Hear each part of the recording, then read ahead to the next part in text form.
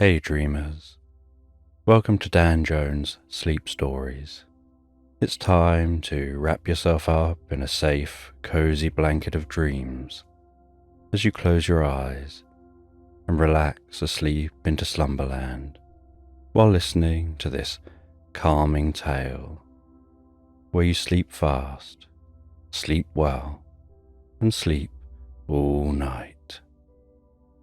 If you like this bedtime story or have thoughts for future sleep stories, please leave a comment and subscribe to the channel.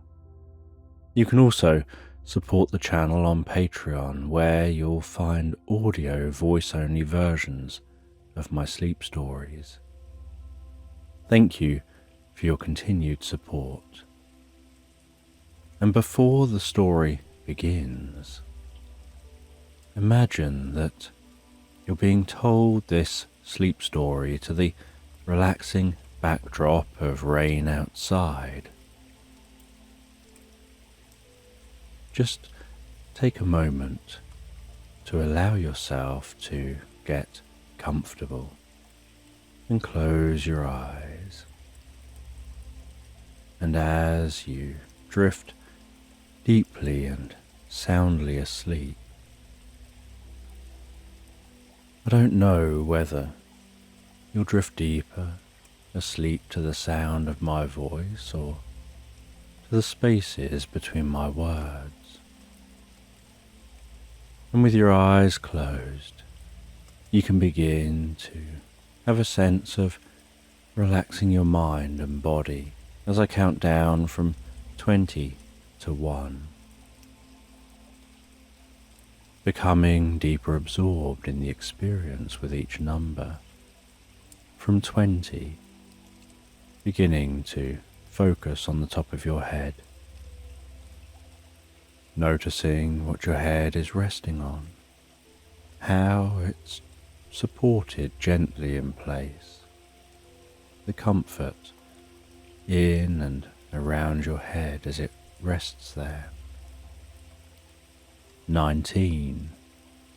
Having a sense of the muscles around your scalp and the back of your head softening and relaxing deeper and deeper, drawing in peace and comfort with each breath that you take, before moving your awareness around your face. 18. Focusing on what it's like for that relaxation to spread around your face, your ears and your cheeks.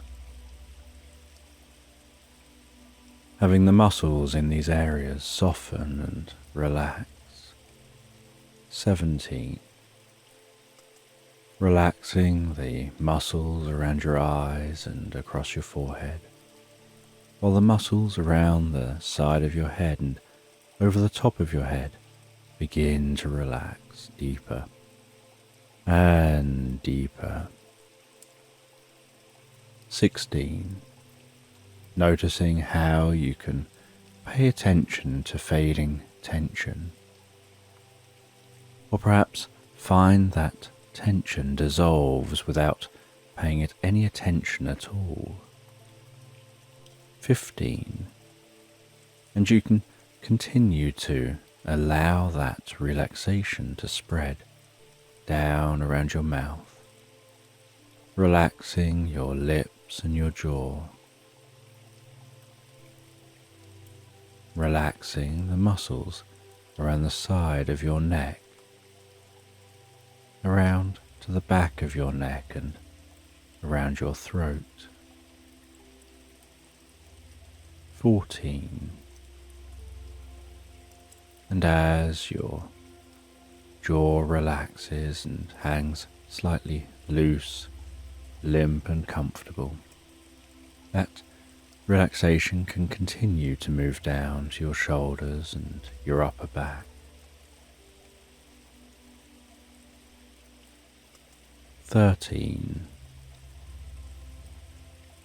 And I don't know whether that relaxation happens fastest around your shoulders, or in the upper back, or perhaps down the tops or the front of your shoulders. As that relaxation progresses around your back and your chest, softening and relaxing those muscles fully, deeply and comfortably. 12. And as those muscles soften and relax while you rest there, that relaxation can begin to spread down the arms to the hands, all the way down to the fingertips. 11. And I don't know which arm will relax fully fastest, whether it'll be the left arm or the right arm, or whether the arms will relax at the same rate and speed as each other. 10. And as that relaxation continues through those arms, it can flow down through your stomach, your sides and lower back, all the way down to your bottom, before extending deeply down through your legs to the tips of your toes. 9. And as your body becomes deeper and deeper relaxed, while you drift into the most pleasant sleep, so your mind begins to relax as a wave of healing light gently passes down through your body. 8. You begin to have a sense of that healing light touching your forehead, enveloping your face and head with healing deep relaxation, absorbing comfortably and gently into you with each in-breath that you take. 7. Filling you with peace and calm, spreading that healing, restorative, recuperative light down through your body, calming your mind. 6. Breathing in healing, calm relaxation. And breathing out any stress or tension.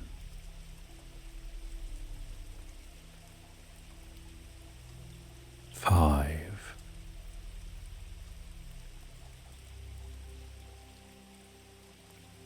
Aware of that healing light passing down your neck, softening and relaxing those muscles, spreading that healing light throughout the neck as it spreads down with the next breath to your shoulders, around the back of your neck and down into your arms. 4. Gradually continuing that flow of healing light all the way to the tips of the fingers.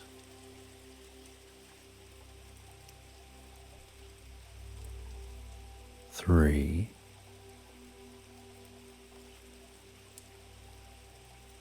And with another in-breath, the healing light can spread down through the body, softening and relaxing muscles, healing deep within the body, filling the body with pleasure and deep relaxation. 2.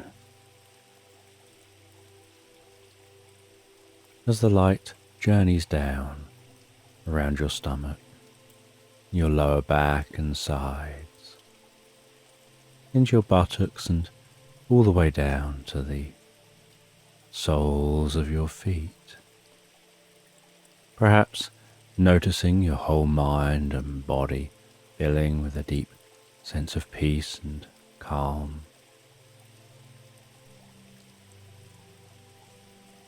1. And as you allow that light to flow with each breath, you can find your mind drifting deeper and deeper asleep as you drift comfortably into this story. And this is a sleep story about the psychologist Max Black. And Max is heading away for a break for a little while. And so she goes to Los Angeles airport. And she arrives at the airport in very good time. She always arrives incredibly early to make sure she's got plenty of time to check in, to make sure that she doesn't feel flustered or rushed in any way, and that if there are any inconveniences or interruptions, or if anything unexpected happens, she has plenty of time to accommodate this. And so she relaxes as she heads through the airport, eventually getting to the waiting lounge.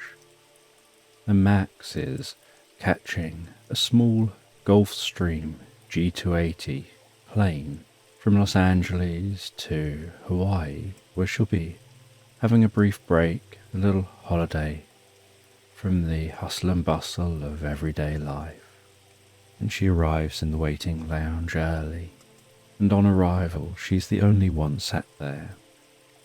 So Max reads a book for a little while, absorbing herself in her own world, and after waiting for about an hour, the next person arrives at the waiting lounge, and they sit down on a seat diagonally opposite and in the far corner from where Max is sitting. And then a little while later, someone else arrives, and then someone else and someone else, until eventually there are 4 males who've arrived and 3 females. And Max looks at those different people and tries to work out something about them just from her observations, watching their breathing patterns, watching how they choose to sit, how they choose to occupy themselves, whether any of them seem to be striking up conversations with anyone else, or whether they seem to be more internally focused in keeping themselves to themselves. And Max notices that one of the guys who sat down looks around for a bit, and then when they notice one of the females, they head over near that female. And Max notices that they seem to be trying to find a way of getting the attention of that female.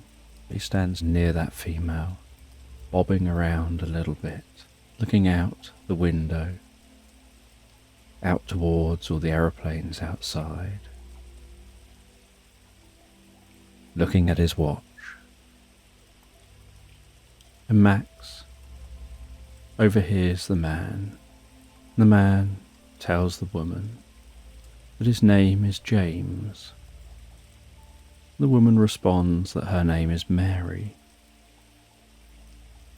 And then James appears to ask Mary if she'd like a drink before heading to the bar in this waiting lounge, and then returning to Mary with 2 drinks. And James and Mary continue to chat and laugh as they drink their drinks before a medical woman arrives and sets up a table to do rapid finger prick virus tests to check that everyone's clear of virus before boarding the plane. And so everyone lines up for the virus test. And the medical professional asks for the details of the first person. The person says that the name is Tony Cox. They give their date of birth, making them about 46 years old. They have their finger pricked, and a bit of blood is dabbed, and then they're sent away back to their seat with a piece of tissue. The next person gives their details, saying they're Holly Reed. They're about 26 when they give their date of birth. They have their finger pricked, and then they head back to their seat. And then the next person, Mary Kendrick, about 27, has her finger pricked before heading back to the seat. And then Max has her finger pricked before heading back to the seat. And Max continues to watch the others as they continue to walk along. And the next person says he's David Fox, about 43. He has his finger pricked and heads back to his seat. The next person says he's Ryan Spencer, about 53. He has his finger pricked before heading back to his seat. And then lastly, James is up for his finger prick, but it just seems that he talks with the medical professional briefly before heading back to sit next to Mary. And while Mary and James are talking, Mary's phone rings, and so Mary stands up and walks away from James and heads to a corner talking on her phone. Max overhears Mary's side of that conversation, where Mary says, "It's okay, I'm on my way over to Hawaii. An anonymous person has said that they'll share some information with me, but it's very dangerous for them to do so. So they've said they have to do it in person. But this information will reveal what's going on and who's behind it all. Yes, I know it's dangerous, but I have to do it. I have to find this out and find out who's behind this. Yeah, once I have, you and your friends will be okay. They won't be able to keep doing this. It'll blow it wide open. Yes, I'll let you know once I'm back." And then Mary hangs up the phone and heads back to James, and they continue just to sit and chat and drink their drinks. And Max then watches the way that the passengers continue to interact, and the medical professional sits at their desk. And then about 10 minutes later, announces to the room that everyone's okay to fly, before packing everything away and then leaving the room.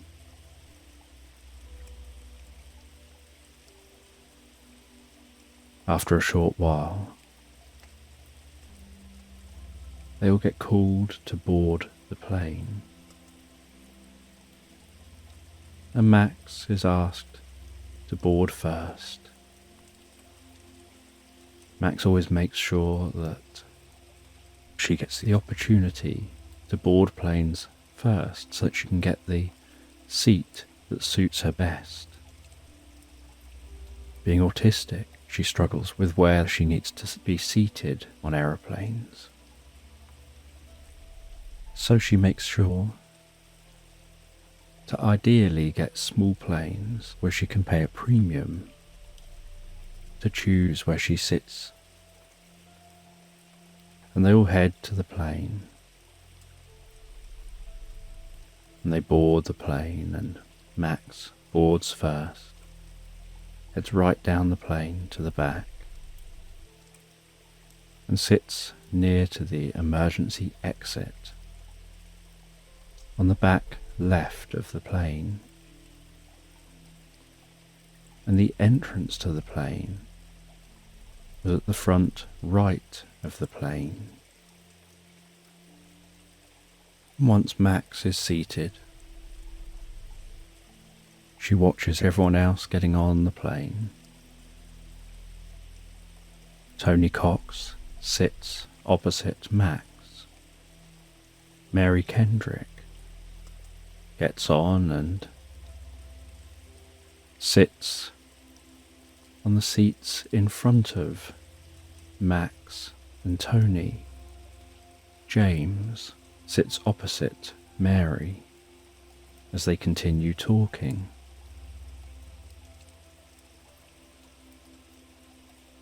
David Fox sits on the front right-hand side with their back facing the front of the plane. Ryan Spencer sits opposite David in the front pair of seats of the plane. And an older female that Max doesn't recognise from the lounge gets on and sits at the back right-hand side of the plane. And then Holly Reid gets on the plane and sits at the back on the right-hand side of the plane in front of the woman who's just got on, with their back to the front of the plane.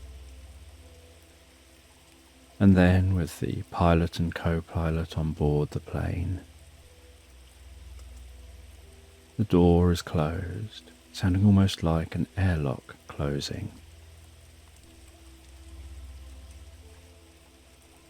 After a few moments, the plane begins to move as it begins to taxi to the runway.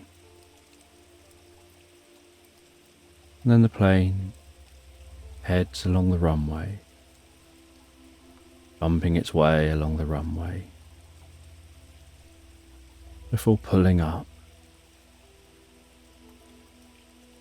and beginning its climb to 40,000 feet. And over speakers on the plane, the pilot can be heard saying that their name is Darren, that they're the pilot. It looks to be clear weather. It should be a clear, straightforward journey to Hawaii, and that the journey should take about 4 hours 50 minutes before touching down in Honolulu, and tells everyone that they hope everyone enjoys the flight.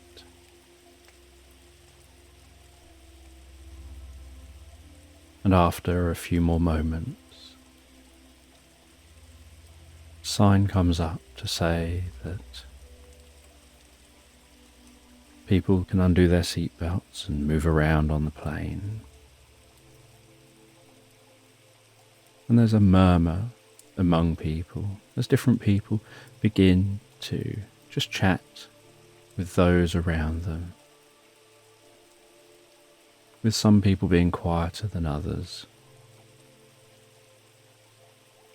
And Max tries to hide behind a book to try and avoid engaging in any conversations. And Max just continues to observe, trying to work out what kinds of jobs she thinks everybody does. Tries to work out what purpose everybody has for making this flight, which people are perhaps making the flight for business reasons and which are making the flight for perhaps leisure reasons. Maybe some people are making the flight to combine business and leisure. And Max is heading off to take a break, to find a deserted beach and a cabin on that beach where she can spend a few weeks recharging, avoiding conversations, to prepare for an intensive training course she'll be teaching in a month or so's time. And while Max just sits and observes,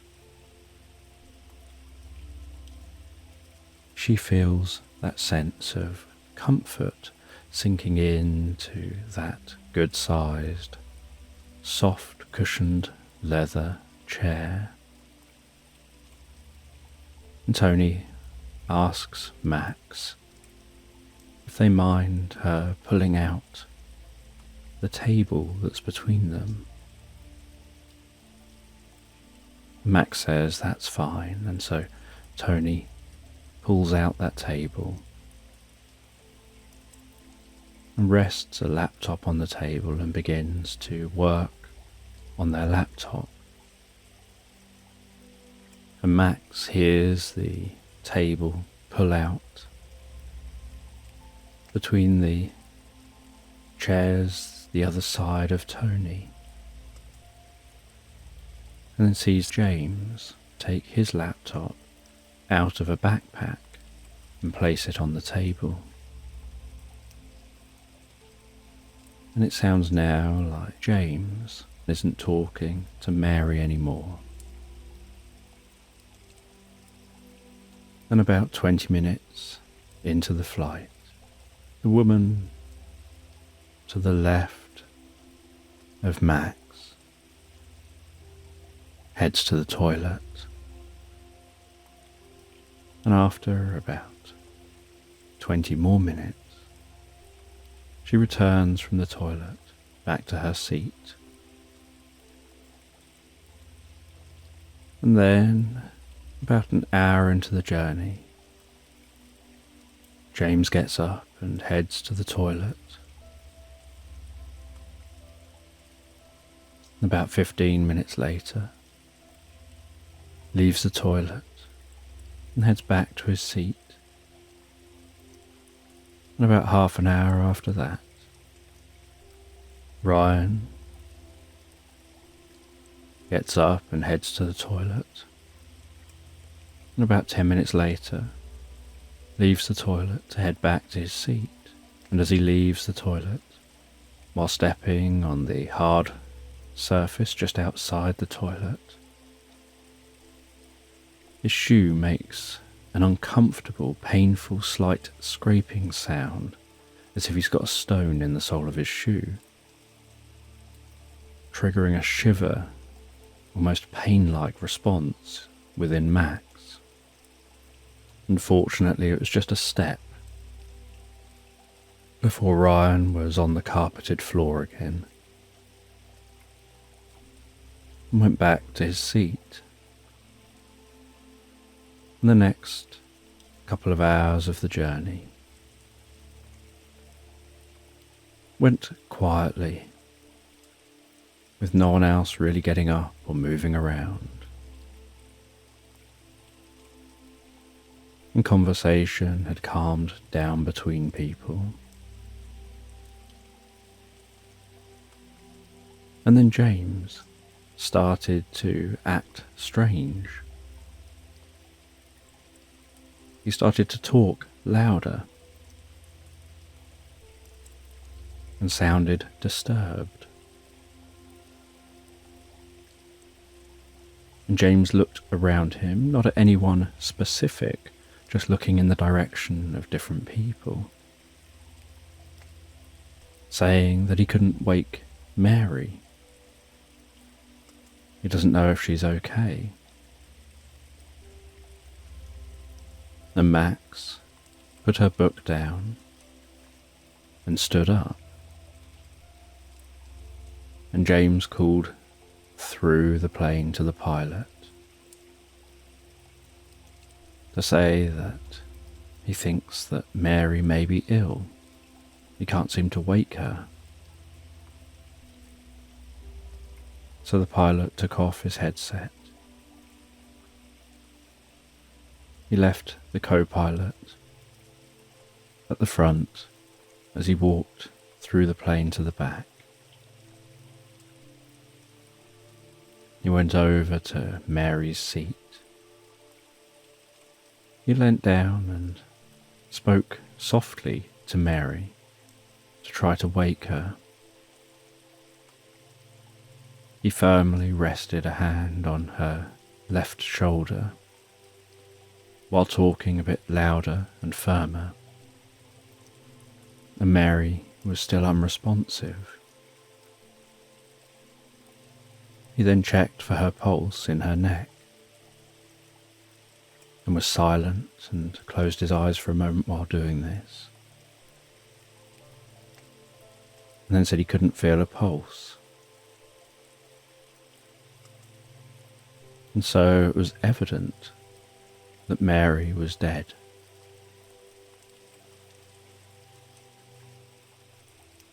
And the pilot went back to the front of the plane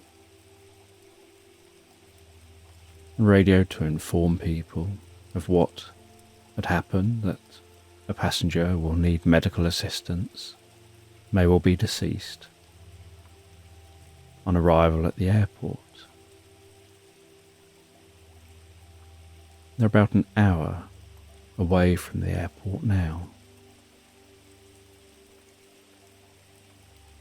And Max's suspicions were raised as she observed those in the cabin. She felt that something didn't feel right.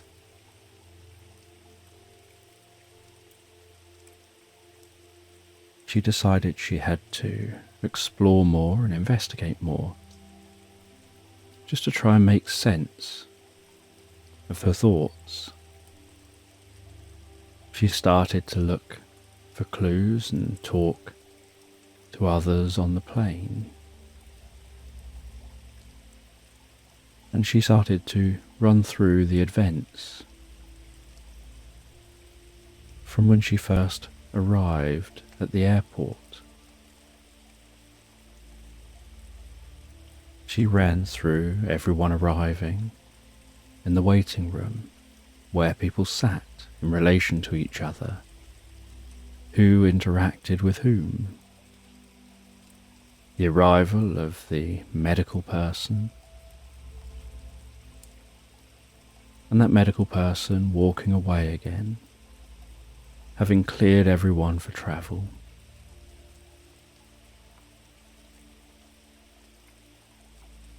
Through to getting on to the plane first, and then watching everyone else get on and where everyone sat. Through to the way that everyone interacted with each other on the plane. And who did what while being on the plane.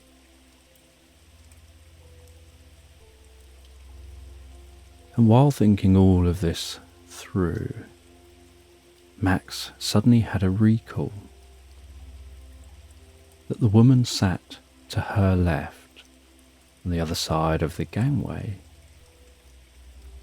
wasn't present among the passengers during the virus check at the airport. And she didn't even know that woman's name. And so Max leans across the gangway, introduces herself and asks who they are. They say that their name is Ellen. And Max says, "I don't remember seeing you at the airport before we boarded the plane." And Ellen says that they were just running late, so they had to dash in and rush to get onto the plane with everyone else. And Max then goes and talks with the other passengers and asks them about if they've seen anything that's unusual, if they know who Mary was. Max thinks over the conversation that she'd overheard of Mary's before they boarded the plane, and she asks James if he knew Mary beforehand. And James explained that he'd just met her and that he was just trying to strike up conversation with somebody at the airport, that he finds it helps him to be more comfortable flying if he chats to someone, that he's a bit of a nervous flyer and so he doesn't like to give it too much thought. He said that his conversation with Mary, she hadn't revealed why she was going to Hawaii or what her job was or any real details. They just had a light conversation. And Max sees Mary's handbag resting on the chair beside her. And so she opens the handbag and finds her purse. And in her purse, she finds a business card which states that she's an investigative reporter. And Max continues to explore. She doesn't yet know what happened, but she does have some suspicions that make her think that this wasn't just someone dying of natural causes. And she thought, everyone remained seated since they got on the plane, apart from the 3 people who went to the bathroom. And so she wonders whether there'll be any clues in the bathroom. She heads to the bathroom and she closely observes the bathroom. She looks in the top corners and almost like a scanner, she scans her eyes down every single part of this bathroom, looking for anything out of the ordinary, any break in the patterns. And she scans her eyes down and down to the sink. There's nothing unusual. And scans her eyes down the walls on one side and then the other side. She then closes the lid of the toilet and sits on the toilet seat and looks at the door, the back of the door, scanning up and down that door, looks at the floor. She looks at the wall to the left and the right, before getting down onto the floor on her knees and looking behind the toilet on one side and then the other. And while down on hands and knees, she notices that on the left-hand side of her, there seems to be a partial shoe print. And that partial shoe print just seems to be a little dusty. But it's in a very unusual place. There's no way that somebody could have placed their foot in an angle to make that shoe print. And this, Max feels, is obviously very strange, and so Max takes a closer look and notices that within the area of the shoe print is a tiny metal dot in the wool. She checks the other side, and in that wool there isn't a tiny metal dot. She splashes some water on her face and gets a drop of water into her eye and moves her eye around until that drop of water magnifies her vision. And she moves down closer to that metal dot, just a handful of inches from the metal dot, bringing that dot into focus. And she notices that the center of that metal dot is hollow, and that there seems to be a slight red staining which looks like it could be blood. And she realizes that this is the needle of a syringe, which seems to have been pushed into the wooden panel to make it flush with the panel, so that unless you were looking for it and observed very closely, you probably wouldn't notice. And she wonders whether someone had used their shoe and maybe placed something like a coin on their shoe, just in the way, or some other solid object, to firmly push this needle all the way into that wood. She then remembers that painful sound that happened when Ryan left the toilet. That sound like Ryan had a stone in the sole of his shoe. And so she left the bathroom and went and found Ryan, and she asked Ryan if she could see his shoes. And Ryan obliged and said he didn't know why she would need to see the shoes. And he showed his shoes, and in the grooves in one of the shoes was a very tiny, small square of glass with a slight black mark on it. And she noticed that that little square of glass appeared like the glass of a syringe. And so as she uses the lid of a biro to pop that bit of glass out from the shoe and into a tissue, she says out loud that there's a bit of glass from a syringe in the sole of Ryan's shoe.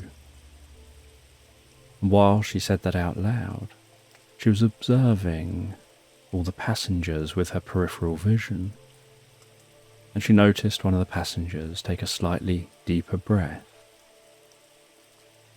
and then tensing for a little bit, and the pulse in their neck speeding up slightly.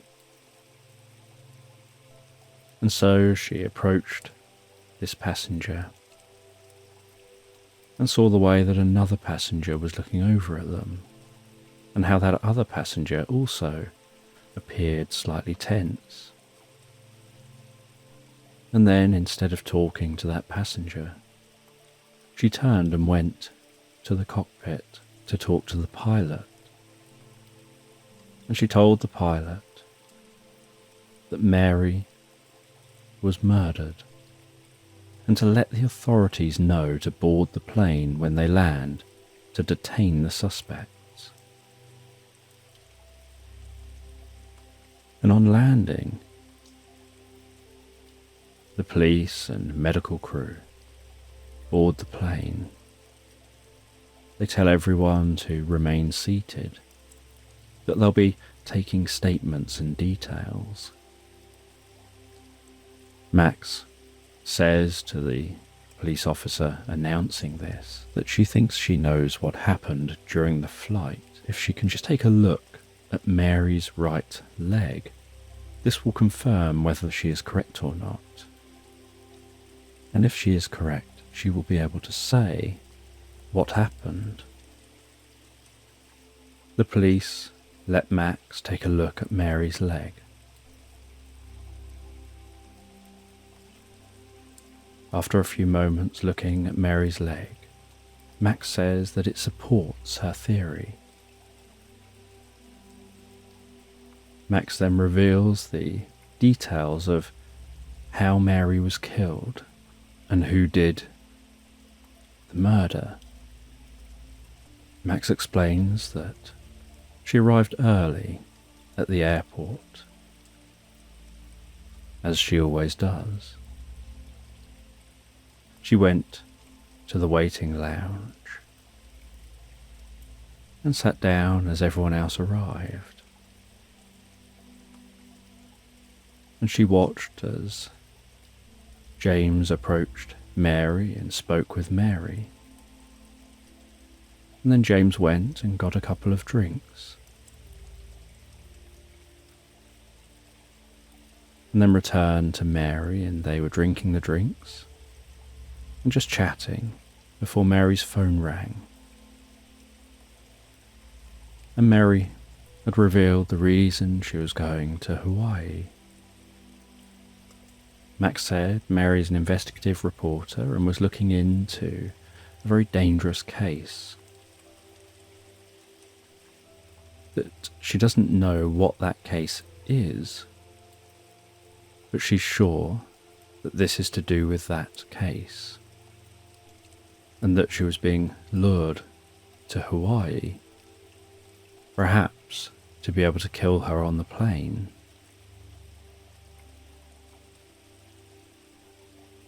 Max said that she feels that Mary was being killed to make it look like a natural death, likely from a blood clot forming and breaking free and happening to kill Mary while she slept. And Max said that some of the evidence for this is that if you go to the bathroom down in the bottom of one of the panels, you'll find that the needle of a syringe has been embedded into the wood, and that you'd not notice it unless you knew to go looking for it.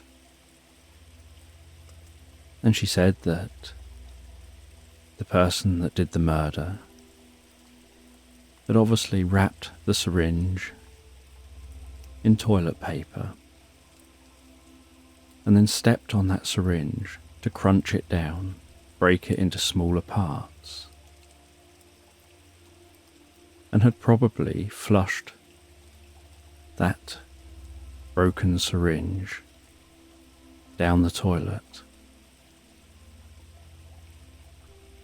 But a small piece of that syringe glass had come out from within the toilet paper while it was being broken.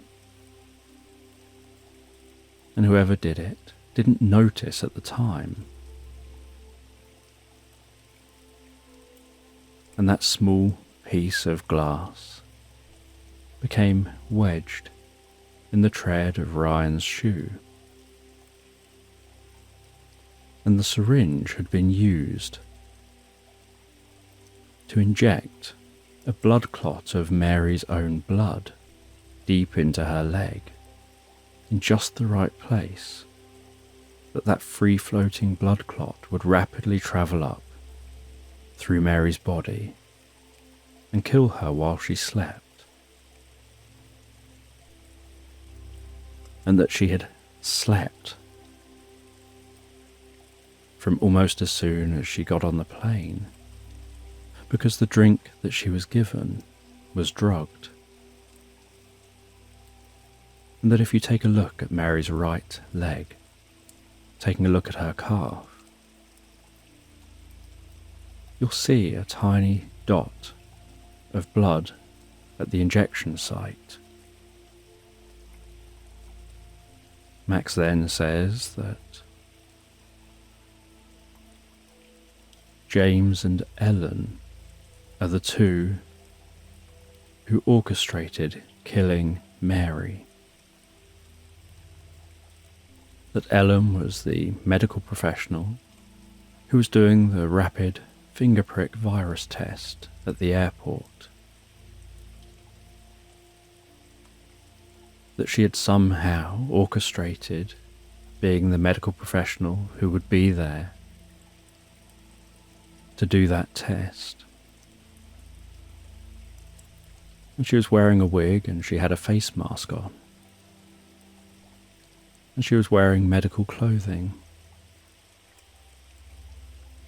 But, Max said, she saw that medical nurse walk away from the room.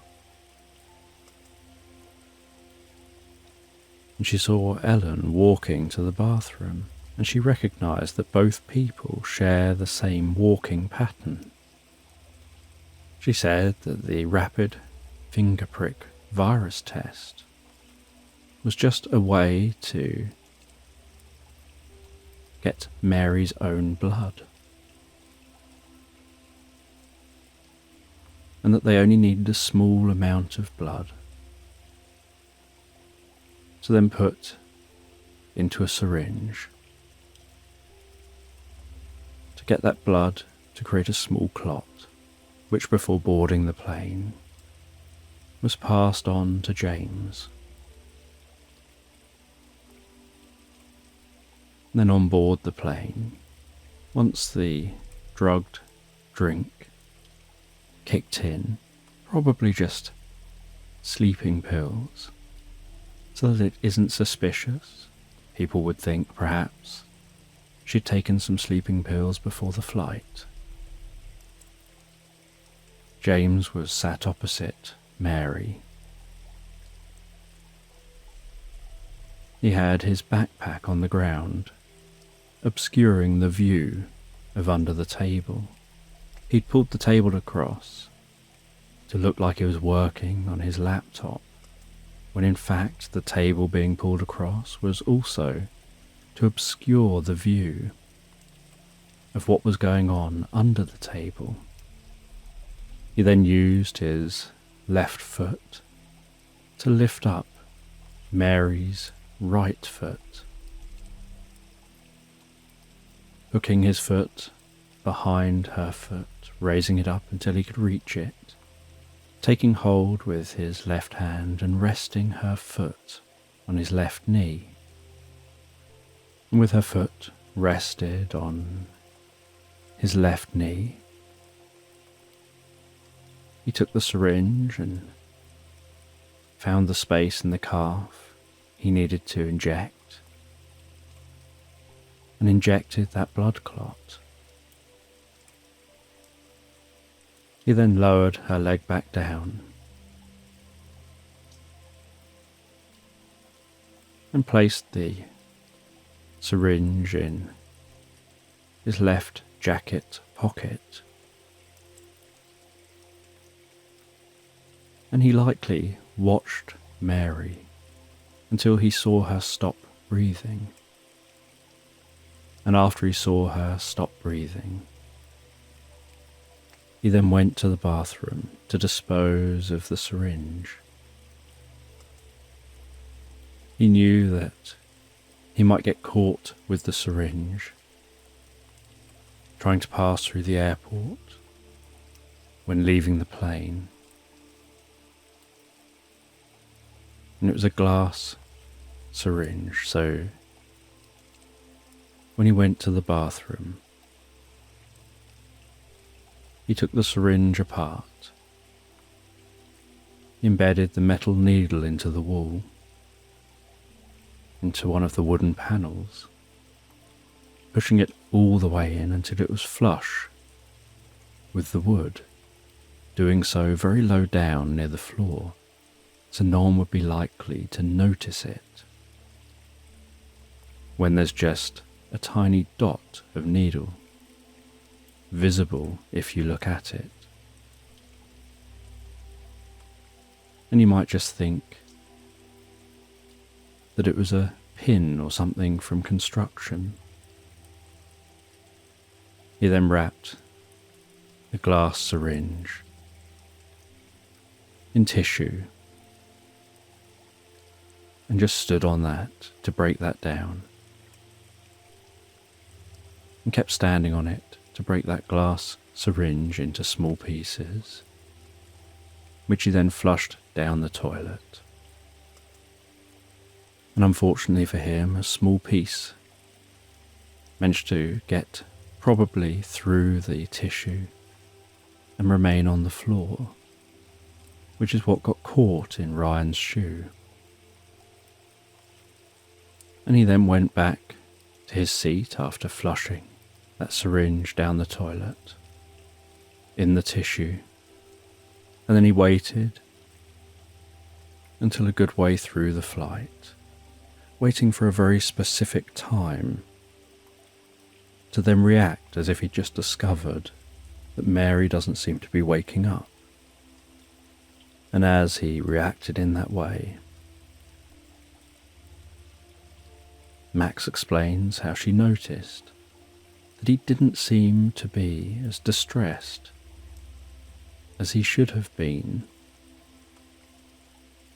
He also kept trying to avoid eye contact or even looking in the direction of Ellen, and the more he tried not to do that, the more obvious it became that the two of them knew each other. And she knew that James hadn't had the test back at the airport, and the only other person on the plane who she never saw back at the airport was Ellen, who also hadn't had the test because she was the medical professional administering the tests. And the two of them needed to work together on this, with Ellen being able to supply the syringe with the blood clot in it. And Max explains that she's sure that whatever else they're doing, Ellen disappeared off to the bathroom for about 20 minutes. And so there may be more to this than what she knows. She doesn't know why Ellen disappeared to the bathroom, whether it was innocent or whether she was up to something additional that's not been uncovered. And then Max explains that when she revealed that the square of glass in Ryan's shoe had come from a syringe, she noticed James taking a slightly deeper breath, tensing a little for a few seconds, and then his pulse in his neck speeding up, and his face changing colour slightly, and that as she approached James, she saw the way that Ellen was looking over and became increasingly tense at what might happen next. And James jumped up, proclaiming his innocence, saying that that's ridiculous. It all sounds so stupid. How could you think that people could orchestrate something like that? And Ellen then also said that what would make anyone think she was involved? That there's no evidence that she wasn't just a normal passenger on the plane, that she was that medical person. And the police took statements from everyone on the plane, before taking James and Ellen in for additional questioning, and took details from everyone about where they'll be staying. And Max headed off to her quiet, isolated cabin on a beach. And a few days into her time, resting and enjoying the calm water, the warm sun, just the sounds of nature and no people.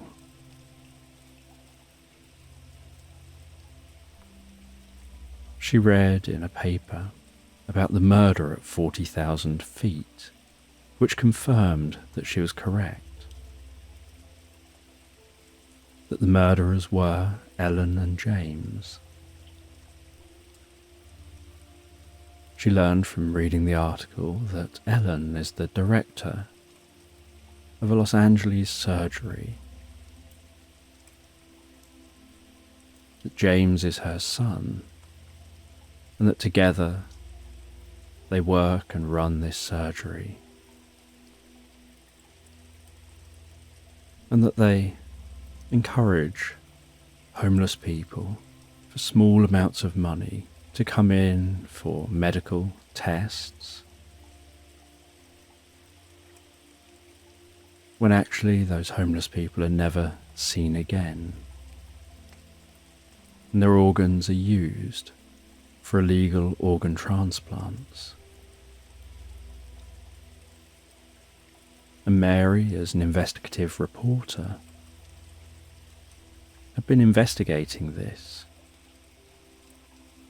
and she'd received an email about going to Hawaii, where someone will share some evidence that will uncover everything, but that person is only prepared to share that evidence face to face because it's so risky. And this is what led Mary to making that journey. And Ellen had used her medical credentials and her situation to orchestrate, being the one doing the rapid finger prick virus tests at the airport for that lounge. And she'd got a small amount of Mary's blood, and then James used that blood to kill Mary to try and make it look like a blood clot had formed in her leg and travelled through her body and killed her. And the article revealed that when Mary's computer and mobile phone were checked, they'd been tampered with by a virus and largely wiped, including Mary's emails and what was in her cloud storage, and that Ellen had revealed that when she went to the toilet, she'd inserted a USB Wi-Fi transmitting thumb drive which contained a virus that turned the closed laptop on, that bypassed password security and transmitted a screen of the laptop to Ellen's mobile phone while she sat in the bathroom. And while sat in the bathroom, she went through the computer, directing the virus to delete and corrupt all files, and then to travel through logged-in accounts and cloud storage and emails, deleting all files and all emails, and then anything else that Mary was logged in on, deleting social media messages and corrupting everything to prevent retrieval. And then with Mary's phone, she went through deleting any files and images off of the phone, before heading back to the seat with the thumb drive. And if she hadn't become a suspect, meaning that they had checked the thumb drive, it's felt she probably wouldn't have revealed all this.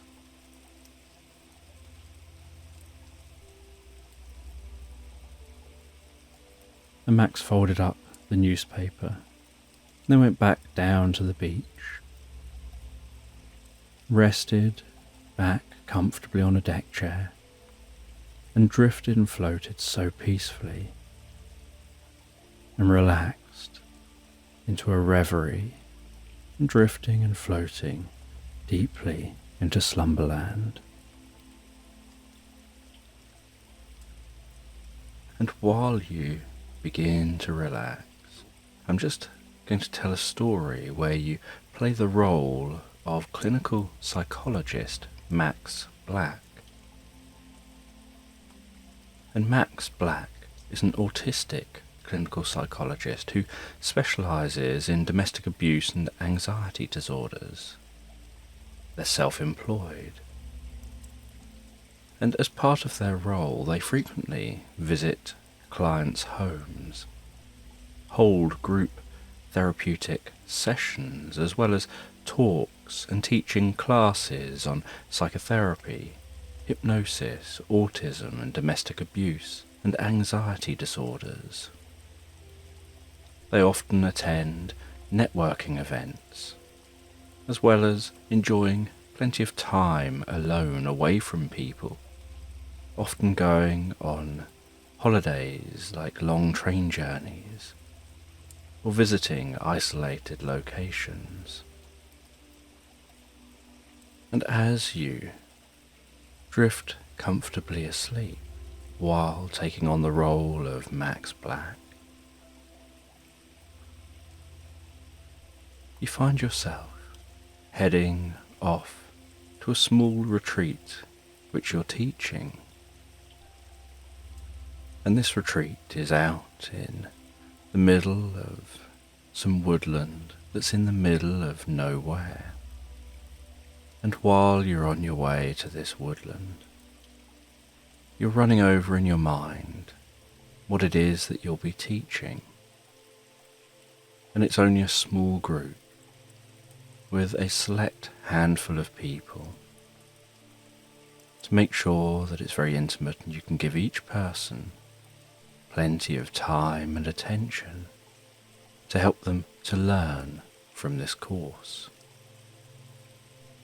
And you'll be teaching them about how to achieve goals, how to set appropriate goals and the steps to those goals, and then how to have the correct mindset to be able to achieve the goals,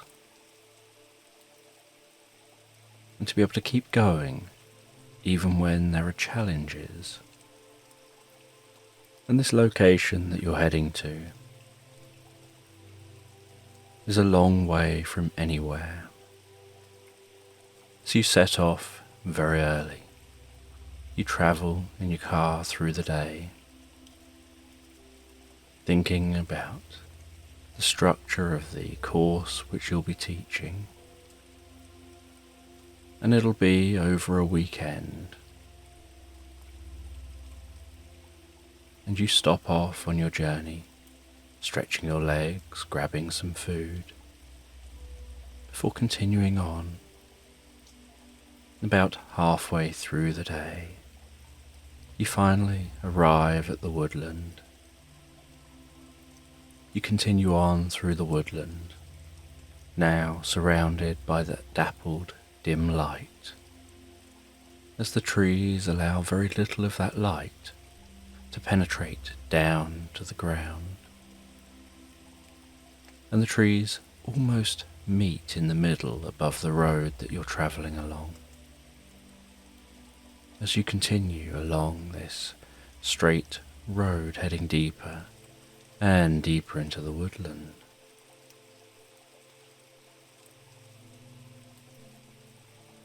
And after what seems like a very long drive, and yet a pleasant one, being able to head out into the woodland like this, being on your own in that car, with your own thoughts and ideas,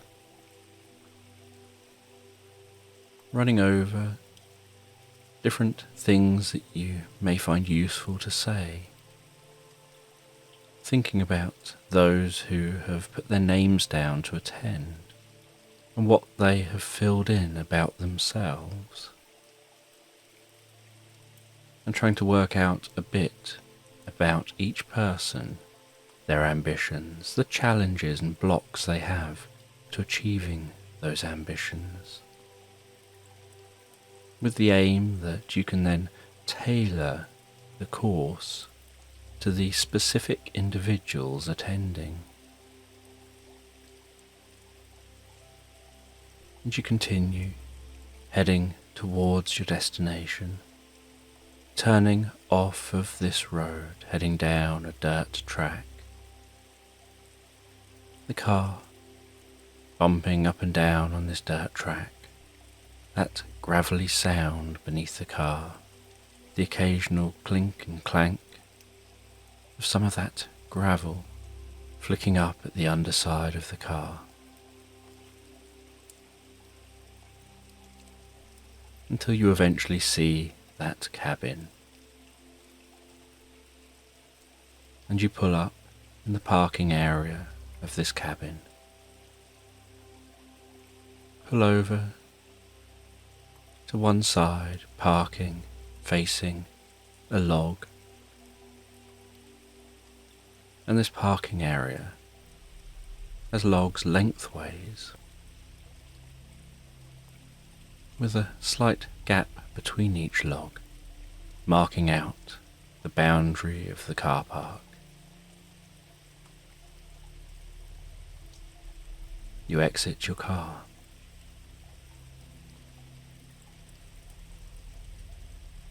And you can see that you're the first to arrive, as you had hoped, so that you've got an opportunity to check out this cabin before setting up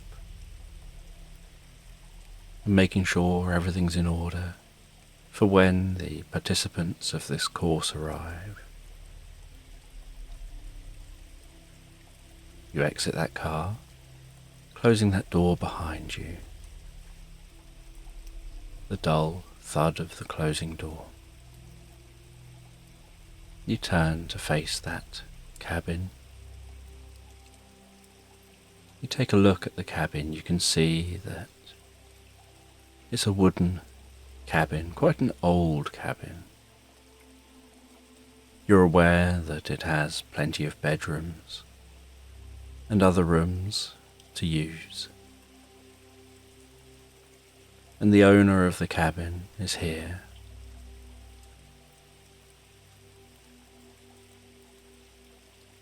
And you can see one light on downstairs.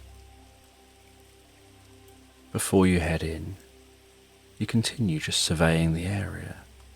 There's the road into the cabin that you've just headed down.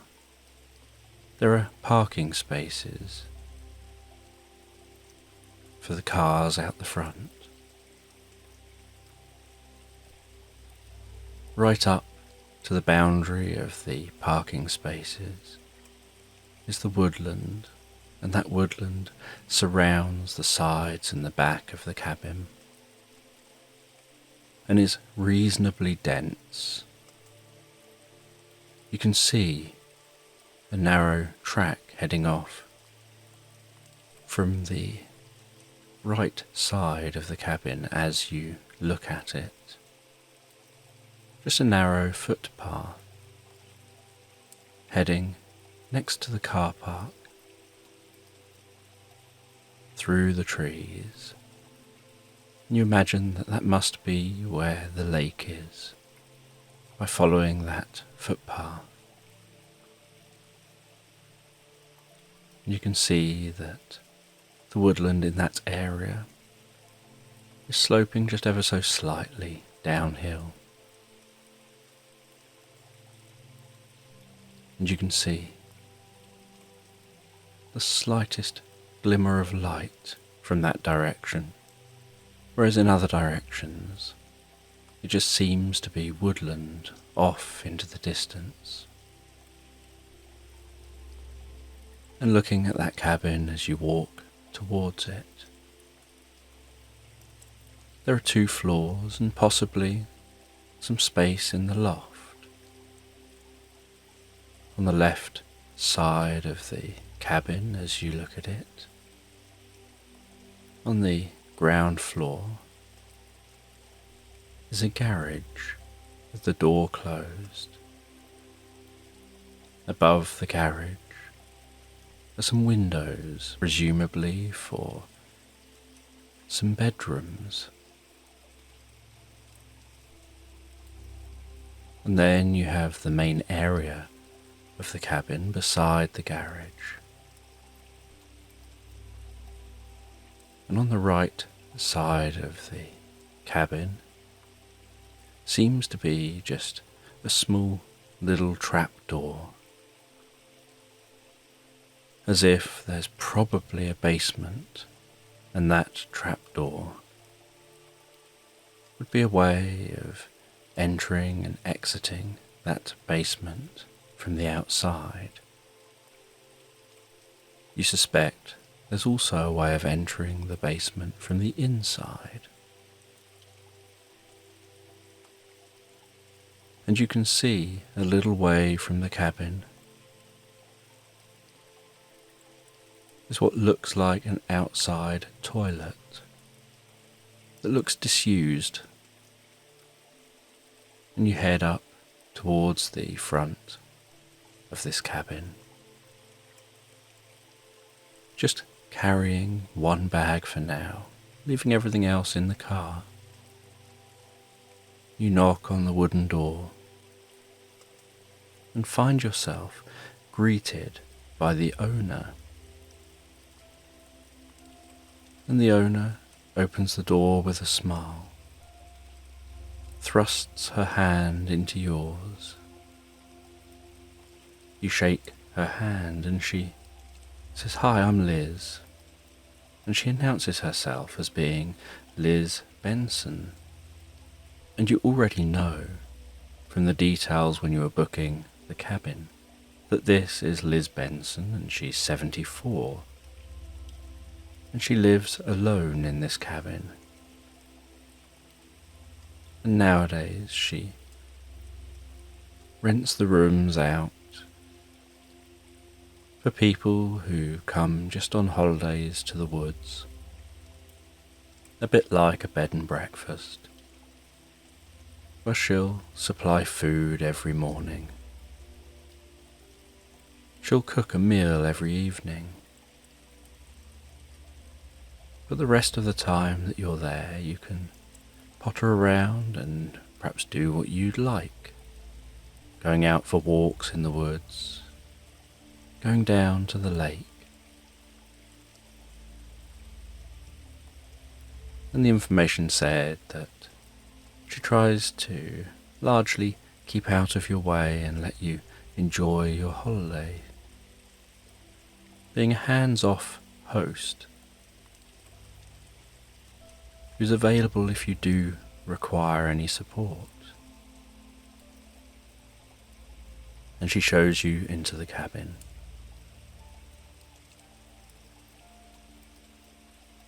And the front door is along the side of the garage. And directly opposite the front door, you can see some stairs. And that wide staircase leads up to the first floor.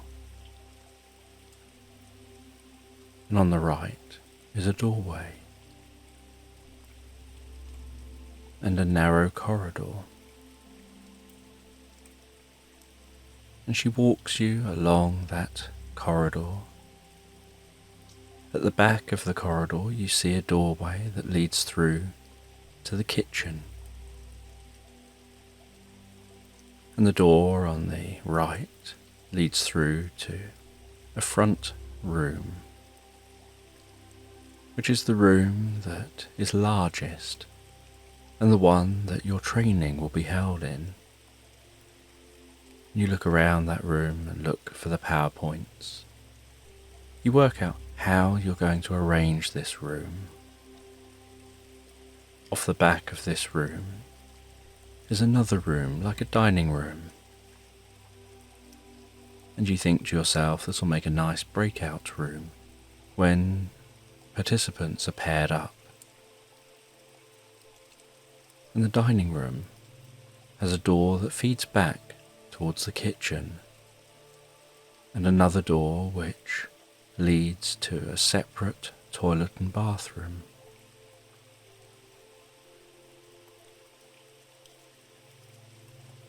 And so Liz walks you round in a circle through the rooms, through that kitchen, where you get to take a look. In that kitchen you can see that there's a door at the side which leads into the garage. And there's what looks like a cupboard, but is actually a door to some steps leading down under the building to a basement. And you head round through the kitchen back to that corridor. Ascend the steps, and Liz is talking to you the whole time, explaining the layout of the property, asking general questions, making conversation.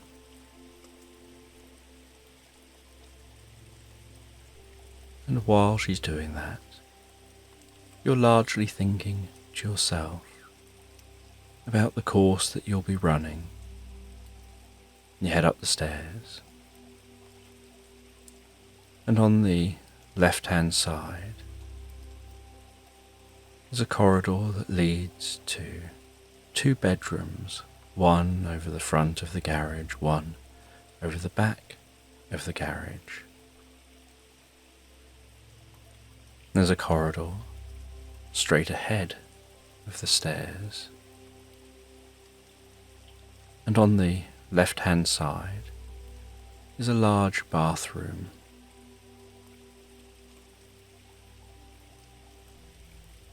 And on the right-hand side are a couple more bedrooms. There's a door just off if you head off the steps and head towards the front of the house. That's to a master bedroom with large windows overlooking the front of the property.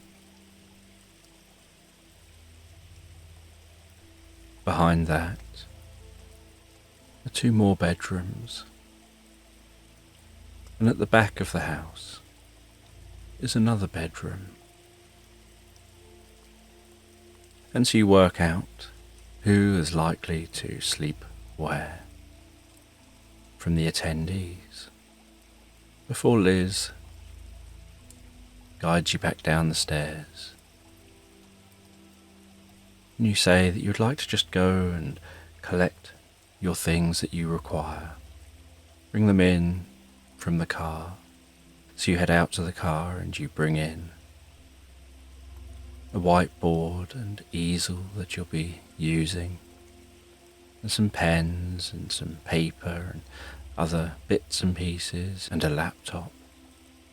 You then bring in a bag of your belongings.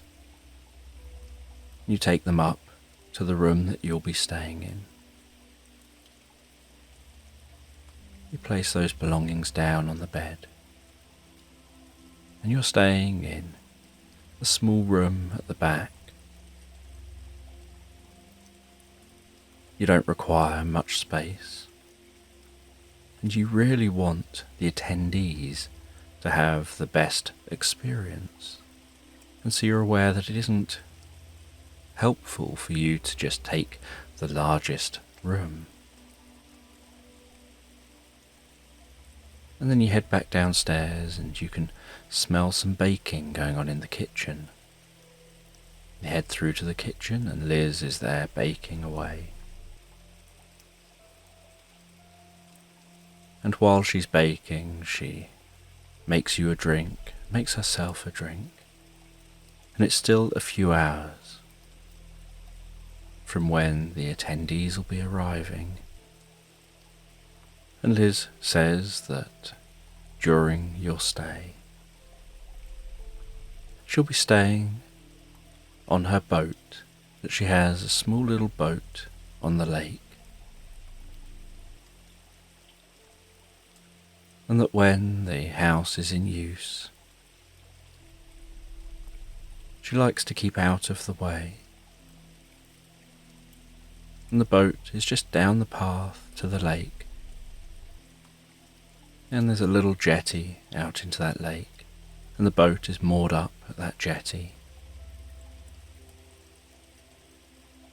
And so she will be available to be telephoned if required. But otherwise she'll come up to the house when preparing the meals, but will keep out of the way.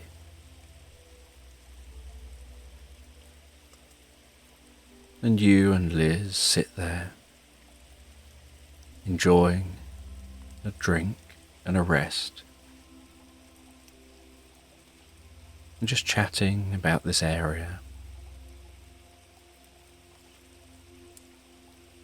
And you ask, is it safe to be staying on the boat and walking down that path, perhaps in the evening or at night? And Liz says that she'll be fine. There are bears around here, so you have to keep things all secure. But they rarely venture near to any of the properties in this woodland. They're generally more nervous of people than people are of them.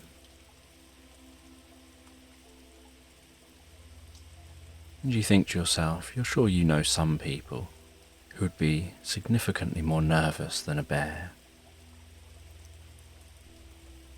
And then you hear a car on gravel pulling into the car park. You look up and out the front window. You see that car pull up. And it's a red pickup truck. And in that red pickup truck, you see 3 people. And you know who they're likely to be. And you get out your list of attendees. You prepare yourself to greet these people as they come in. You watch through the front window as they exit the pickup truck, grabbing their bags, looking around the property, looking up and down at the front, looking around at the woodland around them. They've parked the pickup truck 3 spaces along from your car. You watch as they head up towards the front door. Liz heads to the front door to meet them. She greets them and invites them in. You hear one of them complimenting her on the smell of the food. Another one seems a little loud. And the other one seems a bit more quiet. And they head in to the property. They're shown through to the room that you're in. You put a smile on and reach out and shake their hands. You introduce yourself, saying, "Hi, I'm Max." First person to put their hand out to shake yours introduces himself as Jack. The next person introduces herself as Jill. And then the third person swaps a bag from one hand to the other and reaches out his hand and introduces himself as Robin. They place the bags down on the floor. Liz asks if they would like any drinks. They say what drinks they would like. And then Liz says that she'll show them up to their rooms. And you say that you would just like them to tick off who they are on the sign-in form, just to say that they've arrived. Robin heads over and looks. Robin Tyler, there I am. He ticks his name. Jill looks for Jill Hunt right next to Robin's name. And then Jack Howell finds his name just beneath that. Robin and Jill are a couple, so they're sharing a room. Jack has a room to himself. And just after they've checked in and then left the room and headed upstairs to go and settle into their rooms, you notice the next car arrive. There's a single male in that car. You watch as that blue car pulls up, pulls into a parking space on the opposite side to the other two cars. And this person also, rather than driving front first into the parking space, turns away from the parking space and then reverses in.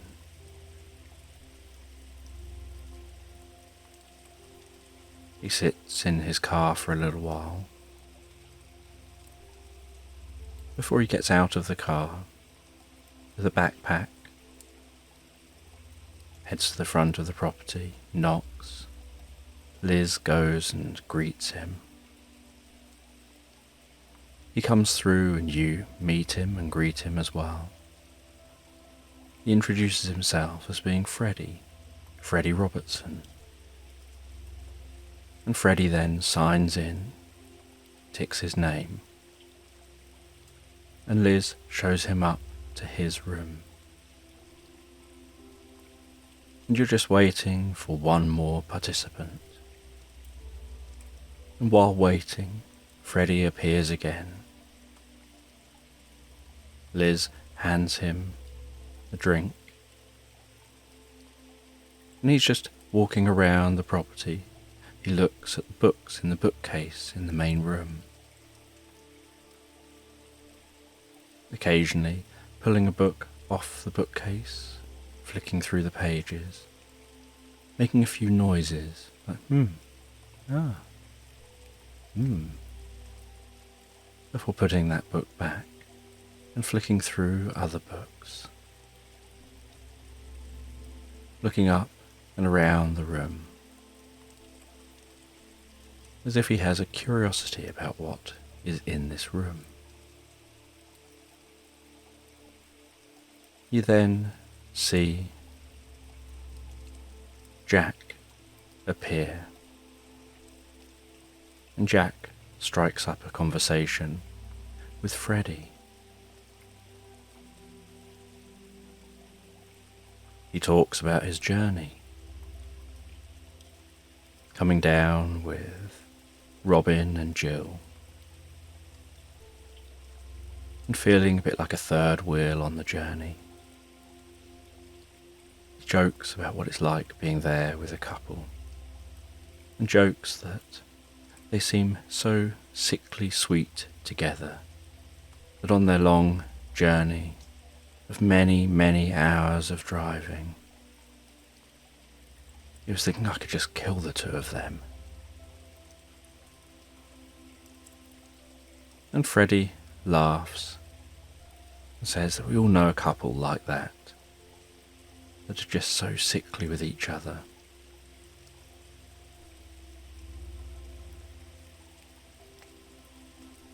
And just then you hear the final car arriving, and this car pulls in right up next to Freddie's car.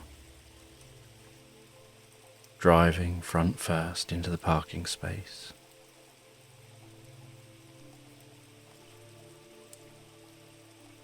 And the occupant exits the car and doesn't really pay any attention, just closes the car door behind her and walks without looking back straight up, almost marching to the front door of the property, carrying a large bag. And she just thumps on the door, knocking really loud. Liz heads to the door and greets her. And in response, this woman just instantly goes into a tirade about how difficult it was to find the place, how long it took her to get here, all the challenges with getting here, and just instantly starts moaning and complaining. Liz just politely nods and then shows this woman into the main room. We greet her friendly. She says her name is Cassie Henderson. You ask her to sign in before Liz shows her to her room. And this course will be running for the whole weekend. And so after everybody has settled in and they've all got drinks, they've all seen their rooms and had a bit of an explore, it's approaching tea time. And Liz is preparing tea for everyone. And while Liz is preparing that tea, you gather everyone in the front room, in the main training room. And you introduce the course, you introduce yourself. You explain what the course is going to be about. You ask everyone to introduce themselves. And you go around the room. And Robin says that he's a highly successful businessman. He's got multiple businesses. He boasts about his multiple properties, that he's only 32 and yet he's achieved so much. He doesn't necessarily think that he needs to be here, but his girlfriend really wanted to go on this journey, attend this course, because he's been helping her to start her own jewellery business. And she said it would be really helpful to attend a course and learn some skills. And he said that his business partner on one of their businesses, Jack Howell, had said that he would be interested in learning and developing his skills and his motivation. Robin said that Jack had joked that we can't all be like him, highly motivated and focused, that his motivation and focus is just unusual, it's off the chart. And Jack then made a comment, laughing at his friend about how he'll just end up working himself into an early grave. He just never stops working. He's the kind of man who you could phone at any time of the day and night, and he'll probably be engaged because he's on the phone in some business phone call. Or he'll be busy in an online meeting, or he'll be working in some other way. Jill then introduces herself, explains that she's 26 and she's never really had the confidence to set up and run a business before. But after meeting Robin and seeing how successful he has been, she would love to just have even a fraction of his success by the time she reaches 30. But she knows she only has 4 years to achieve that in, but that's a goal of hers. Freddie Robertson then explains that he's much older than those two at 48, but he's been trying to run his business for a very long time. Sometimes he lacks motivation, but he really wants to just try to take it to the next level.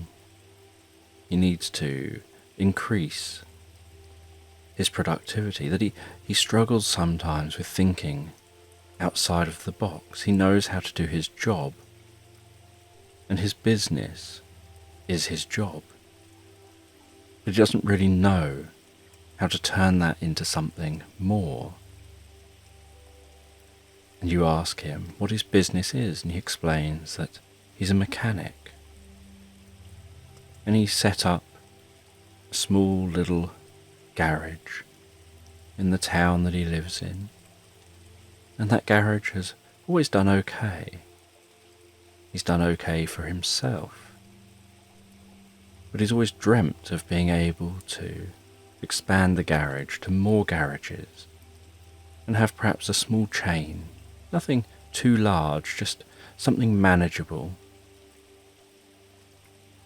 That at 48, he's thinking about as he approaches retirement and wanting to be able to have some income coming in an area that he knows so that he can monitor it and make sure everything's being done correctly, but where he doesn't have to be so hands-on all the time. He can kind of do a soft retirement as he approaches retirement age and just gradually become more hands-off. That it can be a lot of hard work as a mechanic, especially if you're doing the work and the books and trying to get new customers and trying to work out different angles for being able to increase revenue streams. And that's the area he really struggles with. But as it's hard work, he would like to be able to do less of it as he continues to get older. And Jack butts in about being Robin's business partner on one of their businesses. And that he's only quite new to partnering up with Robin, that Robin is hyper-focused. He just starts business after business. He gets an idea and he runs with it. And then he gets another idea and he tries to run with that, and he just throws money at one business after the next. And if they end up failing, and they've given it a good shot, then he ends up just moving on. And enough of them succeed that the failures just become lessons. And Jack says that he really hopes that his business with Robin isn't one of those failures. That his business is an online business. It's helping people to make websites, but websites with specific functionality. He says that he can't really explain in detail here due to confidentiality and not wanting others to steal the idea, and he tries to make it sound all enigmatic. Cassie explains that she's already 63 and at that retirement kind of age, the age of wanting to settle down more. So she's really here just to try to have some level of motivation, because she can't afford to quit her day job yet. And yet, at her age, she would like to cut down her day job. She sometimes struggles with going into work and being able to have days off, being able to take any holidays. And so if she can just find a way of coming up with a business idea or a couple of business ideas and working on those ideas, then maybe she can just earn just a little bit of money that gives her the opportunity to slow down in her normal employment, maybe going part-time, and if it does well, then perhaps once she starts drawing her pension, she can cut down to not having to go into work at all, or perhaps just working very occasionally. And you thank everyone for explaining their reasons for attending the course. You give an overview of what the 2 days will be like and the structure of those days. You explain that you've heard that there can be bears around here. You explain that Liz will be staying down in the boat, just down on the lake, and that at break times they can explore and go on a wander. And obviously they'll have their own time to do what they'd like in the evenings. They can either all muck in and chat among themselves, enjoy themselves. They could all perhaps go to the lake. It'll be up to them. It's just a nice environment to run a course like this. It's ideal for the mind. And Liz announces that there's food and drink ready. And everyone heads through and sits around this beautiful spread in the dining room area. And they all eat and drink and chat with each other and ask each other different questions, getting to know each other. And you sit back and don't really engage much in the conversation. You just observe. And you're always thinking, so you're always observing based on what you're learning about these participants, what it is that you'll be able to do to help each individual. How can you tailor the course and what you're going to say to each person to help each individual?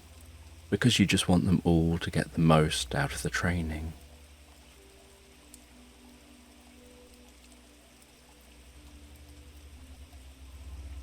And as the evening begins to move on,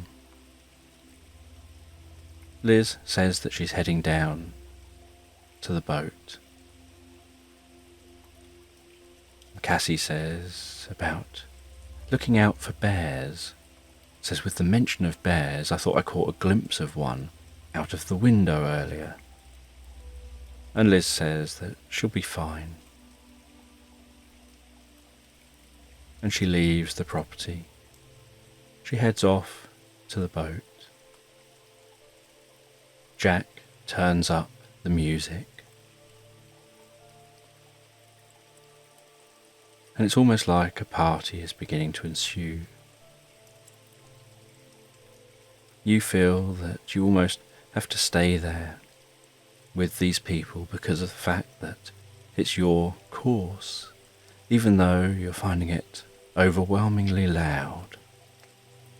And as you just sit in the front room, while they're still all predominantly around the table chatting, you just sit quietly,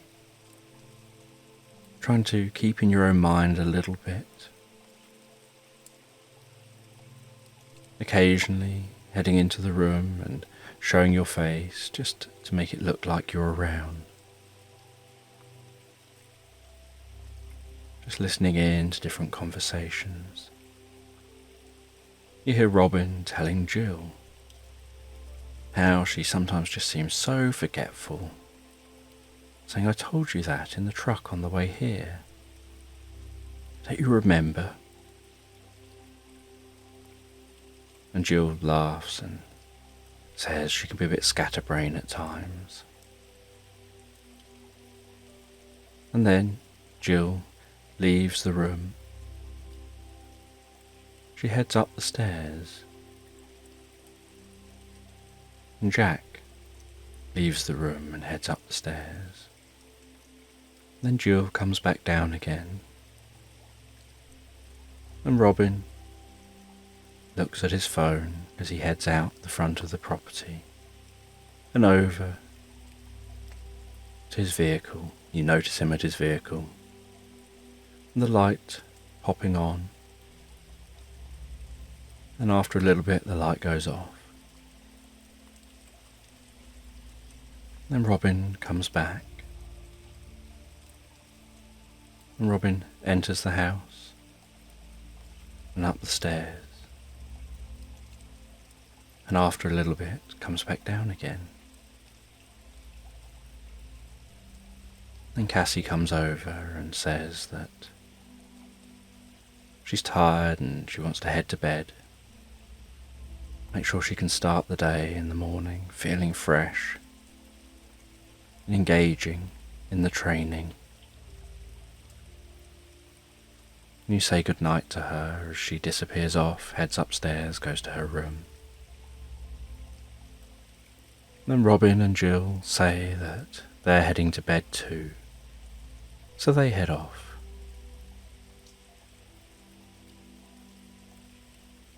And then Freddie says that it looks like everyone's heading to bed, so he'll go to his room as well. And then Jack goes off as well. And you're glad to finally have some peace. And so you sit downstairs for a while in the dark, in that low sensory environment, before taking yourself off to your room.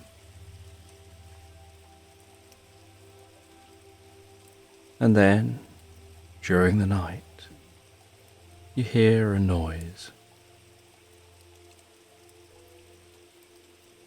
of a knocking on one of the doors. And Freddie is heard answering the door. And Jill says, "Sorry, I thought that you were Jack. I thought this was Jack's room." And Freddie says, "No, Jack's room is just over the corridor there." And Jill apologises again, and Freddie closes the door. And then you hear a knock again. You hear Jack answer the door. And Jack asks Jill what she wants. And Jill says, "Oh, can I just come in and talk to you just for a moment?"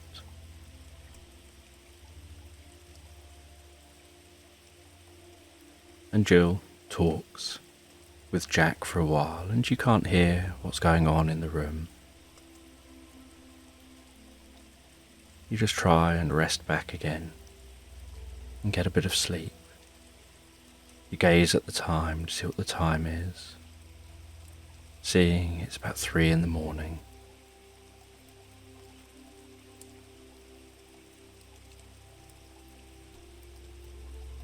And then you hear the door opening, closing again. You assume that that's Jill leaving the room. And then Jill is heard heading back to her own room.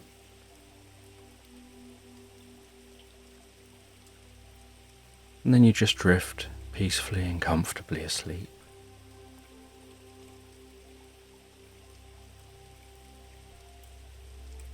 And the next morning you awaken about 6:30. And breakfast will be laid on at about 8 in the morning.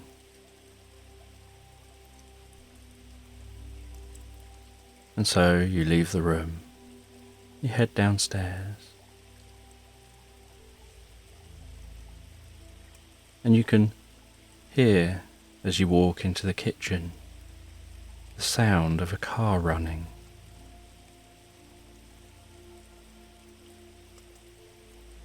You open the side door of the kitchen to the garage,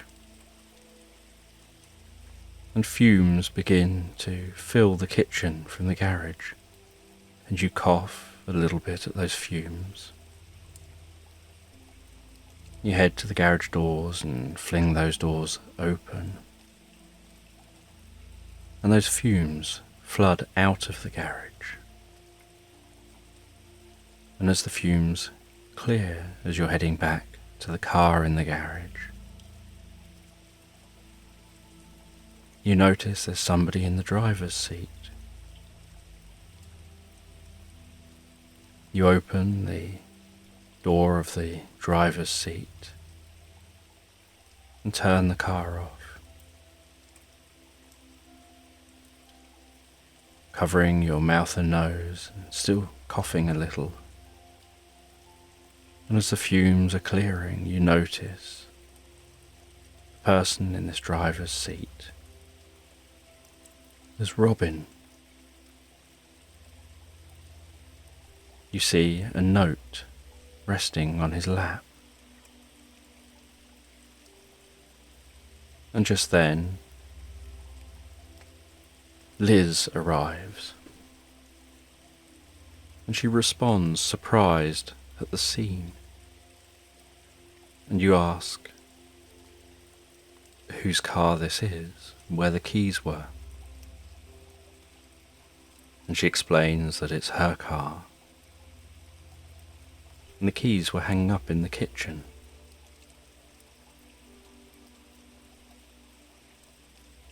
And then Cassie appears at the door,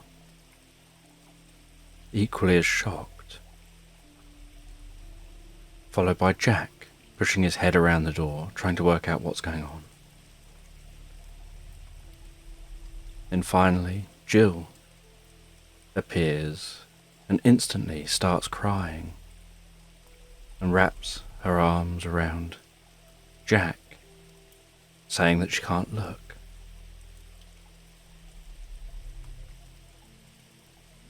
And you take control of the situation. You ask Liz to telephone the police. So Liz telephones the police and is told that the police will take a number of hours to arrive, that everyone has to stay where they are. And they agree to stay, wanting to know what's happened.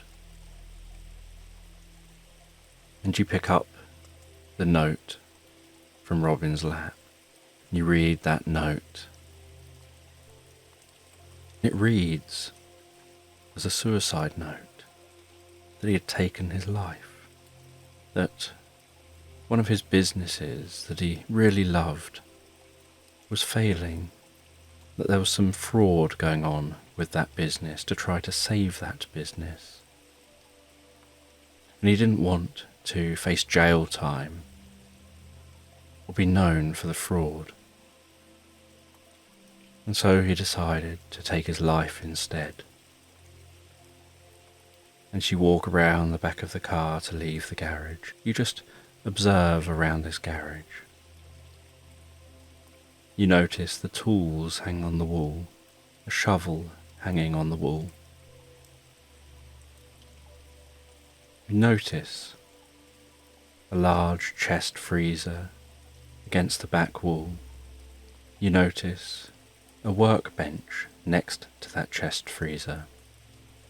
There's a stack of car tires next to that.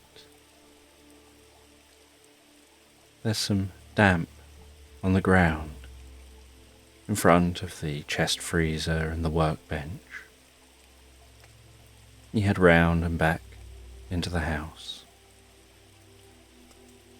You all head through to the front room, and you feel that you can't really do the training now, not after what has happened.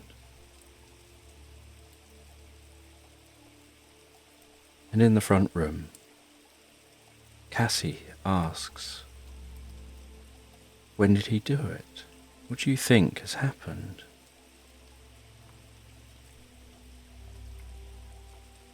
And Jack says that he seemed okay when you all went to bed last night. And Jill says that she left her room last night and went and spoke with Jack before heading back to Robin, and he seemed fine then.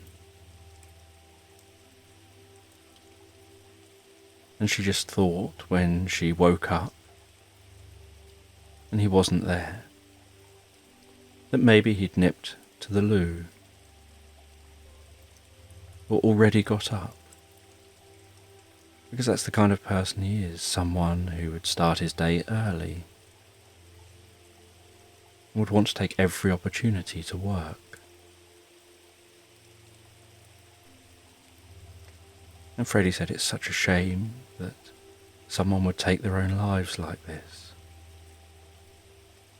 And there are long periods of silence when none of you talk to each other, unsure what to say.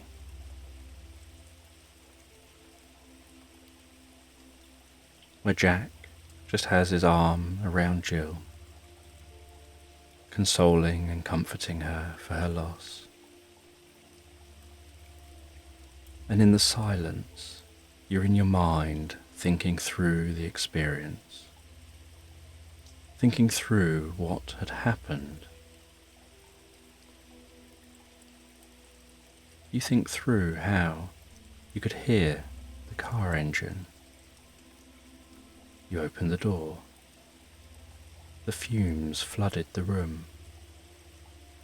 You opened the front doors to the garage. You went to the driver's door, opened that. The fumes were being pumped into the car itself. As the fumes cleared, you could see Robin sitting there. You could see how he was sitting there, his head slumped slightly to one side and slightly forward. His arms resting on his lap. The letter across his lap with his hands resting on top of that letter. He had one foot slightly across the other, almost wedged slightly under one of the car pedals. And in your mind, something about this detail didn't make sense.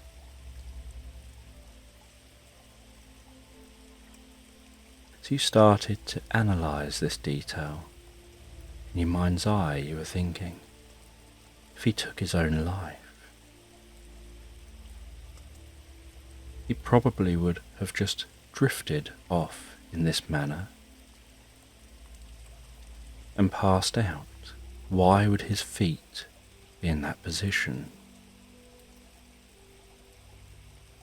When it didn't look like he'd struggled, or like he was suffering at that point, because his arms and his hands were rested just carefully on top of the paper. The paper was neat and wasn't torn or scrumpled.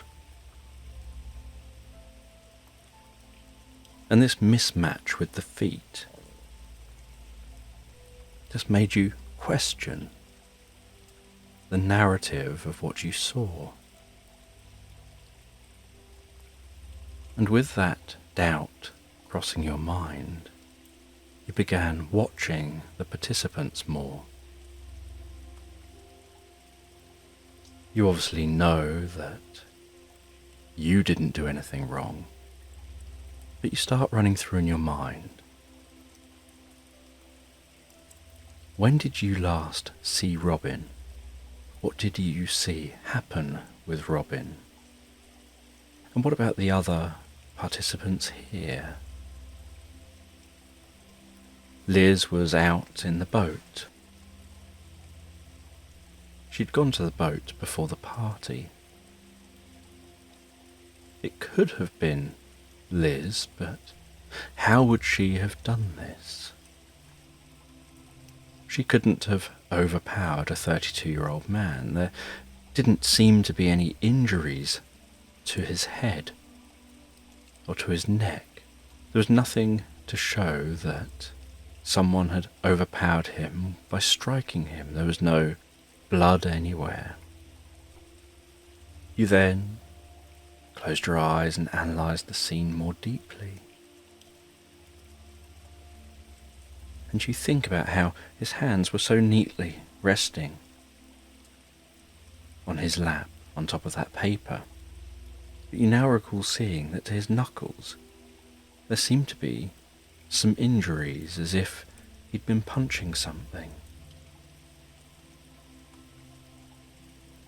And that one of his fingernails appeared to have ripped.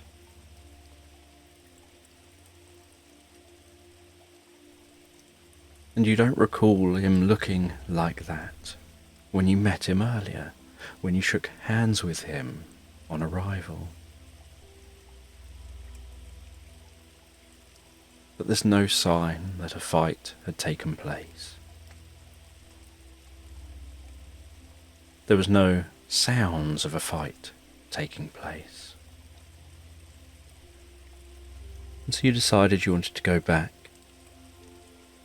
Just walk around that garage again. Just to take another look. You headed back to the garage. You walked around that garage, not touching anything, just walking around the garage. Heading around to where you stood when you found Robin in the car. You could see those injuries to his hands. You peered through the back passenger window of the car, trying to look at the back of Robin as best as you could, through the gap beneath the headrest at the back of his neck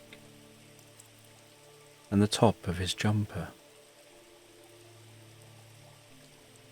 And you noticed that at the top of his jumper was one solitary pea, but there was no injuries to the back of his neck or his head. So he definitely wasn't struck on the back of the head or neck to be subdued and placed in this position.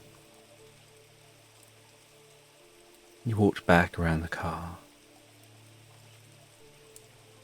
You could see that the damp ground was now almost dry. You wondered whether perhaps the freezer has an occasional leak. So you crouch down, try and have a little look. You don't see signs of that. You see that the freezer appears to be locked with a padlock. You head back into the kitchen. You look at the keys hanging next to the garage door. You see that there are spare house keys. There's also a small padlock key. And you imagine that this is where the car keys would ordinarily hang. You take the small padlock keys. You head over to that freezer. You unlock the padlock without touching the padlock itself, just poking the key into the padlock and pushing up so that the padlock holds itself in place while you twist the key. It springs open, and keeping hold of the key, you then remove that padlock, place it down on a side, and pulling your sleeves down over your hands, you carefully lift up the freezer lid.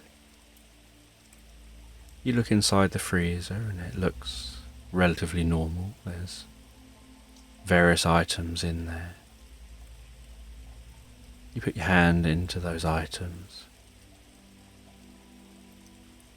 and you feel that some of the meat is slightly soft, as if it's defrosted slightly. And you can also see that there are marks on the lid of the freezer.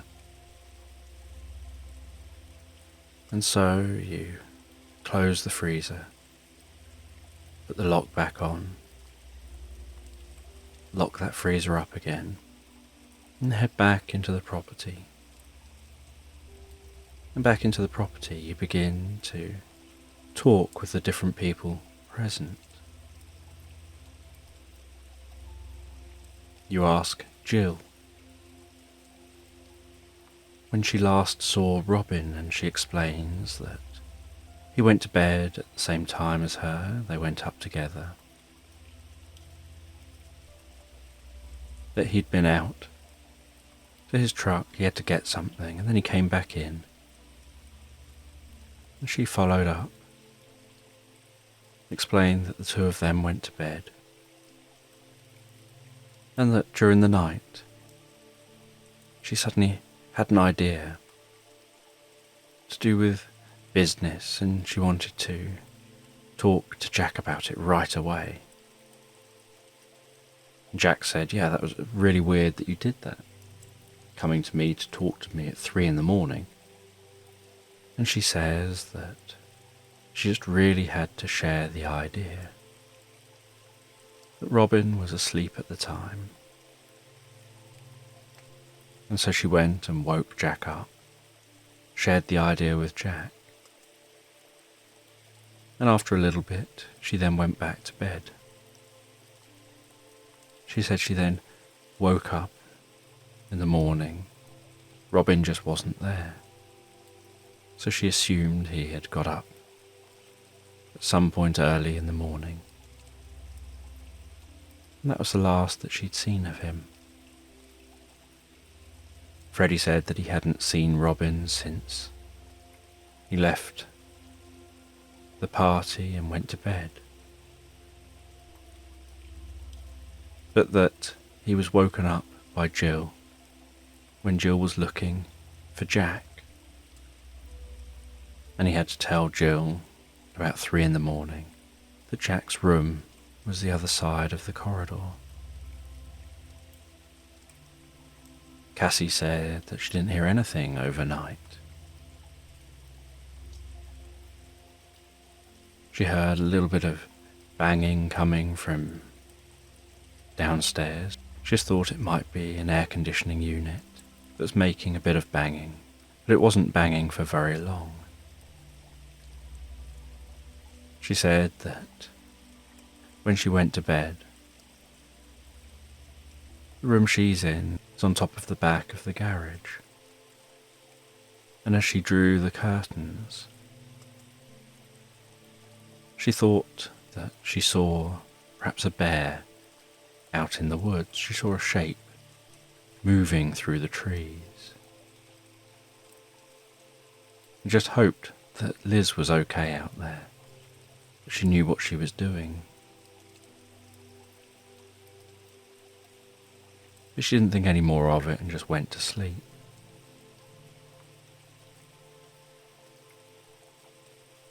Liz said that she didn't notice any bears or anything. She had just left the house and gone down to the boat and slept on the boat. And you ask about the space under the house. And Liz says, "I'll show you." And Liz goes into the kitchen, walks you through the kitchen to the door, opens the door, and there's stairs down to the basement. She pulls a cord, turning the light on, You walk down into the basement with Liz.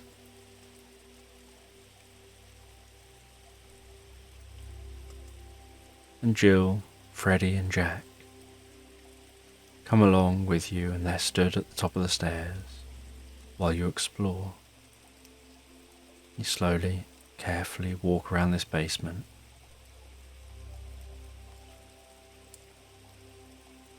And as you had thought when you arrived, there's a ladder up to an exit on the side of the property that's likely a separate emergency exit if needed. And you head over to that exit. You climb the ladder, pushing on the trapdoor, and the door opens, and Liz says, "That's odd, it should be locked. But the bolts should be fastened. You should have to have released those bolts to be able to open that door." But the bolts weren't done up. So you exit. You look around the ground, noticing some trampled down grass. You realise that somebody had exited here. And then you try to work out where the trampling goes. The trampling seems to head around to the footpath that leads down to the lake. So you follow it around, but you can't see where it veers off the footpath or if it just goes straight down to the lake. And you head back into the house. And it's still a couple of hours from when the police will be arriving. And you start to have an idea of what might have happened, but you don't know why that might have happened, or even how.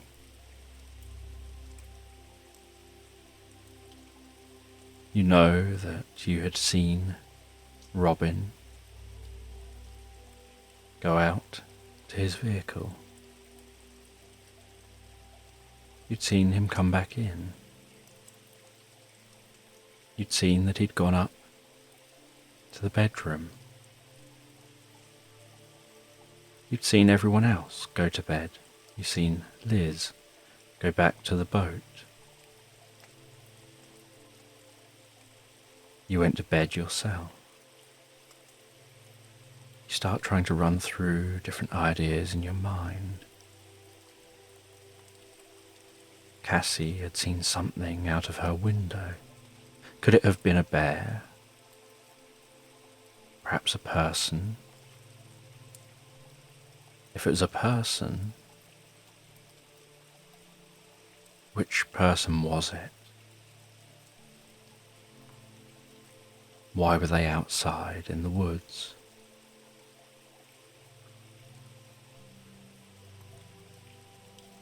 You know that Robin had been murdered. It wasn't suicide.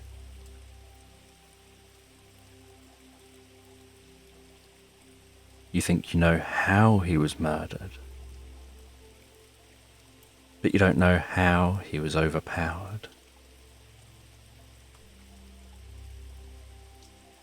You think the suicide was just a setup to disguise the murder.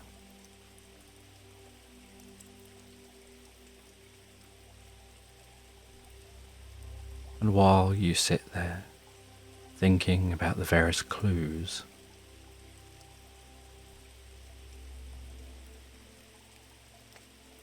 Jack and Jill are talking to each other. Freddie and Cassie are talking to each other. Liz has gone back to the kitchen to make some food for everybody. You overhear Jack say to Jill, Do you remember on the way up here, the way that Robin had spoken about wanting to buy that house by the beach? And he said that that was why he had bought you that dolphin necklace. And you asked him what dolphin necklace. And he joked about how you're always so forgetful. It's as if you totally forget conversations that you'd had. And Jill joked that she is forgetful. Sometimes she thinks that she's just scatterbrained. Her mind just seems to be elsewhere when people are talking.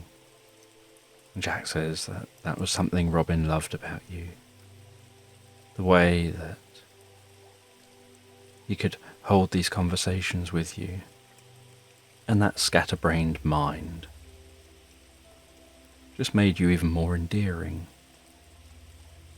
Made him think he really needs to just look after you. He just wants to hug you. It's okay. And Jill laughed and said, yeah, that's Robin. Always wanting to look after me. And as you watch this interaction, you suddenly have a thought. And Liz comes through and she hands everyone some food and places some drinks down. And Jill reaches forward and picks up her drink and picks up a biscuit. And she's dunking a biscuit in her drink.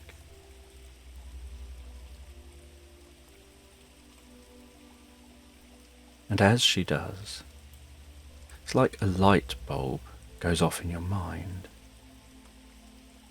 Like a spark is suddenly ignited. And a flashback to the previous night. Realizing that Jill has just picked up the drink and the biscuit with the opposite hands to the previous night. And it just feels strange. And you have a theory that's a bit out there.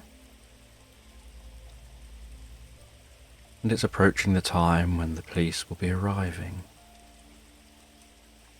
And you say you're just going to go for a walk a minute. Need some fresh air. So you head outside and you head around the house. And you walk along that path. You head down by the lake. And as you start walking down towards the lake, you tuck yourself round behind a tree.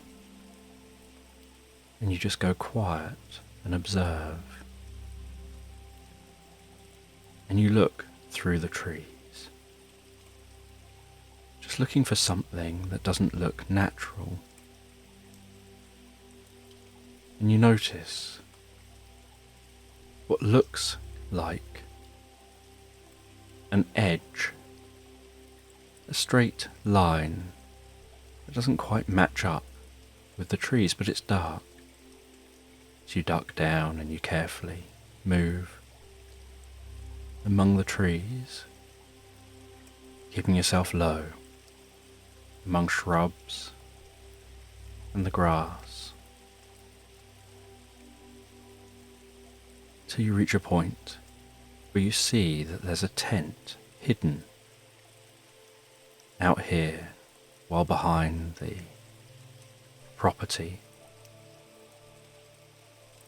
And you suspect that there's somebody in that tent. And you look around, wondering if there's somebody in that tent. How did they get here and when? And how are they remaining hidden? How do they plan on leaving? And you head back towards the lake. You walk out onto the jetty. You look along the shoreline. And around the shore of the lake, you can see a rowboat that's been pulled up onto the shore and seems to have just been covered by some driftwood that you'd barely notice unless it was daytime and you were looking for it. And you head back to the house and you wait for the police to arrive. And as the police arrive, they say that they're going to have to interview everyone about what has happened, about the tragic suicide.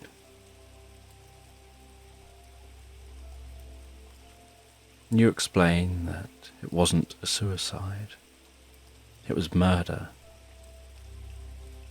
And you know who did it and how. And you tell the police they'll want to make sure that no one can leave the room, that no one makes any phone calls. And you'll explain how this murder was done and who did it. The one thing you're not sure about is why.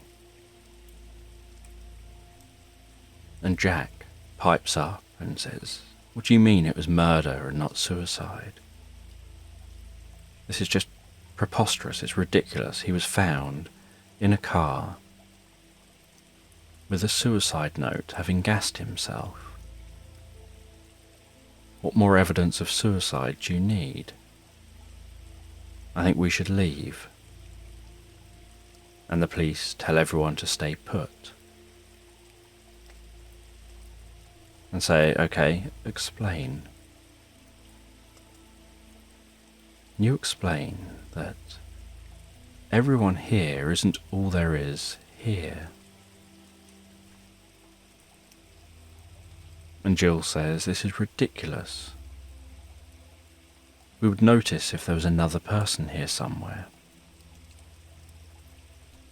And you send a couple of the police around the house to go to the tent, to get the person from the tent. After a short while, they come back with the person from the tent.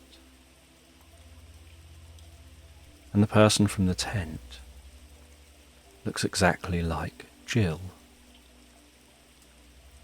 And Jack says to that person, "Jill?" And then the person at the table says that their name is Erin. Jill and Erin are twins. And that they've hidden this fact from everybody, that Robin didn't know that Jill had a twin sister. And that half the time he was with Jill and half the time he was with Erin. That they had been planning on targeting Robin for a couple of years, on being able to have him put everything into her name upon his death, and then he would die, and Jill would inherit everything. And then Erin and Jill would have his wealth, his businesses, and they would sell the share in the businesses, and then just disappear with the wealth. And they'd carefully planned that this would be the ideal situation to do it in. They'd heard this course was running in this location. They'd found this course specifically because they saw what the location looked like. Erin arrived a couple of days early to begin to scope the place out, to set up a camp in the woods, and then to lie waiting for the course to start. And then when Robin arrived and the course started, Robin was called away from the property to go to his truck to get something. That gave the opportunity for Erin to sneak in to the property, and everyone was in the dining room area, and so she was able to sneak in. Going upstairs, Jill had gone upstairs and not gone to her room, and after everyone else went up to their rooms, she snuck out of the bathroom, back down the stairs again, and went to the garage. She emptied the freezer. She opened the car door and prepared the car. She had the suicide note. She went and opened the trap door from the basement. And about 3:15 a.m, she texted Robin and asked him to come down to the garage, saying she couldn't sleep and she'd come down here and seen the car, and that he really should check it out. And so Robin headed down to the garage to find Jill. At the same time, at 3:00 in the morning, Erin had left the bedroom, knocked on Freddie's room, making sure Freddie was aware that she was up and about, and that she was going to be sitting in with Jack as an alibi. She then went in, knocking on Jack's room, went into Jack's room. And Erin was in Jack's room talking with Jack, while Robin had left his room, headed downstairs quietly, gone to the garage, looked at the car. Jill was then making out with Robin near the freezer, moving him so that he was leaning a bit over the freezer before forcing him over it, into the freezer, slamming the lid down, locking it shut. Robin was scratching and punching and banging, trying to escape the freezer, before going silent, at which point Jill opened the freezer, struggled to drag his body out of the freezer, over to the car, and placed him into the driver's seat in a very haphazard way, only organising his arms on the suicide note and then setting up the suicide scene, before quickly placing everything back in place, leaving the garage, through the basement, out that trap door, and dashing off to that tent out the back of the property.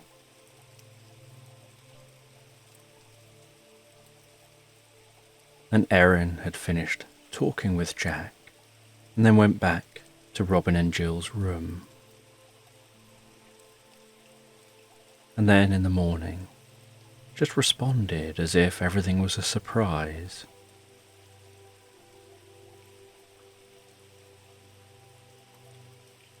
And so the police arrested Jill and Erin, and the course never ended up happening. But you made plans with those who had attended, who were interested in making further plans.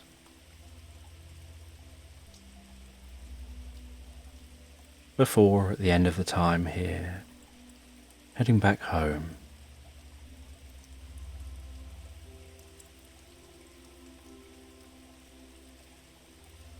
and you can now drift and float so peacefully, so comfortably relaxed asleep. And in this bedtime story, you find yourself walking through woodland, and you're on a journey of inner discovery. You've been finding that your life lately has been a little out of control, and you feel that one way perhaps to regain that control within your life is to find yourself and to learn more about yourself and about the role that you play within your life. And you're heading through this forest to the gentle sounds around you, the rustling of the leaves overhead, the way the light dances and shimmers in shards on the path ahead as it breaks through the canopy. The sounds of the forest, distant birds and other sounds, and the sound of each footstep that you take, becoming absorbed in the experience of walking through this forest.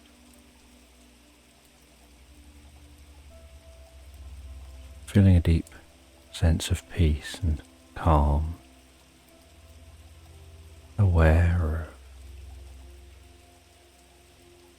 different scents, the woody scent of the bark of the trees, the fragrant scent of flowers in the slight clearings within the forest, the earthy scent of mosses and the undergrowth, all combining in a tapestry of sensations for your senses. As you continue to walk through this environment and hearing a squirrel scurrying around the trunk of a tree, noticing it's two chasing each other,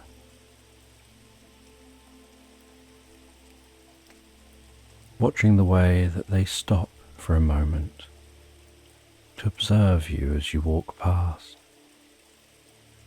before continuing on their game. The way shadows dance around you as the sun shines through the canopy. The quality of the light in the clearings. And as you pass through this forest, so you find that you exit over the most beautiful meadow,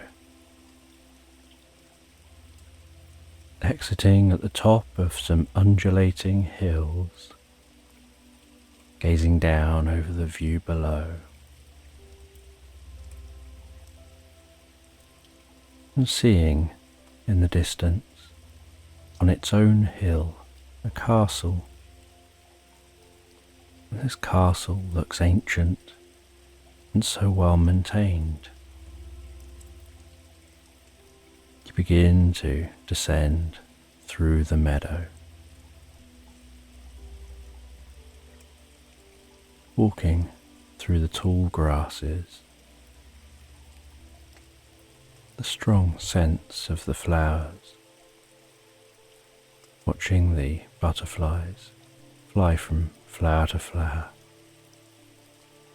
watching bees fly from flower to flower, noticing the birds overhead, some circling very high up in updrafts, and the clouds beyond the birds, just gently drifting across the sky, so calmly, so peacefully.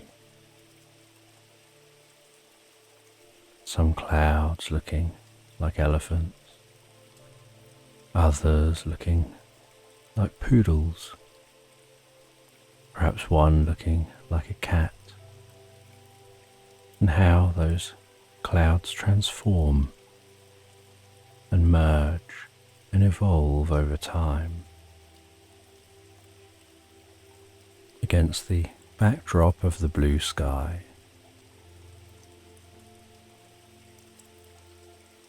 And while descending through this meadow, heading down towards the base of this meadow, down to a river that flows through the meadow and onward towards the castle.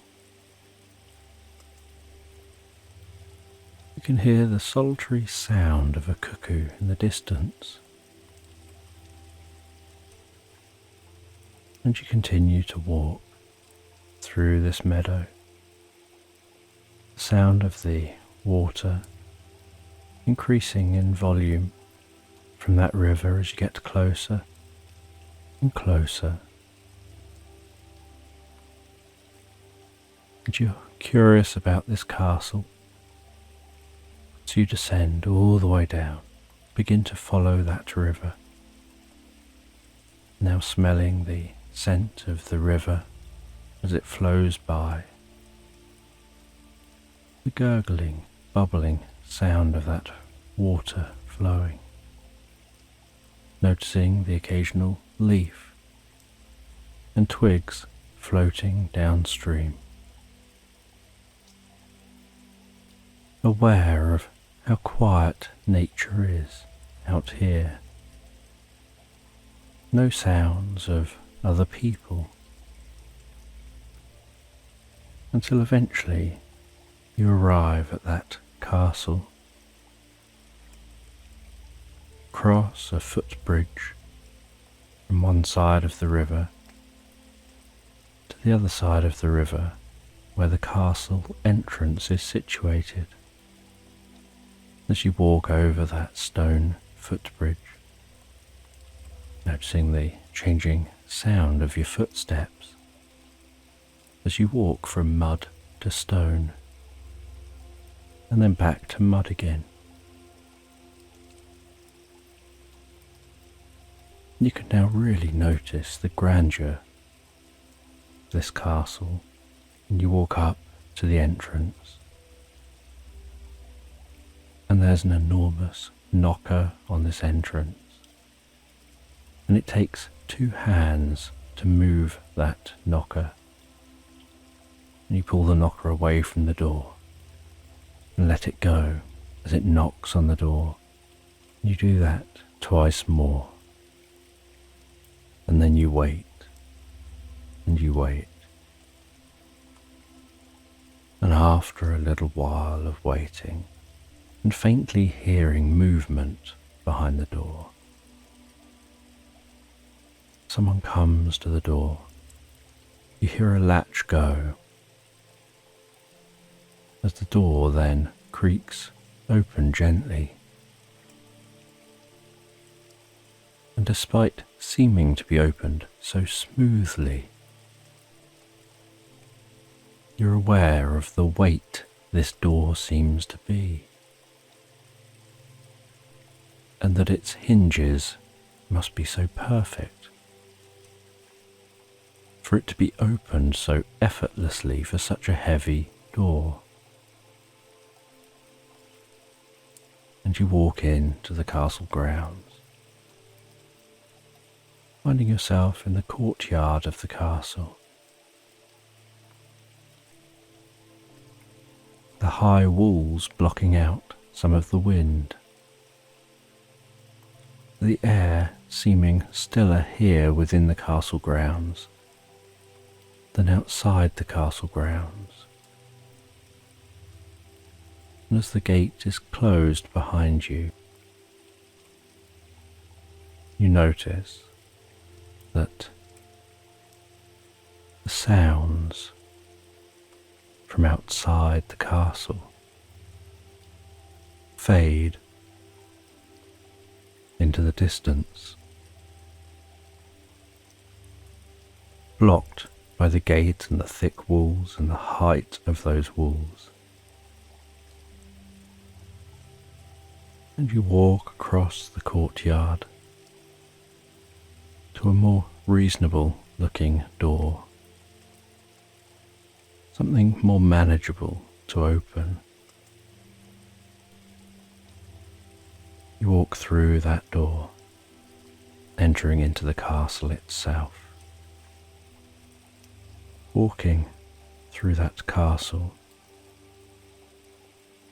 where you're greeted by a queen,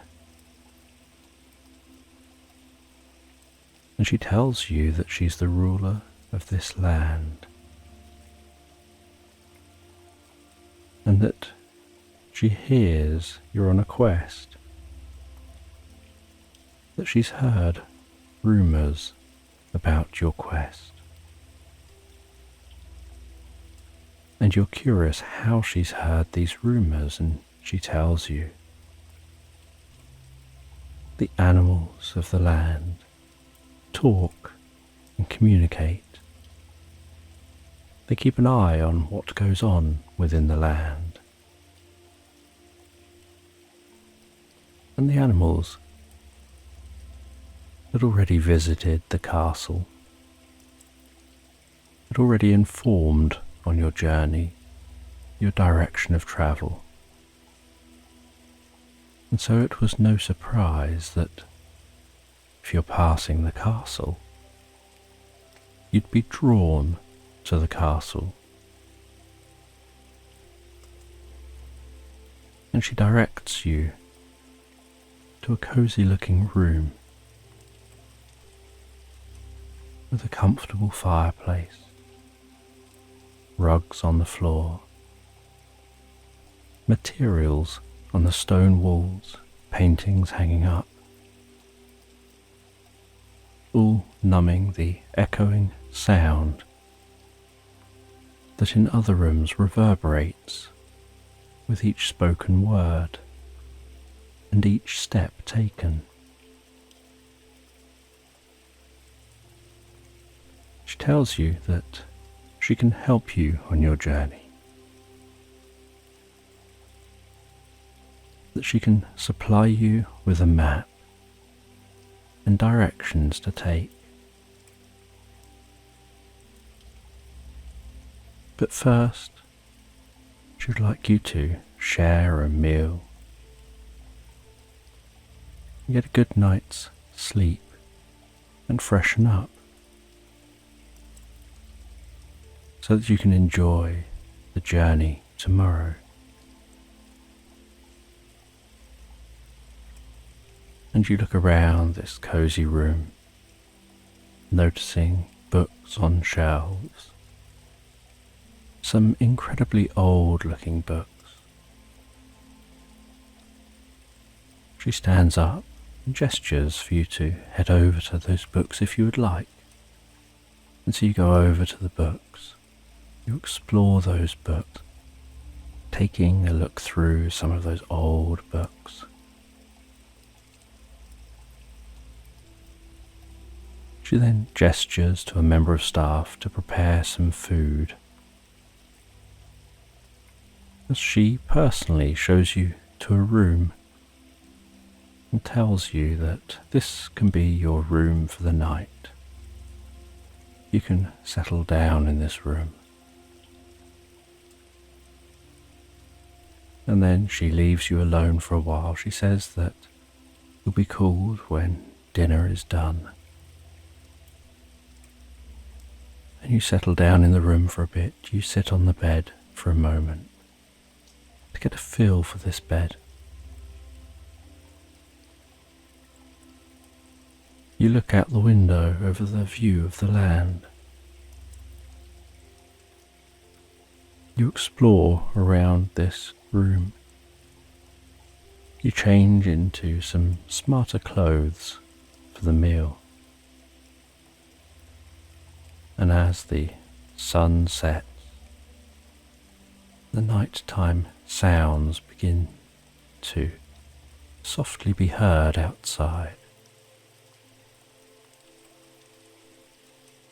hear a knock on the door. Get told that dinner is ready. And so you follow the member of staff down to a dining hall.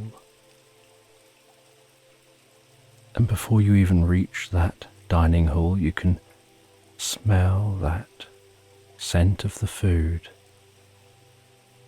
noticing the salivating triggered by the scent. You enjoy sitting and eating that meal. You enjoy the feeling of being satiated by the meal and the conversation during and after the meal, before it getting late and you head back to the room. You settle down in the bed and you drift and float so peacefully, so comfortably asleep. And the next morning you awaken to the soft sound of a robin singing outside. You notice it on the windowsill just the other side of the glass. Its red breast, its bulbous body, its delicate beak and such soft-looking feathers. You get yourself ready for the day. You freshen up. You head down to the dining hall. And down in the dining hall you enjoy your breakfast before being called back through to the room you were in the night before. And you get gestured to take a seat. You take a seat. And then you get shown a book. And the book gets opened to a specific page. And you read the story on the pages in this book about a dragon that guards a specific cave. And within that cave is a magical crystal bracelet. And so you look up, curious what this means. Is this just a story? And you're presented with a map rolled up. You unfurl the map, and the Queen tells you this destination is where that crystal bracelet is, as she points to a location on the map. She then points to where you currently are. She tells you it's some journey, but you'll find what you're looking for. And a few hours later, you leave the castle. You continue your journey, following the river at first, and then as the clouds begin to change and darken and it begins to rain softly, and you can feel the raindrops on your face, smell the air with that rain, hearing the sound of the rain as it strikes the foliage around you. You head into the tree line and decide to cut through the forest, knowing that cutting through the forest, the trees will block a lot of the rain and your journeying might be slightly slower cutting through the trees, but it'll also be drier. And you continue on through the forest until eventually you come to another clearing and you see that the only way forward is across the clearing.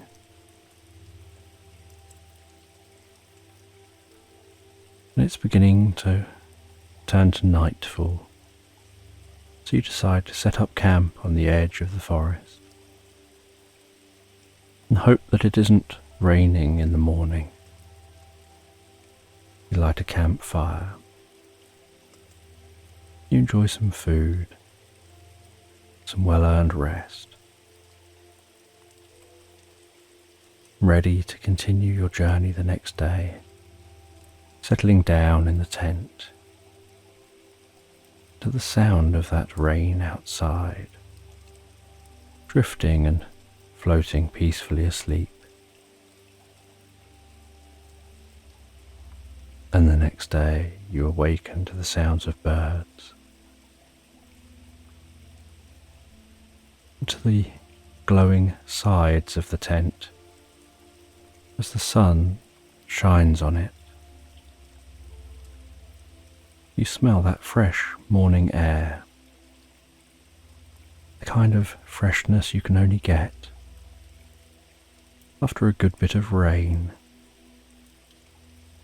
You have some breakfast before packing everything away and continuing your journey following that map.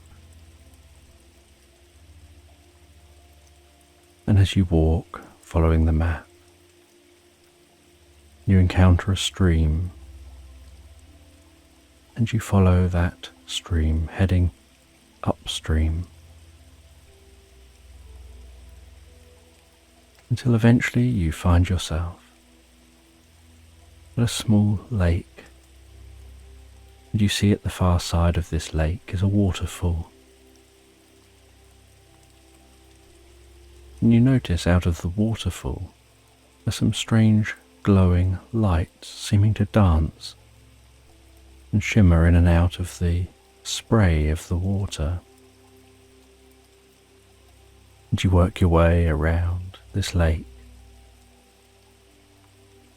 heading over to the waterfall, and notice that they're waterfall fairies dancing in the splash of the water. And one of them comes over to you and talks to you and says that they know you're on a journey. You need to ascend this waterfall, climb a little way up this mountain to enter the cave where you'll find the dragon and the crystal bracelet. And you look up at the height of the mountain, and how far it seems you have to go. And they tell you that there's a way of making it a little easier for yourself. But to do so, you'll need to dive into the water. They tell you that deep under the water, just where the soil is churned up in just the right way, grows kneecap mushrooms. And if you pick a few of them and you cook them up and eat them, they'll give you the strength to comfortably ascend the mountain. And so you prepare yourself, test the temperature of the water before diving into the water, taking a deep breath, bobbing your head down and swimming down under the water, feeling the tickling of the water on your back, as if the waterfall is caressing your back like the jets in a hot tub. And you see those fluorescent mushrooms deep under the water, and you dive down towards them. And as you get closer to them, you can notice why they're called kneecap mushrooms. And you pick a few before swimming back up to the surface, feeling the water running down your face as you take a few breaths and then swim over to the shore with those mushrooms. And up on the shore you dry yourself off.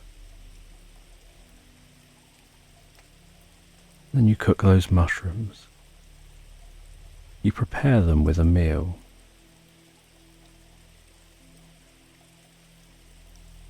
And you eat those mushrooms.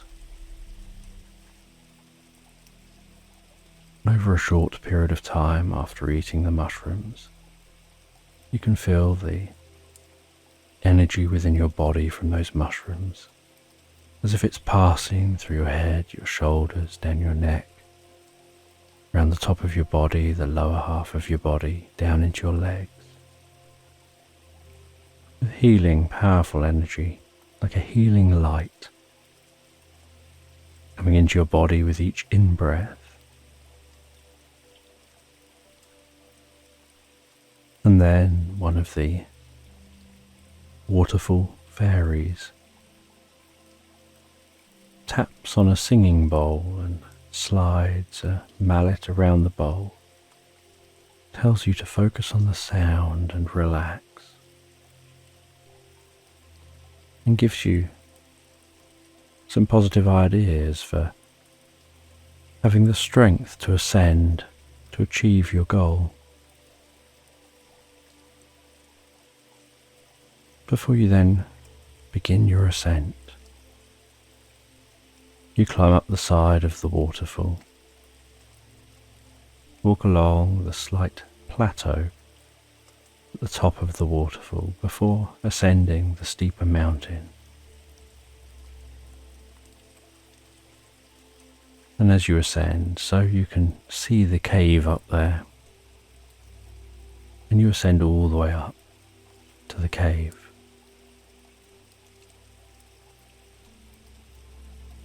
And once at the cave, you carefully and quietly head into the cave, hearing the breathing of the dragon.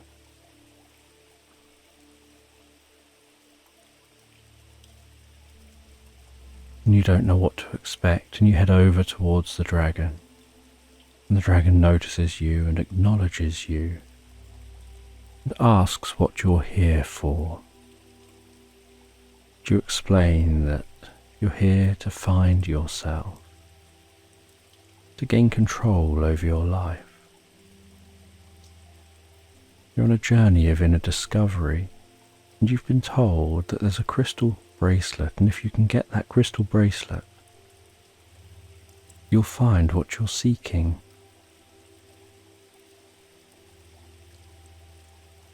And the dragon lets you past. You head to the crystal bracelet. You pick the bracelet up and place that bracelet on your wrist, only to find that you feel no different. And the dragon is laughing in the background. And you tap that bracelet and you hold it up to your ear. You shake your wrist, jiggling the bracelet. You have a feeling of confusion. And the dragon tells you you'll understand when the time is right. And you look around this cave. This is the only bracelet you can see here. You examine the bracelet closely. You sit for a moment feeling a bit dejected. A bit like what was the point of this journey? And then feeling a sense of annoyance at making this entire journey for a bracelet that seems to do nothing. And the dragon just sits in silence, watching your thoughts process. And you vocalize some of your rants, some of your complaints. And the dragon just sits there in silence. Until eventually, it's like a switch has flicked on in your mind. You get an aha moment. And with that aha moment, you realize you need to place the bracelet back. You thank the dragon and you leave. You find your way back the way you came. You realize you've been on your journey of inner discovery. You figured out how to gain control back in your life. You stop off at the castle on your way home. And the Queen tells you that she can recognize that you found yourself. And after a couple of days in the castle, you continue through that meadow up through the forest, continuing for many, many days, journeying all the way home. And once home, you enjoy that sensation of settling down in your own bed and thinking about the experience you've had, who you were when you started the experience and who you are now at the end of your experience.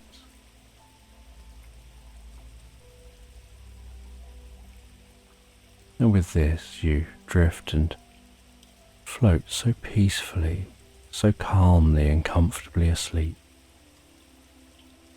deeply into slumberland, knowing your journey of inner discovery has come to an end with you, realizing about control in your life, what you have control over and what you don't.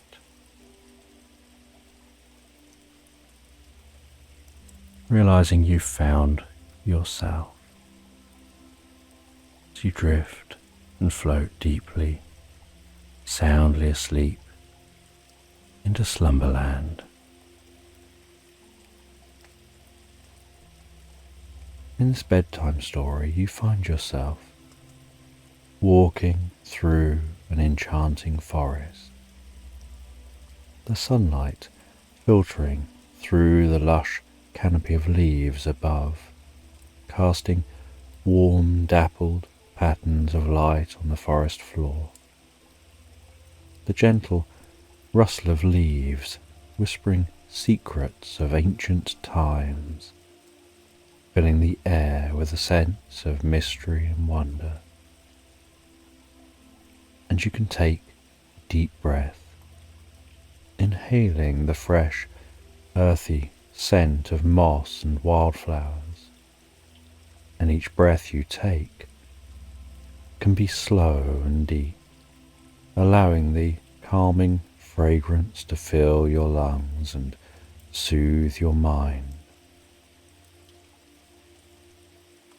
And as you walk along the soft, moss-covered path, You can feel the cool, gentle touch of the breeze against your skin, like the most tender caress.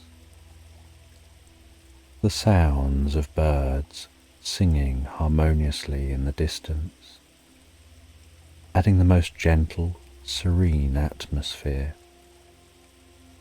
Their melodies intertwining with the faint, rhythmic murmurs of a nearby stream. The forest seeming to be alive with a tranquil energy, each element working together to create a symphony of peace and relaxation.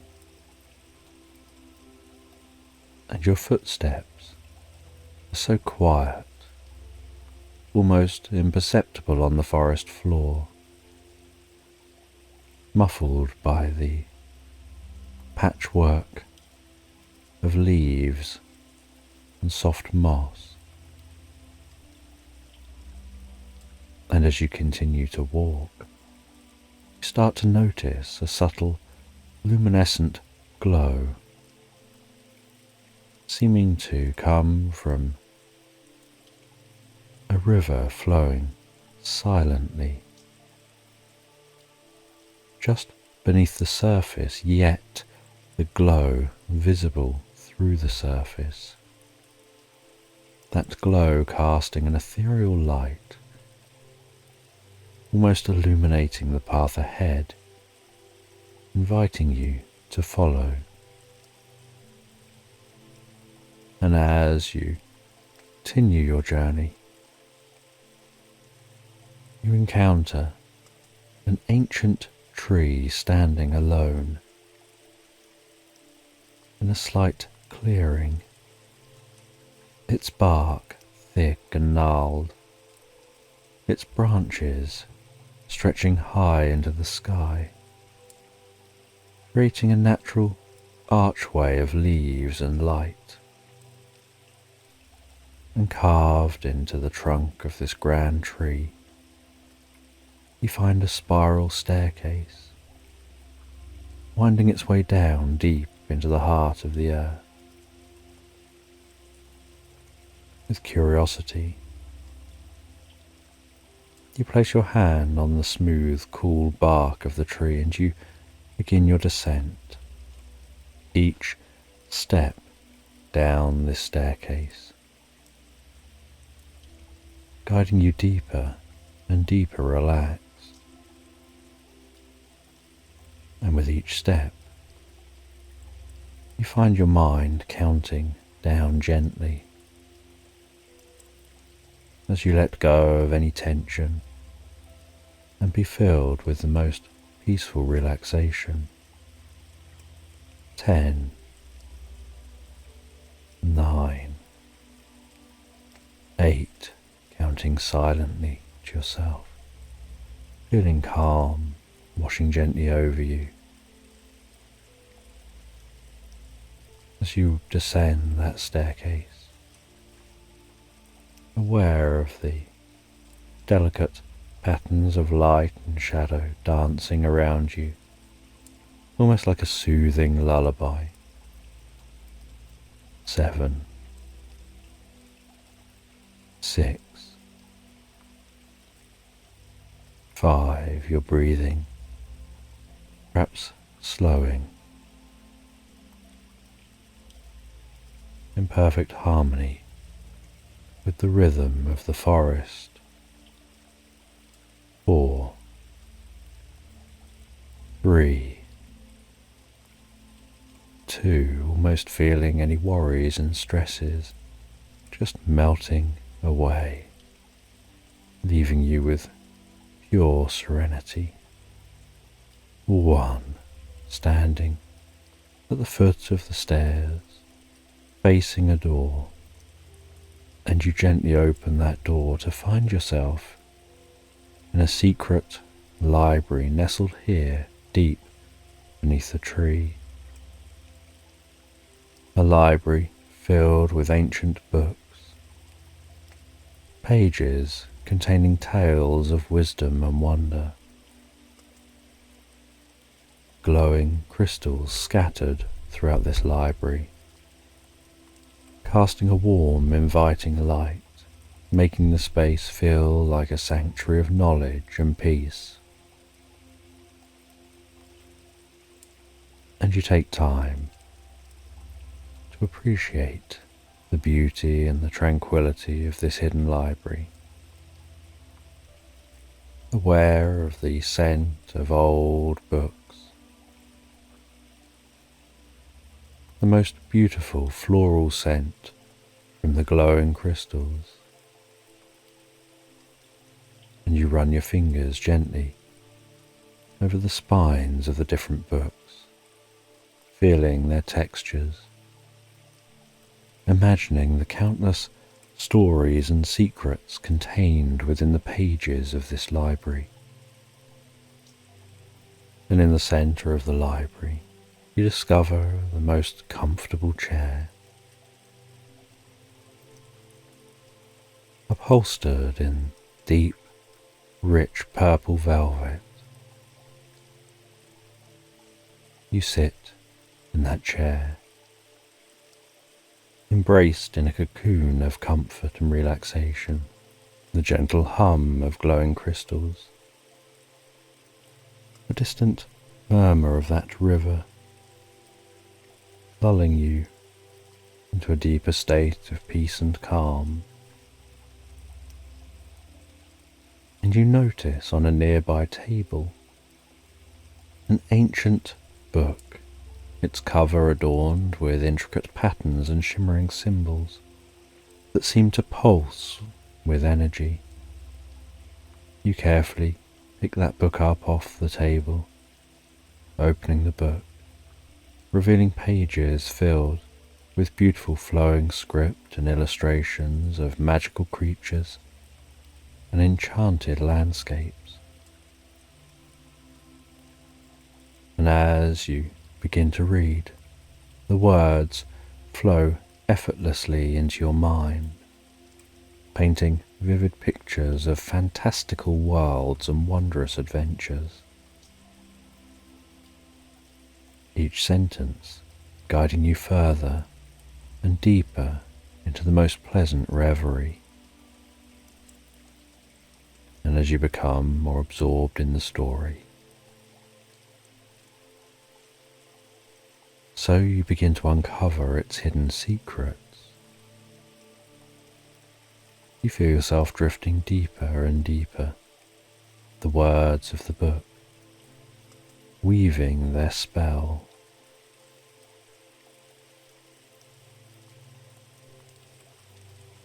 Finding yourself beginning to let go and simply be, as you sink deeper and deeper into relaxation. The story becomes like a gentle lullaby. You place that book down. You close your eyes, and to the sounds around you, you drift peacefully asleep.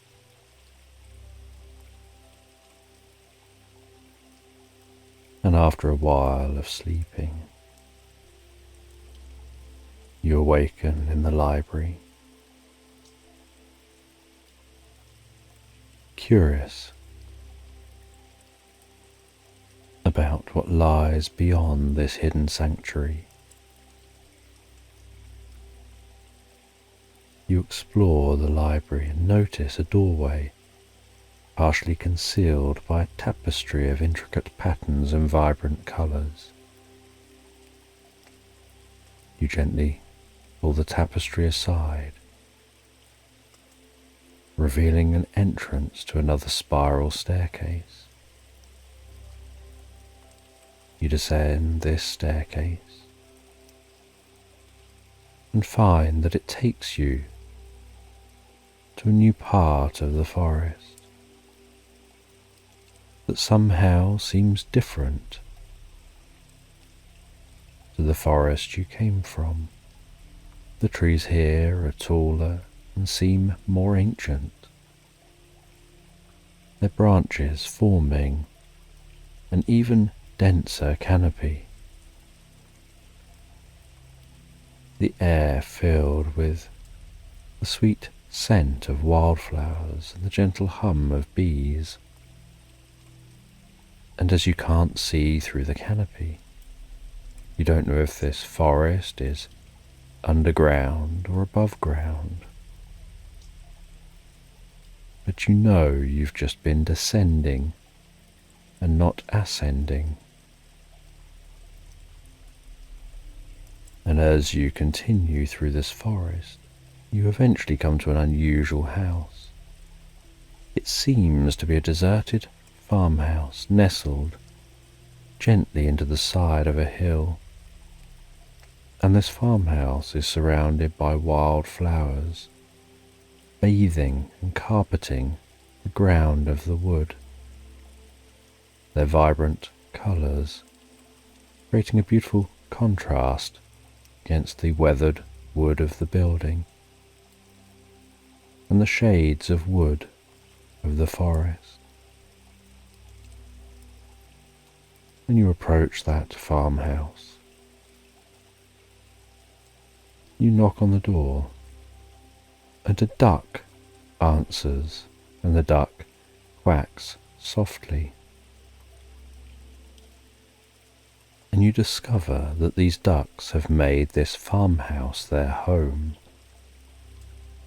And you spend some time watching these ducks, interacting with these ducks. They invite you in for a drink and some food, and you enjoy that drink and food. And they seem to be finding pleasure in every moment and every act that they do, just enjoying being in the moment.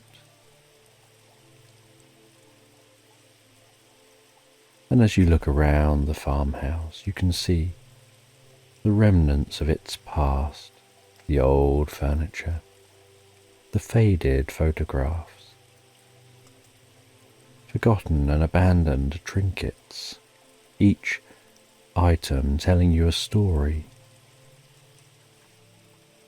each item bringing a connection to the history of this place. And this farmhouse seems to hold a sense of magic, a deep and hidden potential waiting to be uncovered.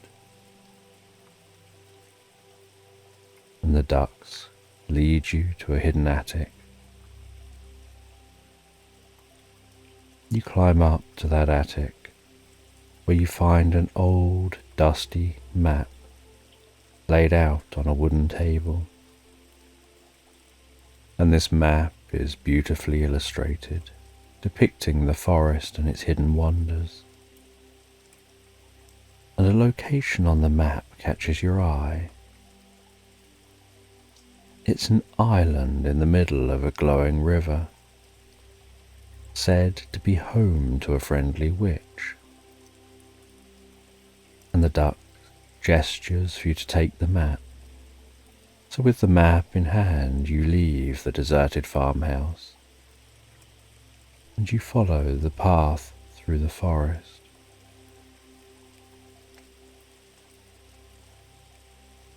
You can hear the sound of that river growing louder.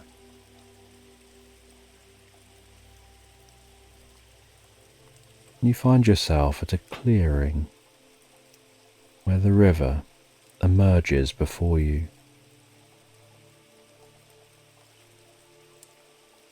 You watch that river flowing, its soft glow casting magical light on the surroundings. You sit on the riverbank, on the cool grass. You look over the map and discover that it says that the only way to travel to the island is in a paper boat. And the map has the instructions for crafting that paper boat out of the map itself. And so you craft that paper boat. And the act of crafting the boat becomes almost a meditative process, each fold and crease done with such care and intention.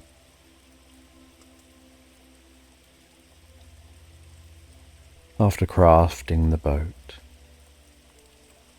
you follow the instructions to wrap around the base of the boat some large leaves, some sturdy twigs, weaved in with some delicate flowers.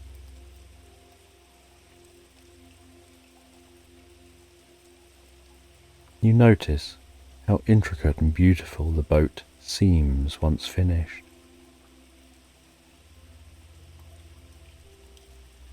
You carefully place the boat in the glowing river, watching as it manages to stay afloat and bob gently up and down on the water. And as it's bobbing up and down gently on the water, the base of the boat begins to sparkle and twinkle, and begins to phase and shift and grow larger and more robust. And the boat turns into something far more sturdy than you'd started with.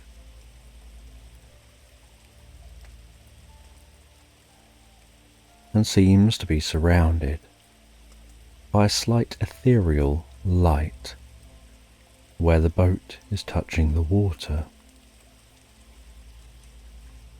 And you step into the boat, feeling its gentle sway as it moves on the water's surface.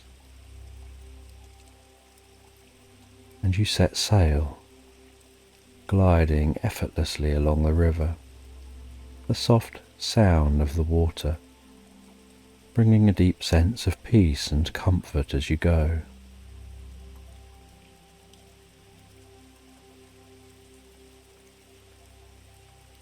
And as you sail, so you become more attuned to the beauty of the landscape around you, absorbed in the sight of the flowers, the bursts of colour, the way delicate petals shimmer in the light, sweet scent of blossoms in the air, and the gentle hum of insects. You find that travelling on the boat allows you to take a few moments of quiet reflection and deep connection to this world.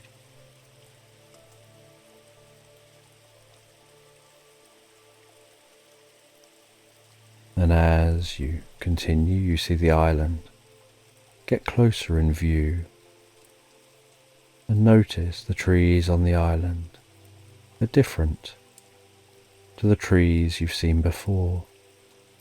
Their branches seem to contain shimmering leaves, dancing in the gentle breeze. The boat gently laps up onto the shore. You step off the boat, feeling the land beneath your feet, the sounds of rustling leaves as you walk, the distant sound of birdsong.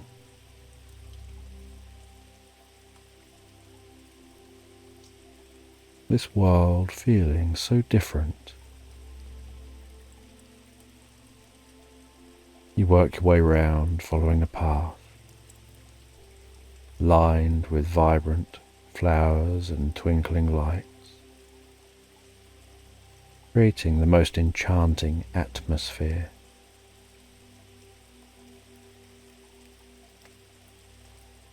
And the path leads you to a small, cosy cottage surrounded by a lush garden full of colourful flowers, so fragrant, and a soft light shines in the window, casting a warm, inviting glow. And standing at the cottage door is a woman with kind, wise eyes and the most welcoming smile, her presence radiating warmth and calm, and you feel an immediate sense of comfort and ease. And she's the friendly witch, and she invites you into her home, gives you the most warmest of embraces, and in a soothing voice, she tells you that she's been expecting you. She makes you a cup of tea, and the air inside the cottage smells so fragrant and pleasant. Shelves are lined with jars of potions and dried flowers. A fire crackles gently in the fireplace, its soft light flickering on the walls. At a small wooden table, she pours you a cup of tea from the most beautiful teapot. You take a sip of that tea, feeling a deep sense of relaxation wash over you.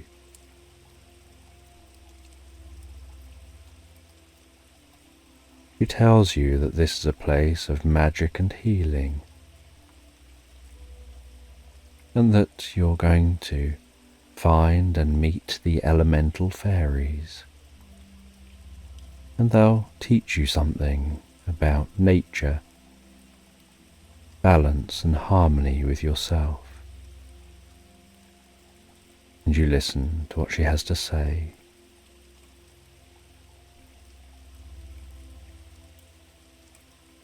And she hands you a small glowing crystal, tells you that it'll guide you on your journey. It will light your way. And you thank her for her kindness and wisdom. And when you've drunk your tea, you leave the cottage, the crystal glowing so gently in your hand, its light casting a gentle reassuring glow, the path being illuminated by that crystal's light. And you follow the soft glow as you walk deeper and deeper into the island's lush landscape, past petals shimmering in vibrant hues of reds and oranges and yellows, the air becoming warmer as you feel the most gentle heat embracing you, like the comforting warmth of a fire on a chilly night. And as you continue to walk, you can hear the crackling of a fire, and you see a clearing ahead. And in the centre of the clearing, you discover the fire fairy, her presence radiating the most brilliant golden light. Her hair flows like flames, her eyes sparkle with the intensity of a roaring fire. She moves with such graceful energy, every gesture filled with warmth and vitality. She acknowledges you with a voice crackling like the embers of a fire, and tells you that she's the fire fairy, the guardian of warmth and light, and she can help you to find the inner fire that fuels your spirit and guides your path.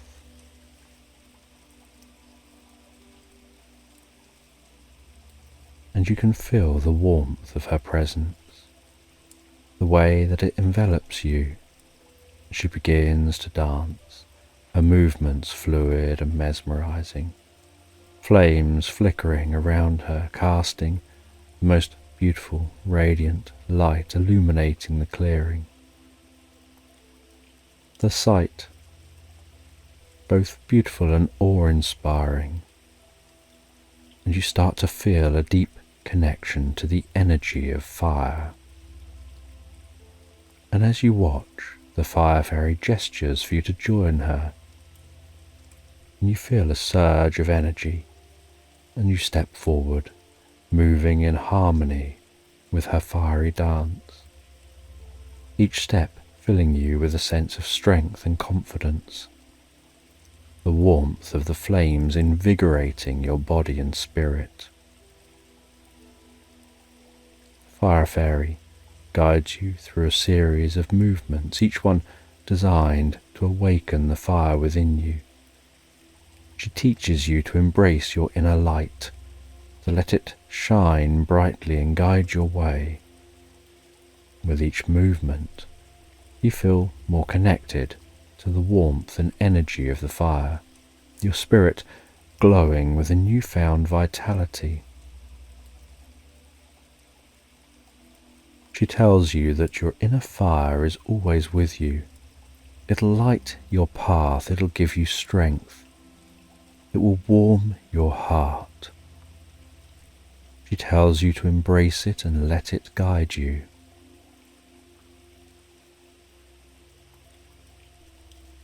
And holding on to that fire which burns brightly within you, a source of light and strength. The Fire Fairy bids you farewell, and you head off, following the path, following the glow of the crystal, and after a time the air begins to cool deeply, and you start to notice the sound of flowing water. You start to smell the fresh scent of rain and blooming lilies. You start to feel a deep sense of peace and tranquility. The soft glow of the crystal guiding you towards the presence of the Water Fairy.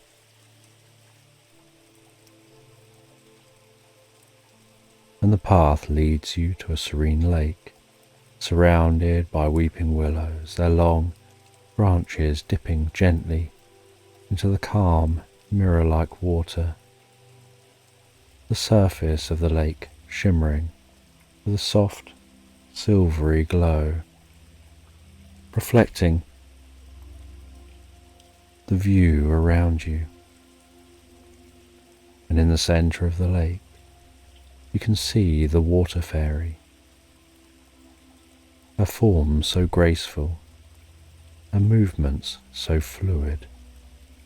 She seems to dance so effortlessly across the water's surface. And the Water Fairy's hair flows like a cascade of water. Her dress shimmers with hues of blue and green. She dances gracefully on the surface of the lake, her movements creating gentle ripples that spread out in perfect circles. She seems to exude a sense of calm and serenity, a deep sense of peaceful energy. Her voice, as she talks to you, sounds like the murmur of a babbling brook. She tells you that she's the guardian of fluidity and calm, that she'll help you to learn to go with the flow and to embrace the ever-changing nature of life. You walk to the edge of the lake. You can feel the cool, refreshing water lapping gently at your feet. She beckons you to join her as you step into the water, feeling a sense of weightlessness and freedom. You find that the water supports you so effortlessly. and find yourself able to glide gracefully across the lake's surface. She guides you through a series of fluid movements, each one designed to help you embrace the flow of life. She teaches you to let go of resistance, to move with the natural rhythm of the water, each step and gesture helping you feel more connected to the calming energy of the lake. Your spirit becoming as fluid and serene as the water itself. Remember, the water fairy says, life is always changing like the flow of a river. Embrace the ebb and flow, and you'll find peace and serenity in every moment. Feeling a deep sense of gratitude and calm,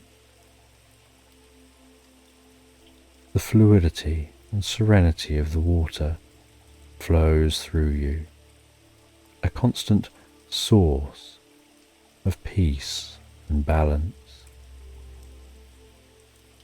You head away from the water fairy, away from this lake. The fairy's calming energy remaining with you, a soothing presence, resting by your side.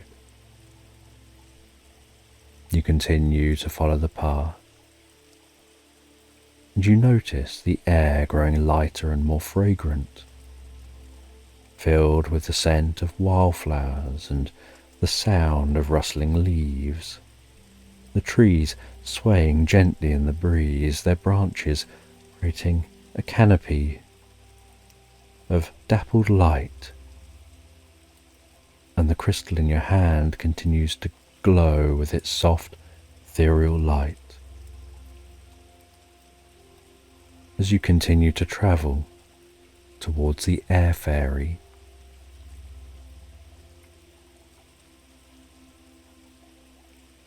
and you find yourself walking out into a meadow where the grass is soft and the flowers bloom in vibrant colours, and in the centre of the meadow you can see the air fairy, her wings shimmering in the light. She floats gracefully above the ground, her movements light and effortless, like a feather carried in the wind. Her hair is as light as a breeze. Her eyes sparkle with the clarity of the open sky. She moves with a grace that seems almost otherworldly, her every gesture filled with a sense of freedom and joy.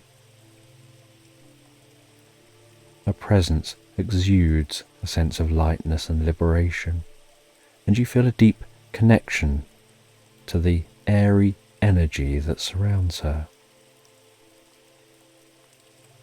She tells you that she's the guardian of lightness and freedom, that she can help you to find the power of breath, the importance of staying light and free. And you step into the meadow, feeling the soft grass beneath your feet, the gentle breeze on your skin.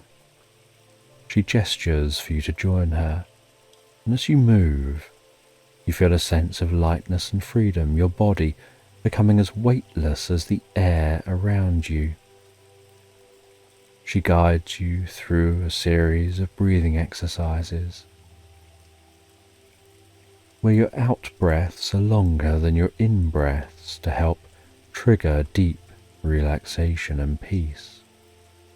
Each exercise designed to help you connect with the power of your breath. She teaches you to breathe deeply and fully, to let go of tension and to embrace the lightness within you.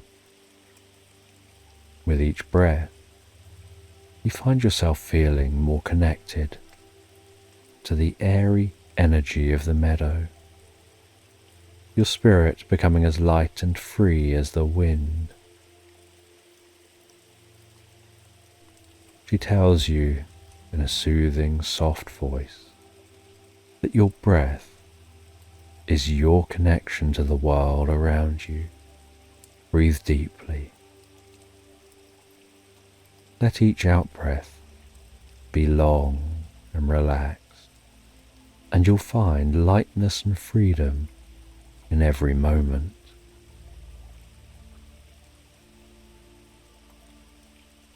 And with a deep sense of gratitude and lightness, the freedom and clarity of the air flowing through you, bringing a feeling of lightness and joy, you leave the meadow, follow the path deeper into the island, the air growing cooler, more fragrant, with a rich, earthy scent, the smell of foliage, the crystal glowing soft and steady, guiding your path towards the earth fairy. And you find yourself heading out into a clearing, surrounded by the most ancient of trees, their trunks thick and gnarled, their roots digging deep into the ground. And in the centre of the clearing, you can see the earth fairy, her form sturdy and grounded, surrounded by a garden of lush plants and vibrant flowers, each one blooming with life and energy. And the earth fairy's hair is a cascade of leaves and flowers, her eyes sparkling with wisdom of ages. She seems to move with the most deliberate grace. Every gesture a sense of stability and strength. She exudes a sense of grounding and connection, and you feel a deep connection to the earthy energy that surrounds her. She tells you that she's the earth fairy, the guardian of stability and grounding.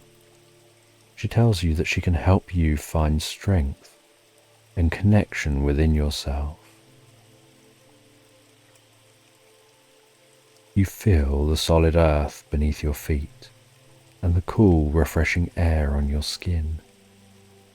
She gestures for you to join her, and as you move, you feel a sense of stability and grounding, your body becoming as rooted as the ancient trees around you. She guides you through a series of grounding exercises, each one designed to help you connect with the strength and stability of the earth. She teaches you to stand firm and tall, to let go of fear, to embrace the power within you. With each movement, you find yourself feeling more connected to the earthy energy, your spirit becoming stronger and more grounded. She tells you that you're always connected to the earth,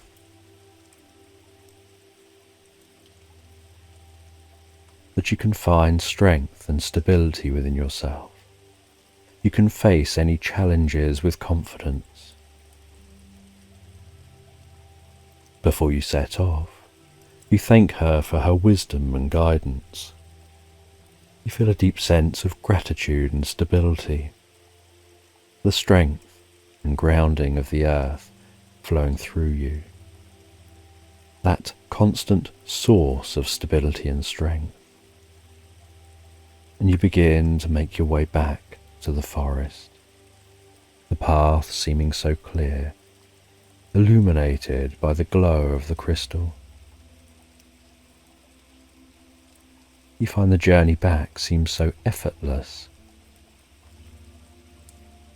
You reflect on the wisdom and guidance that you've received from each fairy. The warmth and light of the fire fairy, the fluidity and calm of the water fairy, the lightness and freedom of the air fairy, and the stability and grounding of the earth fairy, all resonating and mixing within you, creating the most harmonious balance. You find your way back to that staircase from the forest to the library, feeling a deep sense of gratitude and peace. The crystal in your hand still glowing softly, casting its gentle light on the staircase as you begin to ascend, feeling a sense of calm and serenity. Feeling yourself almost wrapped in a cocoon of peace as you breathe slowly and steady and emerge into the library in perfect harmony with the books around you. You feel the warmth and light of the fire fairy, the fluidity and calm of the water fairy, the lightness and the freedom of the air fairy, and the stability and grounding of the earth fairy, all blending together within you with each step that you take through this experience. You appreciate the beauty and the tranquility of the library.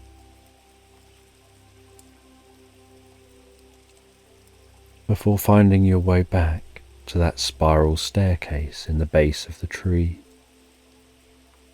Ascending that staircase, so softly and gently, feeling lighter and more effortless with each step, getting back to the heart of the forest.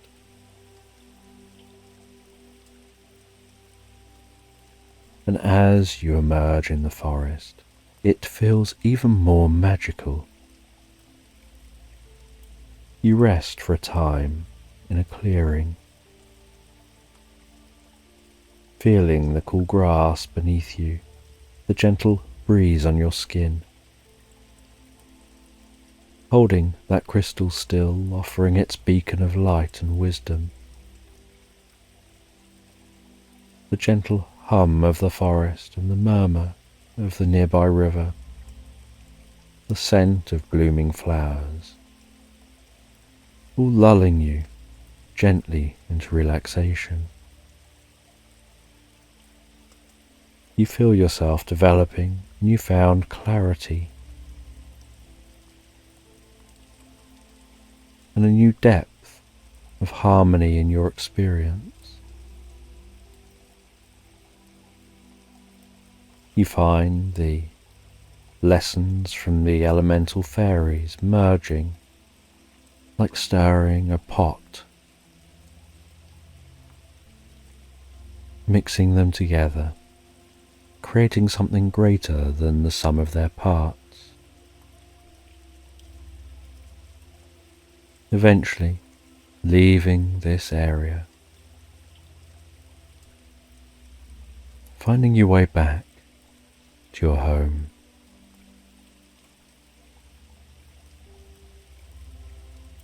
Relaxing down in the most comfortable bed, feeling the soft pillows, the warm blankets,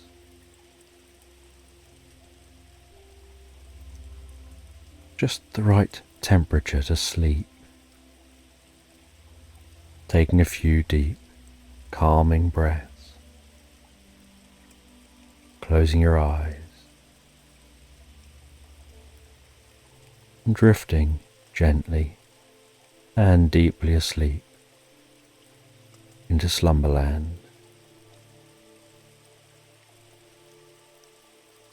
And in a peaceful little village, nestled gently between rolling hills and lush green meadows, there was a hidden treasure waiting to be discovered. And this treasure wasn't made of gold or jewels, but was made of memories and dreams. And it began in the strangest of ways, with an old motorbike, rusted with age, yet brimming with a sense of adventure.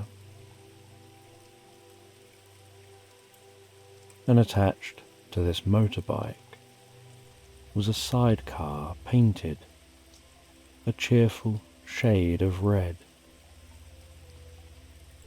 its seat cushioned and so inviting. And one sunny afternoon, you find yourself in a quaint village, standing before this motorbike in its sidecar.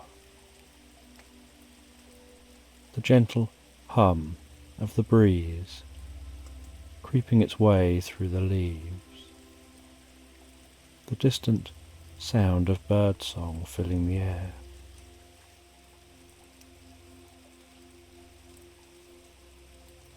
You climb on that motorbike. You sit your cat in the sidecar on that most comfortable soft cushion. You gently strap the cat in with its seat belt and begin to set off on the motorbike, its engine so gently purring to life. And you begin to follow the winding path, the road taking you through fields of wildflowers, vibrant colours of those flowers swaying with the rhythm of the wind. You enjoy the warmth of the sun on your face, the cool breeze tickling your cheeks. You can see the fur of your cat flapping and moving in the breeze, the cat seeming to enjoy the journey with you. The gentle scent of blooming flowers tickling your nostrils and filling your senses, as the world around you seems to slow down, each moment seeming to stretch out, inviting you to savour the beauty of the journey. And as you continue to ride deeper and deeper into the countryside, you spy an old wooden sign pointing towards a forest, and the sign reads "Majestic Caves Ahead." And so you begin to journey towards the forest, curious about those caves, the trees arching overhead, the coolness of the shade, the change in the sound quality as you pass into the forest, passing through those arched trees, beginning to notice a deep sense of pine and earth, the rustle of leaves just audible against the backdrop of the sound of your bike, the dappled sunlight tickling the ground as you venture further and deeper, eventually discovering the entrance to those caves.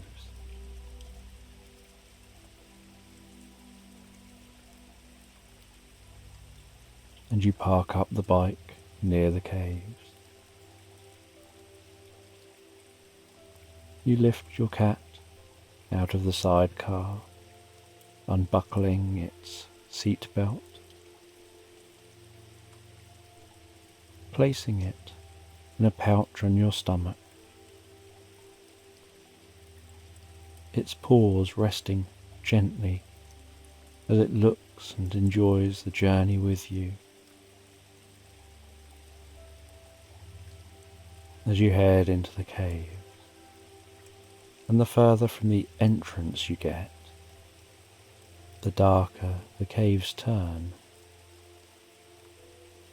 and yet you notice in the darkness a distant glowing. And as you continue walking, each echoey footstep reverberating around the cave walls, you notice the glowing and magical looking mushrooms erupting from the walls of the cave.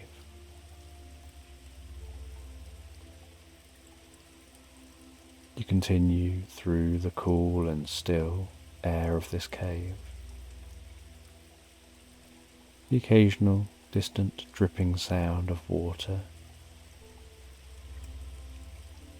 following the gentle luminescence of those mushrooms, letting them guide your way deeper and deeper into this cave.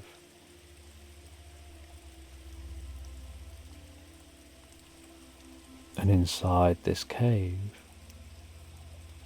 you're surprised to discover a hidden world of wonder.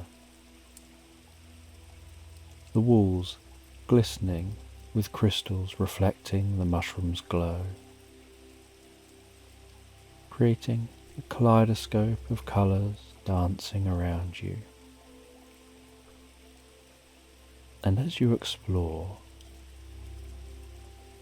you find a small, intricately carved box resting gently on a ledge. And you open that box to discover a pinhole camera, its brass frame polished and shiny. And with a sense of curiosity,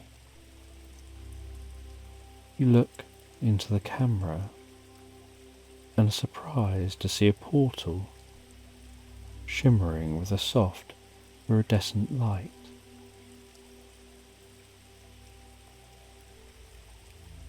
And you place the camera on the floor, and it seems to almost beam that portal before you.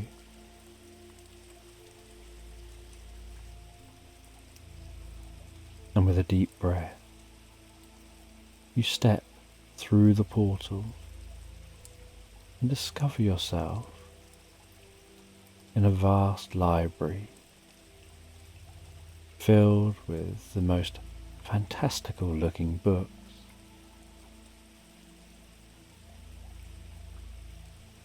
And each book promises to hold the heart of adventure.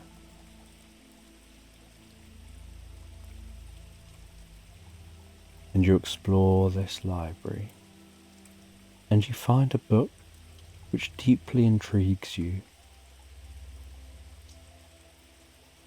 And so you open that book,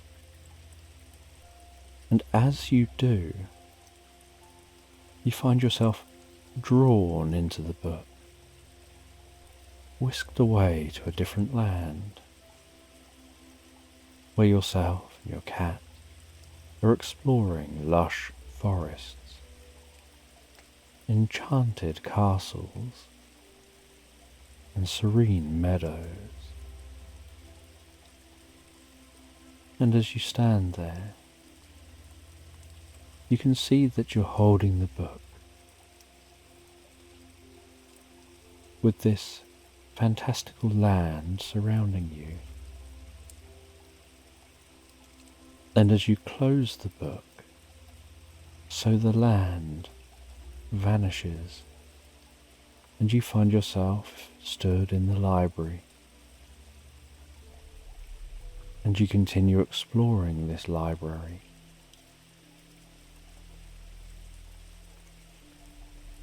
You find a grand window,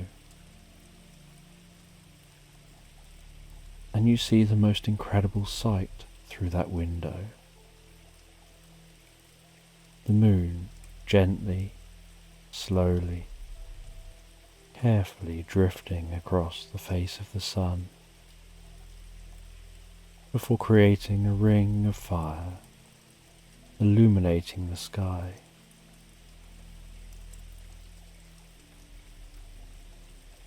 You feel a deep sense of awe and tranquility.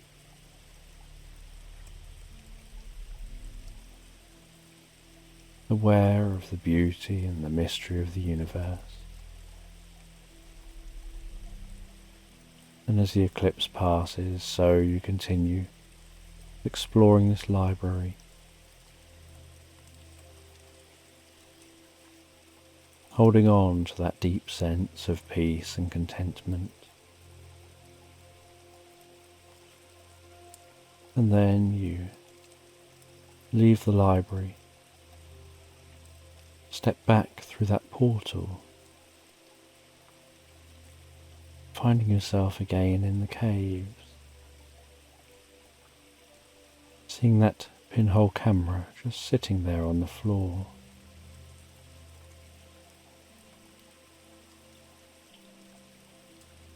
You pick up the camera, take that camera with you, head back to your motorbike, strap the cat back in its seat, and head back to the village.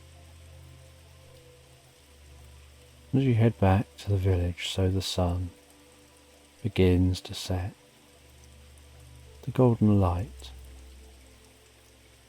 adding a beautiful touch to the landscape,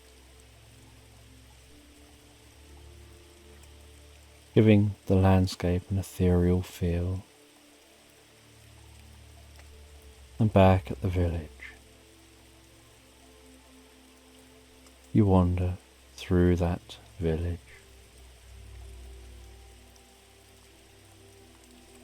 You head into a small, inviting bookshop. Intrigued by the name of the bookshop, you head inside.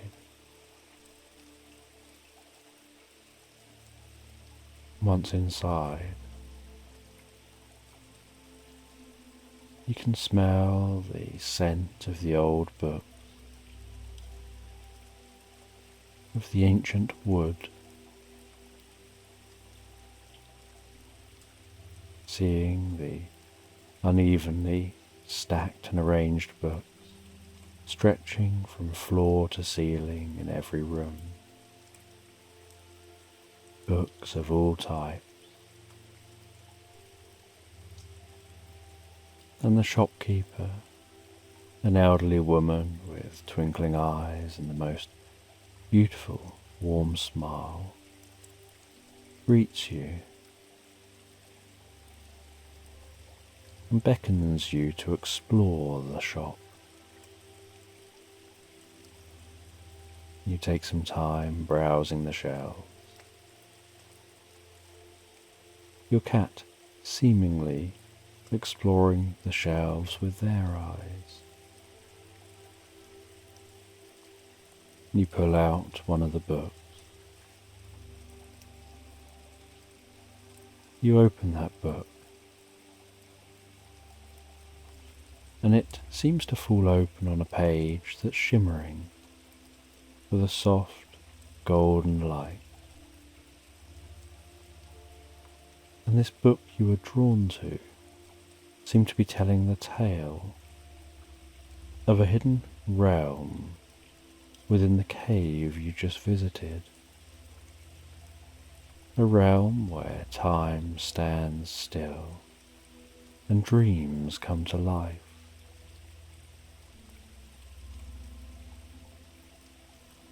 Then as you continue to read, you feel yourself becoming more absorbed in the story again, the words seeming to paint a vivid image in your mind. So vivid you can almost hear the echo of your footsteps. You can almost sense that glow of the mushrooms. And you learn something deep and meaningful from this book. And after looking through that book, the shopkeeper hands you a small journal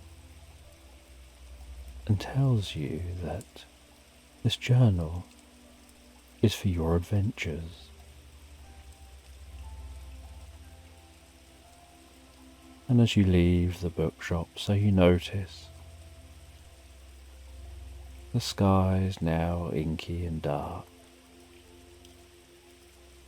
and the village is bathed in the gentle glow of the moon. And you head back to an inn you've been staying at. And you settle down into your room at the inn. You begin to write in the journal about your day's experiences, while your cat curls up on the end of the bed, purring gently, writing with one hand, gently petting the cat with the other, finding the words flow so effortlessly, so easily as you write. And while writing, you feel yourself relaxing deeper and deeper with the moonlight gently creeping in through the window. The breeze through the window gently swaying the net curtains. The most comforting sensation of the cool breeze through that window, tickling your nostrils. The most beautiful ambience of nature wafting in through the window. And after you finish writing, you relax back and begin to drift into a dream. And as you dream, you feel a deep sense of peace and contentment, feeling a sense of finding yourself on some deep and meaningful level. And the next morning you awaken to the gentle chirping of birds outside. You enjoy breakfast at the inn, before heading out through the village, finding a hidden garden tucked away behind a wooden fence, the gate slightly ajar, and as you pass through the gate, you discover that sanctuary of lush greenery and vibrant flowers, like a tranquil oasis with winding paths and secluded nooks inviting you to explore. And in the centre of the garden is a grand oak tree, its branches stretching out in all directions, offering a natural canopy, a natural umbrella from the sun. And beneath the tree is a stone bench, and this bench looks deeply worn, like it's been there and sat on for hundreds of years. And sitting on that bench, you notice a young girl. She has a book resting in her lap.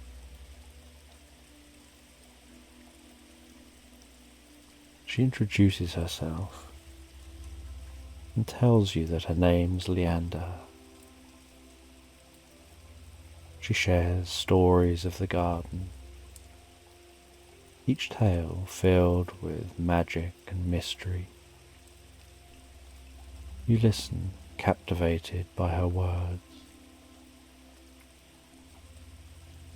As she stands up and begins to walk, and you follow, and together wander through the garden, discovering hidden corners and secret paths. Your cat rolling around on the grass, wandering off at times on its own little missions, before returning and checking you're still there. Leander leads you to a small, sparkling pond on the edge of the garden, with water so clear. At the right angle, it reflects the sky above like a mirror,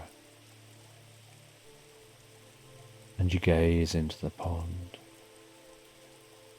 and you can see the shimmering light beneath the surface. And Leander explains that it's a portal to another world. She asks if you'd like to see where it leads. With a sense of adventure, you feel that that would be an exciting thing to do. And she holds your hand and steps with you into the pond, and you can feel the coolness of the water. And your cat, not wanting to miss out, runs and jumps and latches onto your back and climbs up onto your shoulder, and then drops off your shoulder into the pouch in front of you. And together you wade deeper and deeper into the pond. The light of that portal glowing brighter and brighter as the world around you fades, and you feel yourself gently travelling through the portal, finding yourself standing before the most beautiful landscape. The sky a deep and endless blue, dotted with the occasional fluffy white clouds. Rolling hills undulating before you, covered in the most beautiful carpet of vibrant green grass and colourful wildflowers. And you head through this meadow, and you head towards some distant caves.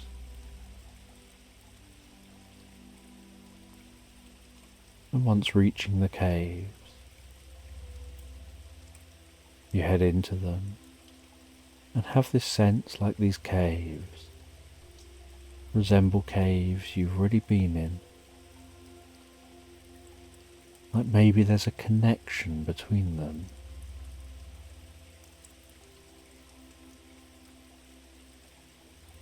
And there's a certain hum or resonance, the way the air passes down the cave, seeming to create the most beautiful note emanating from all around you. And deep in this cave you discover some intricate carvings telling the story of this land. And Leander explains that the caves contain great wisdom.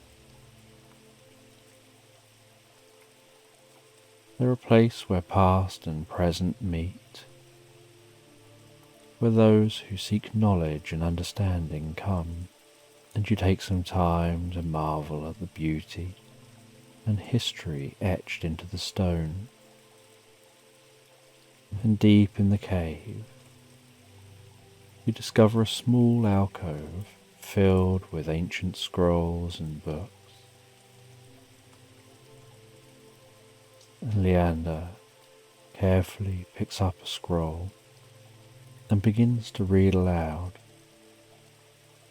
in a language you don't recognize.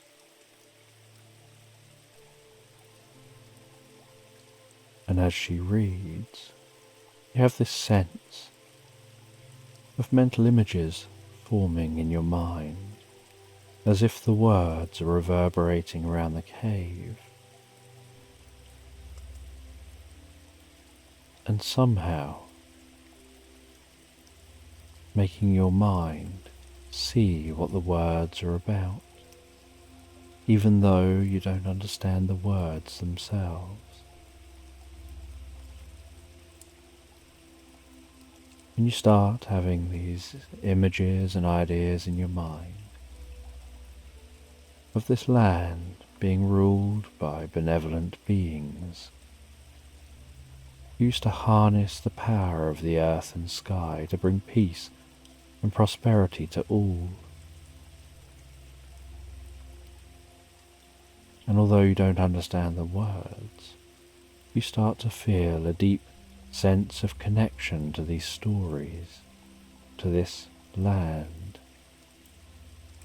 as if somehow the magic of the cave is wrapping around you, enveloping you.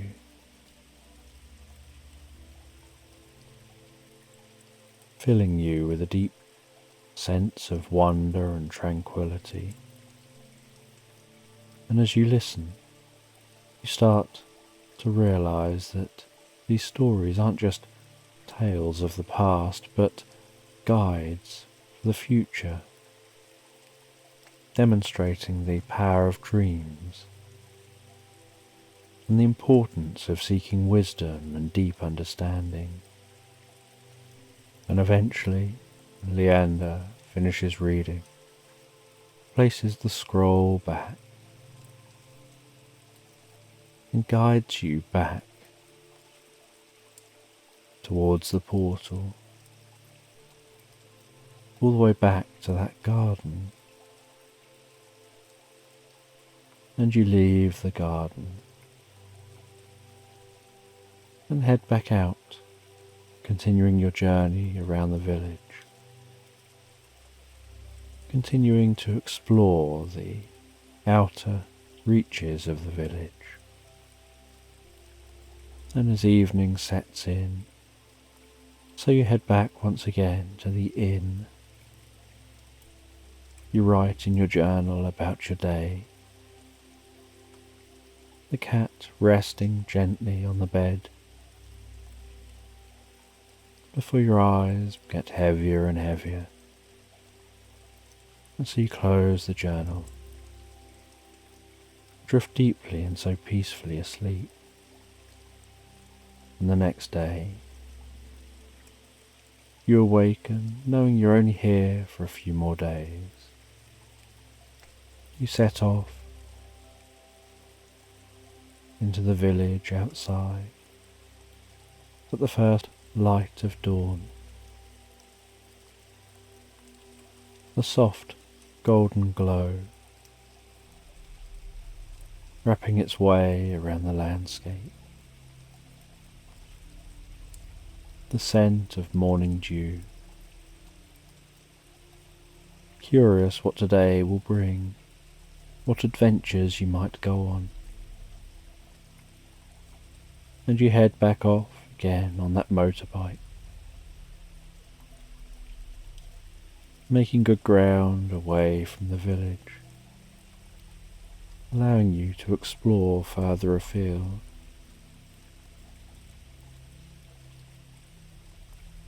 And you find yourself way off from the village, heading into the landscape,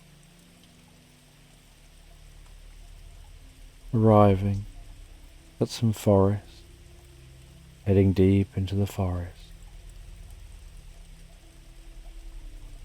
and discovering some ancient ruins. And you park up the bike and you go and explore those ruins.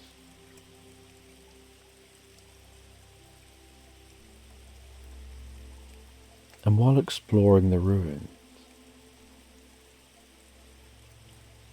you hear a sound coming from in the forest around you, and a man walks out of the forest in your direction. A friendly, kind-hearted looking man with the most wonderful smile and deeply curious eyes. And he introduces himself as Dornan. He tells you that these ruins hold a deep secret. Deep under the ruins, if you can find the entrance, is a secret library. And he guides you through the ruins. He moves aside some ivy wrapped around and hanging down some of the stonework. He crouches down and squeezes through a small gap and beckons you to follow. And so you follow through that gap, and he lights a flame, touches that flame to something on the wall, and suddenly the flame seems to shoot around this area, lighting up torches which are lining the walls here, revealing the beauty of this secret library. And together you head around this library. You see the most incredible books and find in the centre of the library is a pedestal, and on that pedestal is one large book.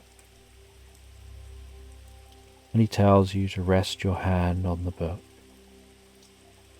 And as you do, you begin to feel a pulsing, and you hear a deep, guttural chanting. And the library seems to almost vibrate and pulse around you, almost as if it's your vision pulsing. And then the library disappears. And just that book on the pedestal remains in the middle of a vast meadow. You remove your hand from the book and begin to explore this meadow. And as you explore the meadow, you notice the sky here looks different to what you're used to. The stars don't match up with the stars in the sky you normally see.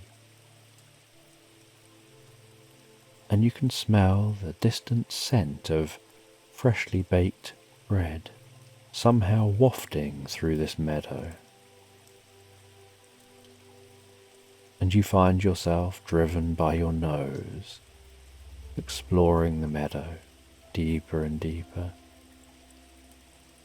There are the scent of flowers, the sounds of wildlife, the twinkling of stars, and the scent of freshly baked bread.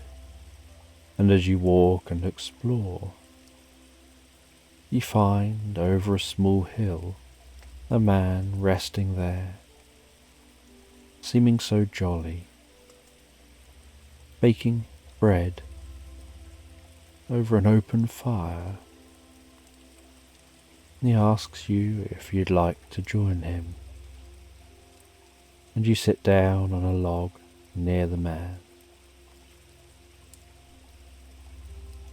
He hands you some torn off bread and then covers it in some butter and tells you this is the most luxurious bread and butter you've probably ever tasted. And together you enjoy eating that bread and butter, enjoying that rich taste. He then offers you a pastry he's made with the sweetest cinnamon scent. You enjoy this pastry and almost feel a sense that you don't want to leave here. But after a while, you know you have to head back. And so you head back through the meadow and find your way back to that pedestal. You rest your hand on the book. You hear the chanting. You notice the world around you vibrating before fading away and the library returning. And you find yourself stood there with Dornan just watching you.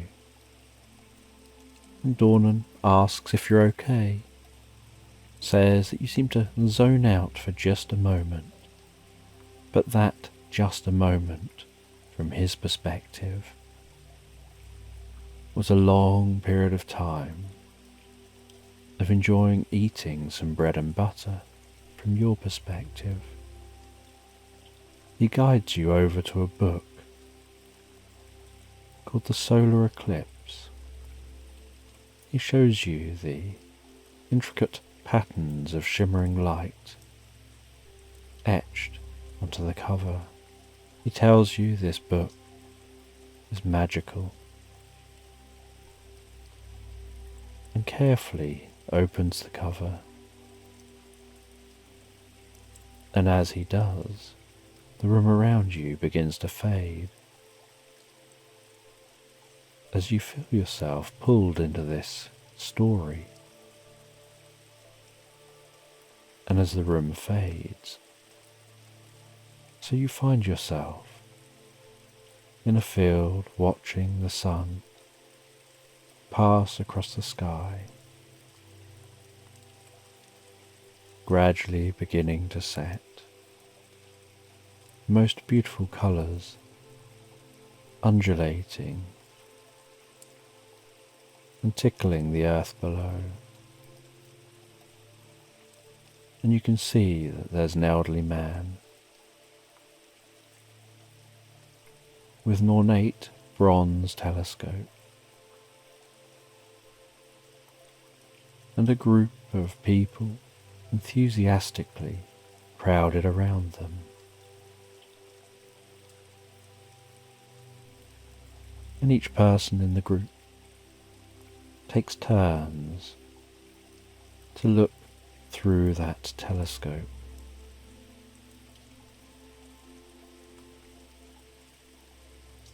And as you approach with Dornan, the man notices you and tells you you've arrived just in time for a solar eclipse. The telescope is set up especially for being able to see solar eclipses safely. They ask if you'd like to see the solar eclipse in a way you've perhaps never seen one before. You share your excitement at this opportunity, and as you look through the telescope, so you see how incredible it looks up close, the shadow of the moon slowly eating away at the sun. The surface of the sun violently undulating and pulsing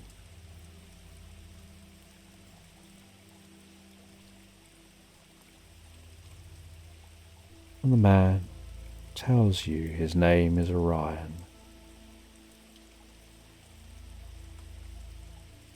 He tells you that when the eclipse happens, the veil between different worlds is thinnest.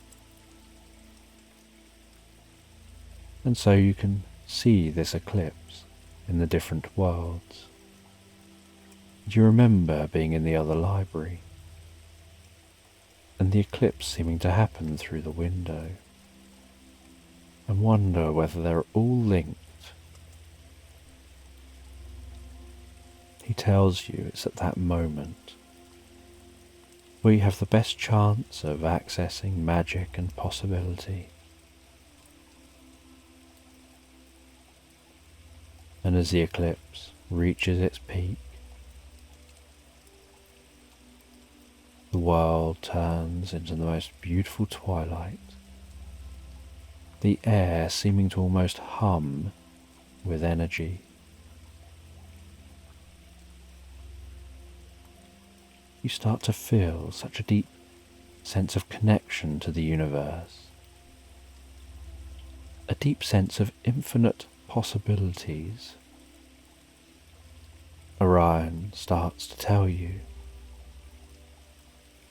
about stories of ancient trees and spirits that dwell within them. He gestures over to a majestic-looking old oak tree,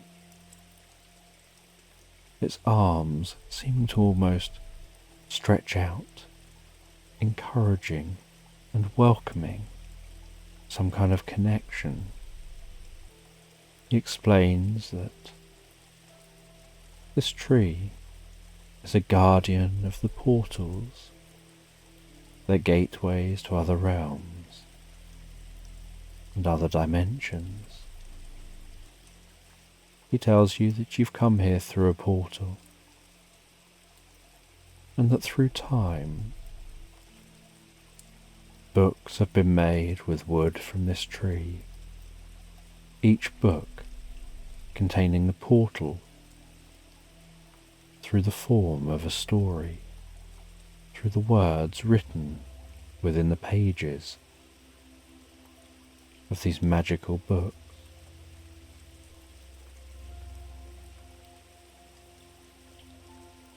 He says that you can approach the tree, run your fingers gently around the bark of the tree,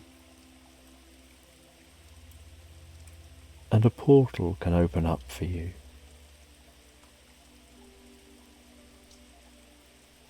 Because the tree itself can generate portals. And so you head over to the tree, gently run your fingers over the bark of the tree, and you find a portal opening before you. You walk through that portal to a land of deep violets, glowing mushrooms, large crystalline structures, presenting a deep sense of wonder and mystery. Your cat perched up in front of you, looking on with deep curiosity. And you find glowing runes. And you pick up some of those runes, seeing the symbols contained on them, sharing a sense of peace and tranquility, the land around you seeming to almost hum with magic.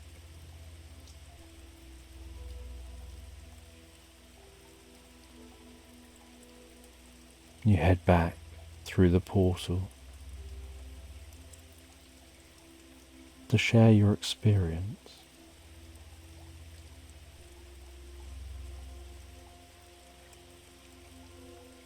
And Orion says that every time you pass through a portal,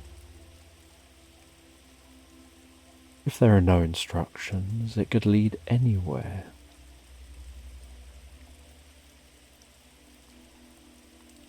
He says that the journey of curiosity and discovery never really ends. There's always a new realm to explore. There's always new stories to uncover. And so you head back with Dornan. You leave this place. You ride the bike back to that inn and settle down once again, drifting and floating so peacefully asleep. And the next day, you're curious what you'll discover, what today will bring. You know that it's your last day here, before you and your cat head home. And each day has brought curious discoveries, and you explore the village, finding an old antique store containing magical items and artifacts, shelves full of glass jars with different powders in them,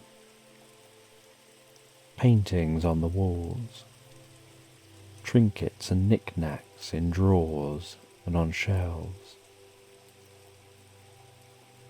objects hanging from the ceiling, casting enchanting shadows on the walls as they sway and gently move. And as you look around, you find a curious, small, little brass item that really catches your attention. It's got some intricate patterns etched into it, and so you pick that up and take a closer look. And the owner of the shop says that it is an attachment for a pinhole camera, but the pinhole camera is obviously lost to time.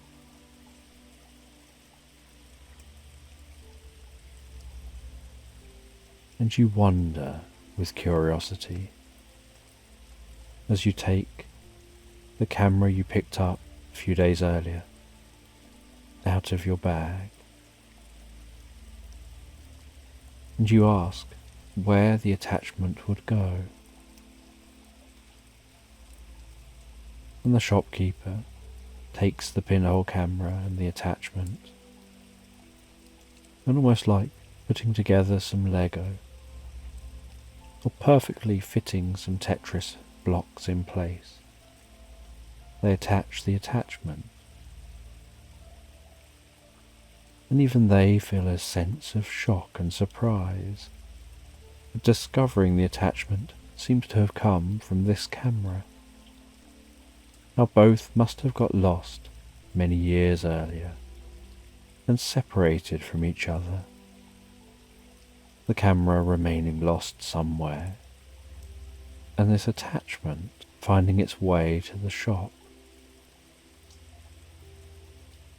And he says that the attachment means that the pinhole camera can now do more than capture images. If you place a crystal within the camera, a specific type of crystal, it will capture moments and memories, almost holographically contained within the crystal. And then these crystals can be used to project a portal to different times and places. And with curiosity, you say you want to try this out. and they guide you to a quiet spot outside the shop. You carefully point the camera at the village square, intending to capture the charming scene and all its morning glory. They hand you a small crystal. You place it in the camera. You reveal the pinhole of the camera.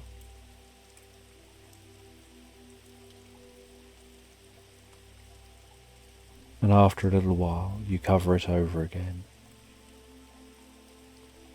And then you feel a strange sensation. And you remove the crystal and place it into a place in the center of the camera, and then uncover the hole in the front. Then the world around you begins to shift and blur again, and you find that you're standing in the village square, except now the light is different, softer, the colours more vibrant. There's a strange sense of magic in the air. You find that the land around you has changed. Somehow this is like the village that always was, only it seems different. It's like a moment in time that you can wander around and explore, that seems to loop just a very short moment, about the time it takes for a bird to be flapping its wings, and so the birds seem to be flying on the spot. And you walk around and explore the village like this. And it's like exploring the village, except that everything is looped and exactly the same moment in time is happening over and over again, and everything in the village seems as real life. Except this is just a hologram. And you can walk around. And you can even interact with what's in this image. And then you head back to the camera, lift the lid, twist the crystal, and the image disappears. And you wonder what it's like for those outside of the experience. What do they see and experience themselves? And after your experience, you head off and take a few more of these curious photos before heading back to the inn, knowing tonight's your last night. And so you have the most hearty, most delicious meal and conversation. You relax in the inn by the log fire. You read a good book before heading up to bed. You write in that journal while the cat rests on the bed. And then you rest back on the bed yourself. The cat climbs onto your lap, snuggles up on your stomach as you're laid back on the bed. And you gently stroke that cat as it purrs on your lap. Before drifting and floating asleep, knowing you're heading home in the morning. And you've got your journal of curiosities. of the strange experience you've had in your time here in this village. And you wonder whether it'll shape your dreams and how it will shape your future and how you approach the future. And you drift and float asleep, so deeply, so comfortably asleep, into slumberland. And in this bedtime story, you find yourself playing a game of cards against a wizard wearing a fitted purple jacket. And you're playing this game of cards in a tavern with a crackling, large, open fireplace. The sounds around you of people drinking, laughing, having a good time.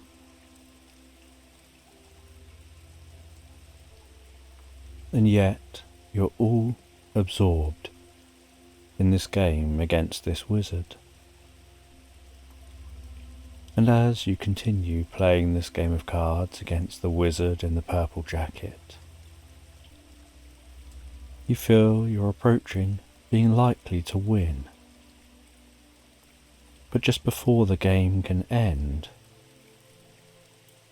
a fairy flies in the window from outside, flying in through a tiny crack opening in that window, and comes straight over to you and the wizard. And this fairy hovers near you, its wings twinkling, sparkling, like a sparkler emanating from its back, a humming sound from those rapidly vibrating wings, bobbing slightly up and down in the air. And this fairy says that your help is needed, that a legendary dragon has awoken in the land, and everyone is becoming scared. No one has seen or faced a dragon for centuries. And so the wizard looks up and smiles and says you'll have to finish this game some other time. They hand you their purple jacket and tell you this'll give you some magical protection and abilities. Just look after it so you can return it when you come back to finish your card game. You thank them and you follow the fairy, who now heads to the door with you from the tavern. You leave the door of the tavern, heading out to the cobbled streets, leaving the sounds of those people in the tavern behind, heading out into the night time of this fantasy land, in this fantasy town.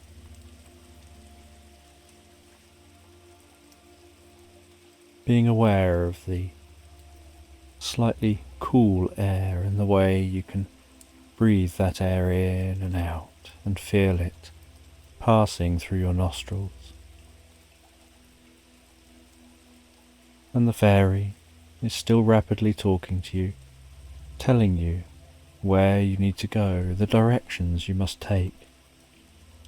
And she hands you a map, which starts off small as she's handing it to you and becomes larger when you take it. And then she flies off, leaving you alone with that map. And you see that on the map is a route plotted already, heading from this town,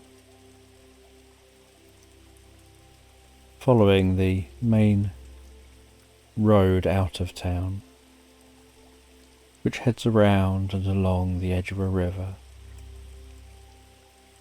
through countryside, past the fields, into the woodland. And you know it's important that you make good stride on your journey. And so you set off straight away, walking away from the town, seeing the lights of that town behind you, leaving the sounds of the town behind you, just hearing the occasional night sound of birds and crickets, the glow of the moon in the sky, the way the illuminated clouds gently drift through the sky, occasionally passing over the moon.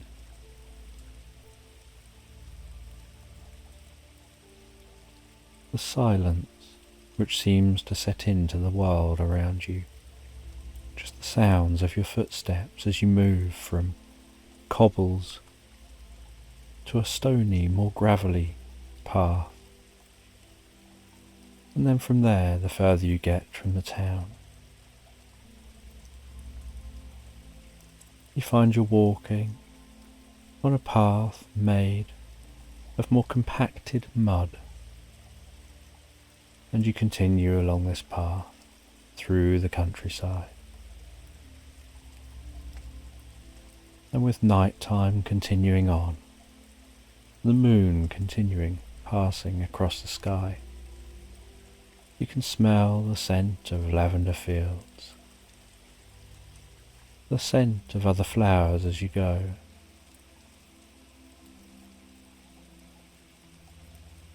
Unsure exactly what your quest will entail when you find this dragon.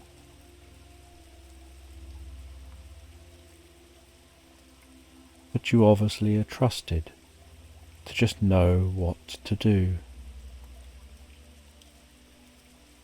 And so you continue on, reaching the edge of the wood and passing into the wood where the darkness deepens. The occasional silvery shard of light breaking through the canopy overhead, dancing before you in the gentle breeze. An increase in silence and stillness, with just that faint rustling of the leaves.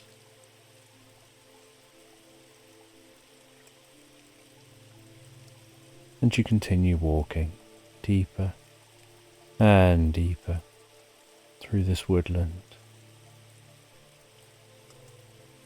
And when you feel that you've walked for quite some time, and there's probably only 4 or 5 hours before the morning, you settle down briefly to have a rest. You make a small camp and drift peacefully asleep. And you sleep for just 4 or 5 hours until you begin to hear the morning birds and notice the glow of daylight shining around you. And you exit your camp, continue your journey, walking deeper and deeper into the woodland. And after some time walking deeper into the woodland,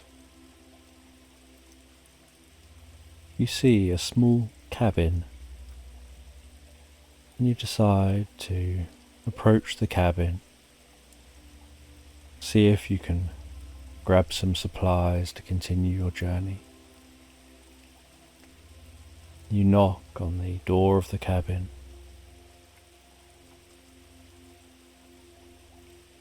and a fox-like creature answers the door. They invite you in. They ask you if you'd like to take a seat. And you sit down and they offer you a drink. They ask you if you'd like any food. You have something to eat, something to drink. You explain your quest. You explain that you'd quite like to try and have some supplies, if they've got any, that you can take with you. And so they hand you some drink to take with you, some food they prepare to take with you. You talk with them about how you've never seen them around these parts before, and they explain that they're a multi-dimensional being. They take on many forms, and ordinarily they travel around. But they've stopped for a little while in this area. They felt that there was a reason for doing so. They never really know what the reasons are. They just suddenly get this feeling they need to stop and stay in one place for a little while.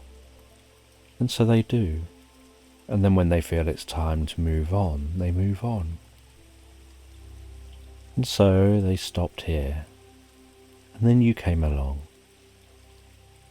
And they know why they stayed. And when they stopped here, the cabin was just a derelict cabin, used long ago. And so while here, they did the cabin up, made it all nice. Somewhere nice and pleasant to stay for a while.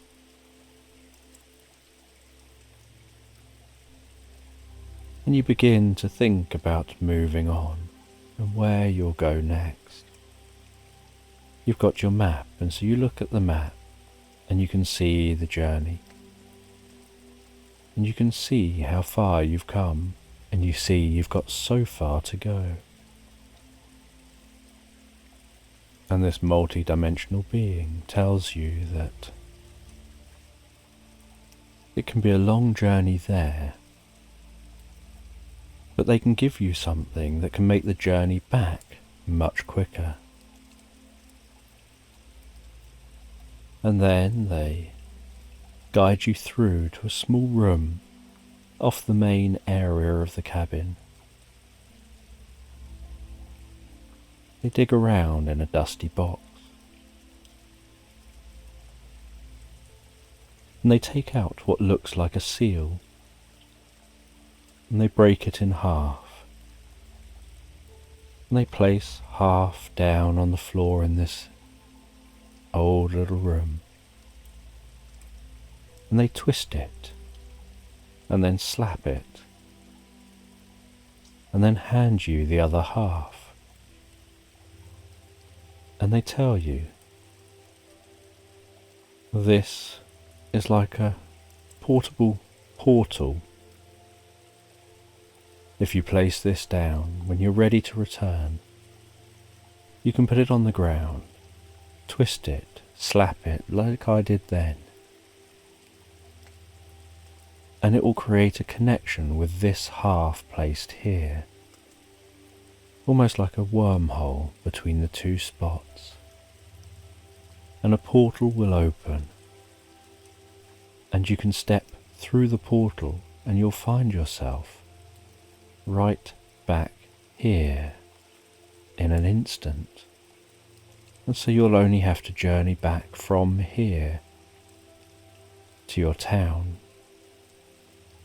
And so you place the seal in your bag.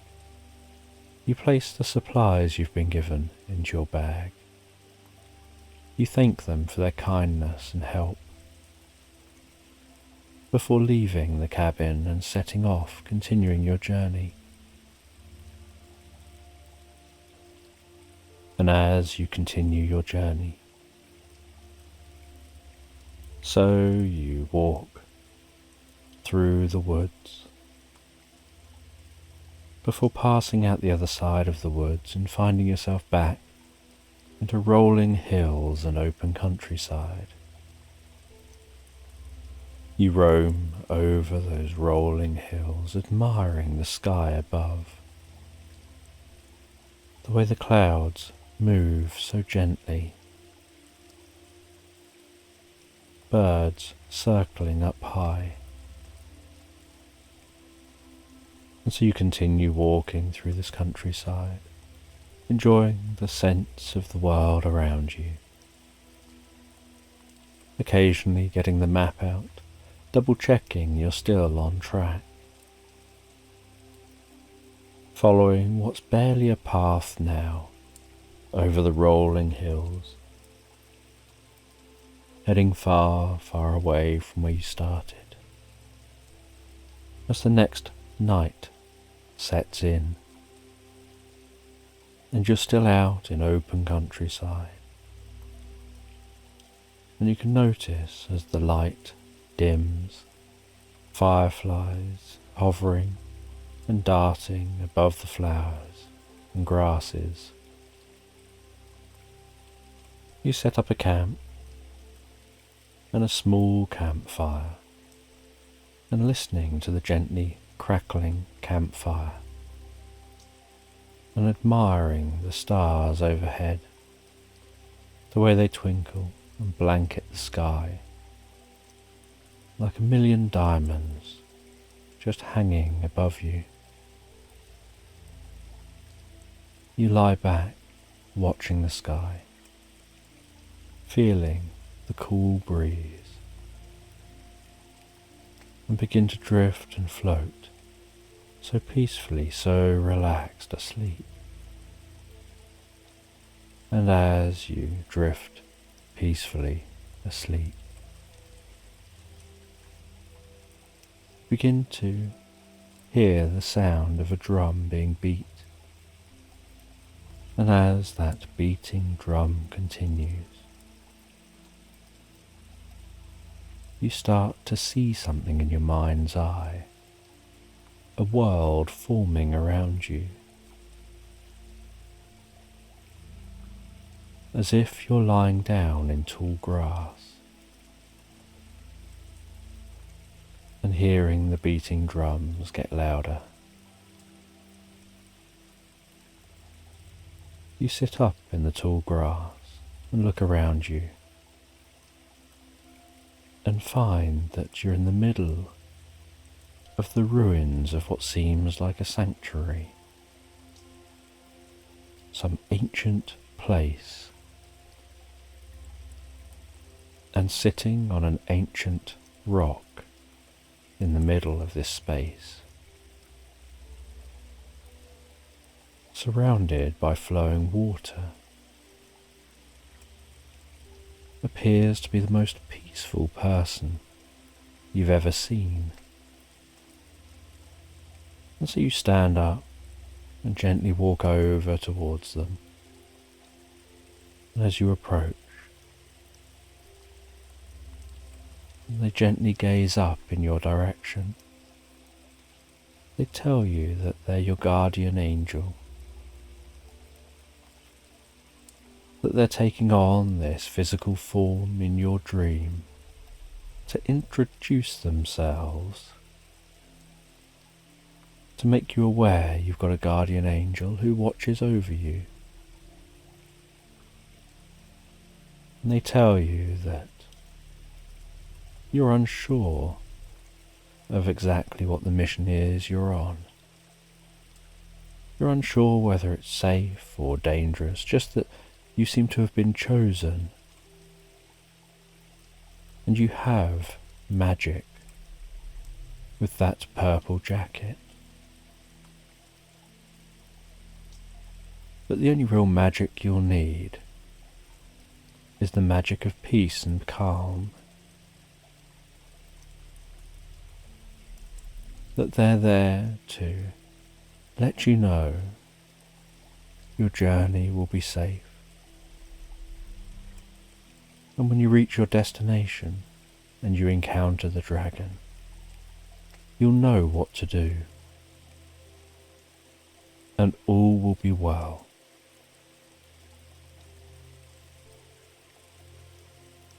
And they ask you to follow them, And so you follow them, walking alongside the flowing water. And as you walk, the flowing water gets wider and wider until you arrive at a lake where the water is so wide it's gone still, and you can see the sky reflected in the water so perfectly.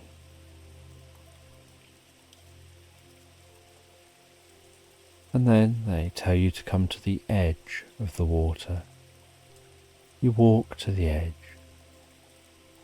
They tell you to take one step towards the water, and they have an arm around you gently, and they take a step with you, and you feel like they're pushing you as if to fall in the water. But as you both step forward,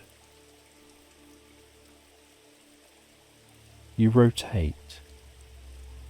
You pass through the water without getting wet, while taking one step, and find yourself stood with the surface of the water behind your back,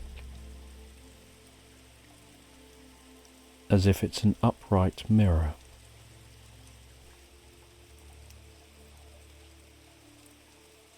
And you find yourself in a room surrounded by mirrors. And technically you're inside the lake, but you're not wet and you're not in water. And the surface of the lake is behind you.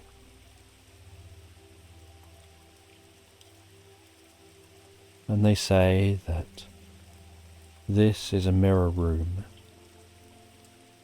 As you look around at the mirrors, seeing your image reflected in all the mirrors, they tell you this room is a place where it's hard to escape yourself. It's the kind of room where you can come to find yourself, where you're confronted with yourself until you understand your true self and what's within.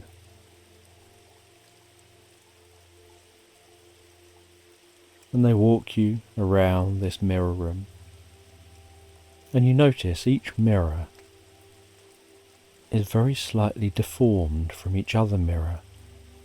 Some mirrors slightly more concave, some mirrors slightly more convex,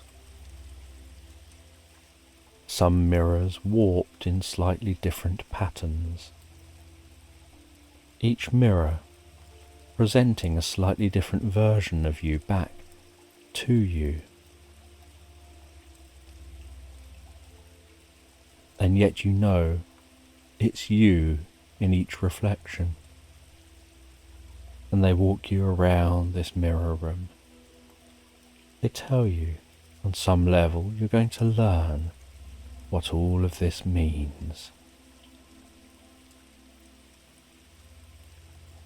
And after a while of walking round, suddenly you get a feeling like things make sense on some level.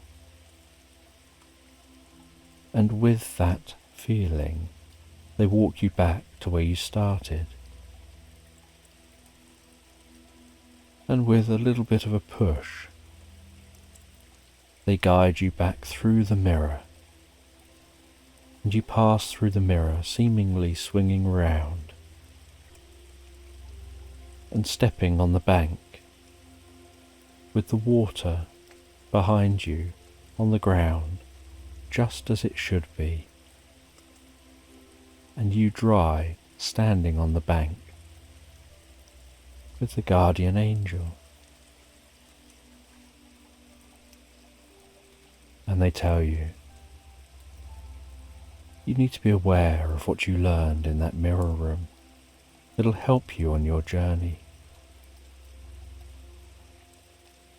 And with that, they guide you off, and you head off away from them, finding that as you walk away and the drums begin to play, So you begin to drift deeper and deeper asleep. And after a while of sleeping, you awaken to the morning, to the sounds of the morning, the warmth of the morning in this meadow, and you continue your journey, filled with a sense of peace and hope and curiosity about what you'll discover and what this dragon's like.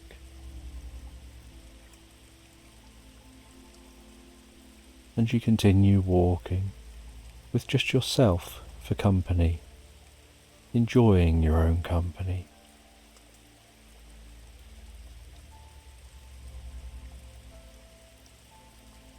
And after a while, the landscape begins to change again. The gently undulating hills now give way to a vast valley, the sides of the hills growing steeper and steeper as you walk. And so you continue into this valley, the sounds taking on a slightly echoey sound. And you walk through the valley, looking at the map from time to time to see where you are and how far you've got to go. And you can see on the map where this valley is. And having a map helps you relax, because it means you always know where you are in relation to other areas and how far you've got to go. So even when your own senses tell you that you don't know how far you've come, how far you've got to go, or exactly where you are, you can just look at the map and feel comfortable. And so you walk through this valley, and you can see that the point you have to reach is just beyond the valley. And you pass through that valley, heading out the other side, following a gentle stream that started in the hills of the valley and headed down at this point towards the centre of the valley, and then veered off away from the valley. And so you follow that stream, the trickling sound of the water, and you can see in the distance what looks like some kind of an ancient building. And as you eventually approach that ancient building, you find that it looks like a pyramid that had perhaps stood there for thousands of years, partially collapsed, worn and weathered. And you see an entrance into the pyramid. You head into that entrance, feeling the atmosphere change, a stillness set in, and inside the pyramid, strangely, it seems like an unusual different land, almost like the pyramid is a world of its own, and the inside doesn't look like a pyramid. It looks like it could be any other land. And you hear a deep rumbling growl coming from somewhere overhead, and then see the most beautiful, ethereal looking dragon fly past. with wings that seem to almost be like loose feathers flying in the sky. And shimmering is coming from those feathers, with iridescent hues coating the dragon seeming to change colour as it flies, as the light catches the surface of the dragon. And the dragon, spying you, heads down, and with a massive thud and a rumble of the ground, it lands in front of you, and with a deep, growling voice, it asks who you are, what you're doing here, and where they came from. The last they remember, they were drifting asleep, and now they're awake again. And you explain you don't know where they came from, but people are scared at their return. People haven't encountered dragons for hundreds and hundreds of years. And they explain there's nothing to be scared of, but they're also trapped in this pyramid. They're trapped in this land, and they can't fit through the doorway you took to get in here, so they can't escape. And you don't know exactly what your role was. You ask if they know anything about their history, where they're supposed to be, and they explain that they come from a land of dragons, but they were trapped here in this land, and they became a thing of worship. And then they were put to sleep, the idea being that once it was figured out how to return them, they would be awoken so that they could be sent back to their own land. They're now awoken, and no one is here to return them to their own time, to their own place. And you say you're wearing a wizard's jacket, and perhaps you can perform some kind of magic. And you learn a bit more about them. And you're curious, because if they were supposed to sleep until they could be returned, perhaps the fact that no one's here to return them is because you have arrived here, and maybe you can return them.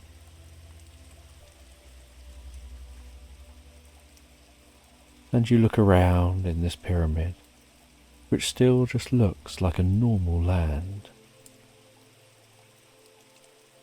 except that they definitely feel trapped in this exact location. And you see a potter's wheel that's rickety and weathered and old. And you have this feeling like perhaps you're supposed to use that.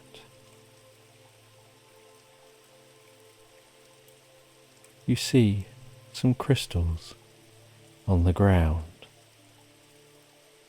and you cast a magic spell over those crystals, and they begin to glow and pulsate with purple light. You notice there are spaces for them in the potter's wheel, if you can just fix the wheel up. And so you fix that wheel up, and you begin to turn the potter's wheel. And the crystals begin to turn, imbued with your magic. and a glow begins to emanate and pulse and become stronger. And as it emanates, pulses and becomes stronger, so it seems to be filling this space, the purple light expanding, growing. The crystals almost singing a lullaby as they spin. And as they spin faster and faster, so you can feel the magic growing and spreading from within you. You start to make sense on a more conscious level of your time in that mirror room, how there were multiple versions of you and you knew each one was you. And with this, you notice that this purple light seems to have some form of ability to show up the inside of the pyramid. And on each panel of the pyramid seems to be a different image of the dragon. As the dragon flies around, its image reflected in all the mirrors. And just like in that mirror room, each image is slightly different. And you realize they need to just fly through the correct one. That these mirrors can be passed through. Each one is like a different universe. And they instinctively recognize which one to pass through, in the same way that you were helped in that mirror room to pass into the room and back from the room via one very specific mirror. And the dragon flies towards one of the mirrors as you continue spinning that potter's wheel faster and faster. And you watch as the dragon passes through a mirror, and just as it's passed fully through, the mirrors shatter. The potter's wheel stops generating purple light. The crystals suddenly splinter, and silence sets into the pyramid, and a darkness sets in. And it's almost like the inside of the pyramid. It's like the inside of a pyramid, long forgotten. As if it had come alive just while the dragon was here. And now it's as it would be for an unoccupied pyramid that hasn't been occupied for hundreds, if not thousands of years. And you leave the pyramid. You think about your journey home. You take out that seal from your bag, place it on the floor, twist it, slap it, and an electric blue portal opens up before you, like an orb in space. You step through that portal, and you find yourself in that room, in that cabin. And you walk out of the room and notice the cabin is derelict. It looks like no one's lived there for years. The portal closes behind you. You walk through the derelict cabin. You begin finding your journey home from that cabin, curious why it's derelict. when someone was there not that long ago. And as you walk back towards the village, back towards the town you came from, you encounter that fairy, and you've still got the map,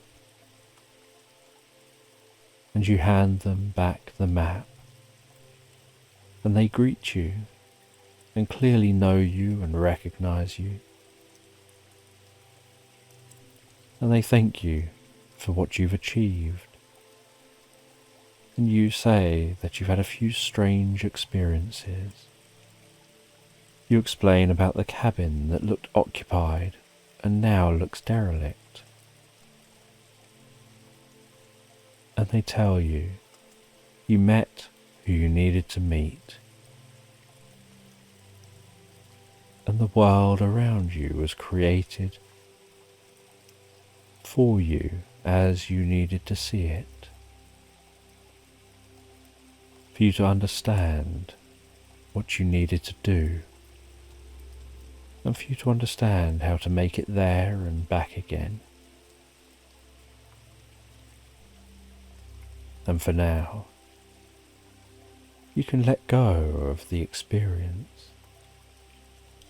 You freed the dragon, sent it back to its own land.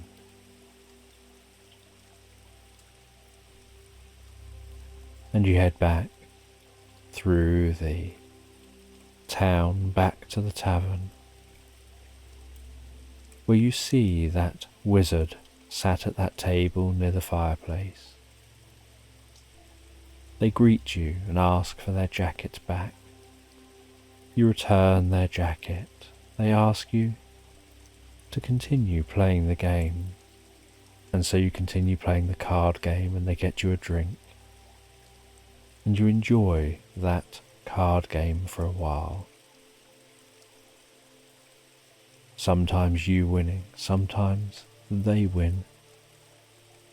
And then at the end of the night, when it's very, very late, they bid you good night.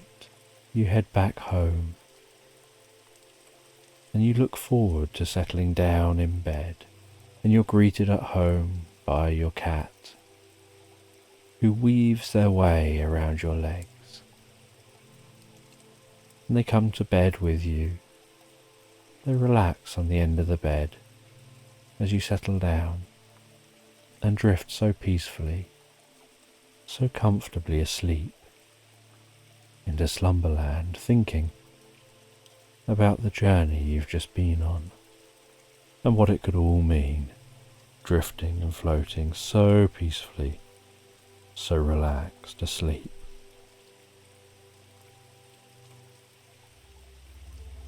I'm just going to tell this story about a woman who is resting at home one day, and she notices out of the window, while it's raining, as she's listening to the gentle pitter-patter of the raindrops on the window, that the sky has an unusual hue to it. There are areas of sunlight and areas of cloud, and while gazing out of the window, admiring the curious atmosphere, admiring the textures of the clouds, and the contrast between the dark sky and the sunlight, she notices the most incredible, vivid rainbow forming in the sky. And she watches for a while and realizes the rainbow doesn't seem to be fading. Minutes turn into hours, and that rainbow still seems to just be hanging there in the sky. And so she gets wrapped up and dressed up, ready to go out in the rain. She heads out into the rain, raising the hood on her raincoat. The sound of that rain reverberating around her ears as it strikes the coat and the hood of the coat. The sensation of each raindrop hitting the coat.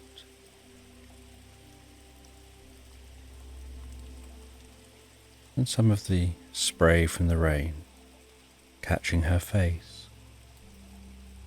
And the weather is the most comfortable temperature.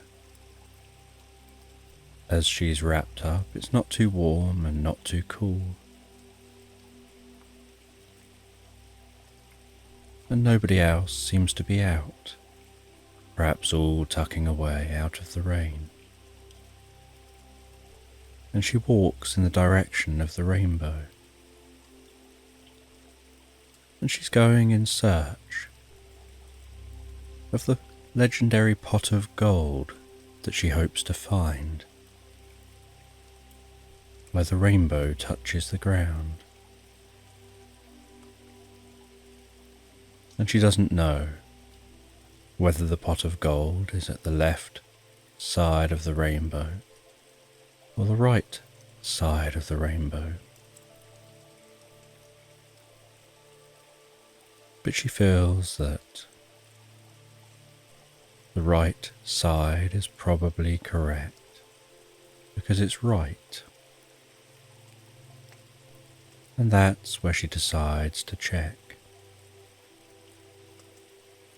And so she heads in the direction of the right side of the rainbow, keeping an eye on that giant, vivid arch of colour stretching overhead. Curious at how that rainbow is lasting so long as she walks.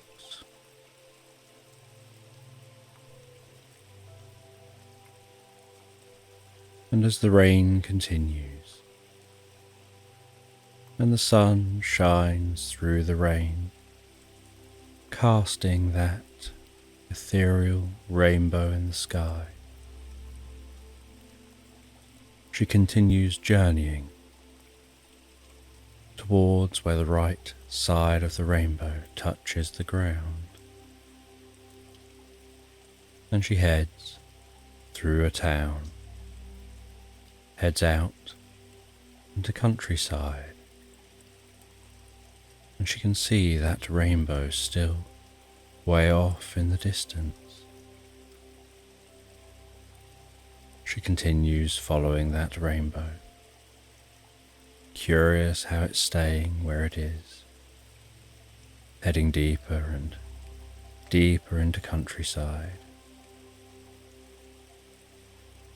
noticing how the countryside seems to strangely be shifting and changing as she walks, as if reality is shifting and changing.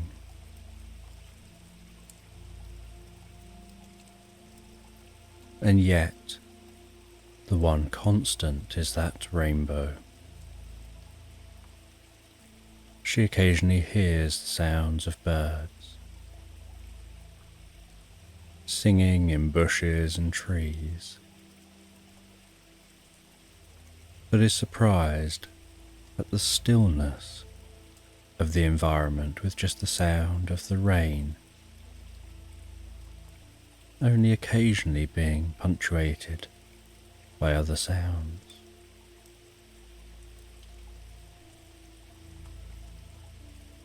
She reaches grounds of an ancient monastery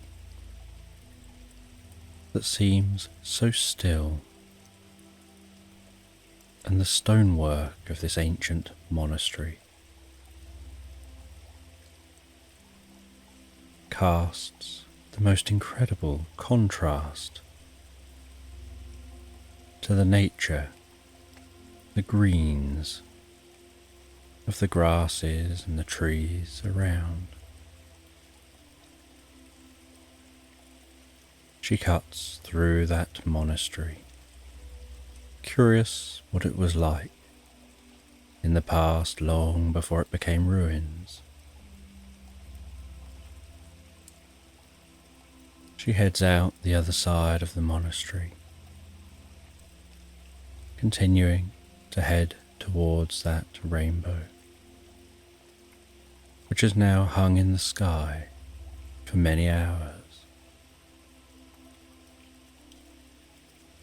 It's almost as if time is caught in a loop, not proceeding forward, but still playing, like just a loop of rain in a moment.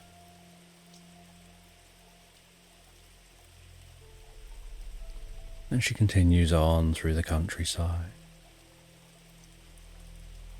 The feeling of walking through fields where the ground is slightly spongy.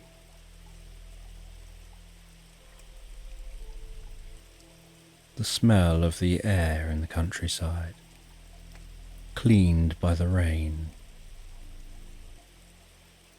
A certain freshness to that air. As the landscape continues to subtly change as she walks, in a way that's barely noticeable, and just retrospectively she realizes how different the landscape is becoming. She finds herself walking into long grass, taller than she is, with wide shards of grass, almost rattling in the breeze. As she walks through that grass, keeping an eye on the sky, on that rainbow as she walks.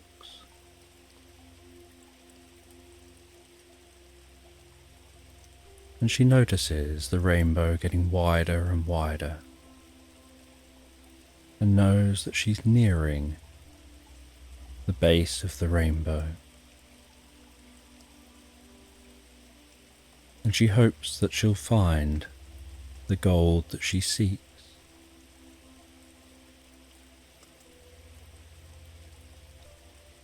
And eventually she reaches the foot of the rainbow. She can see it arching high overhead. Its colours so vivid against the darkness of the rain clouds.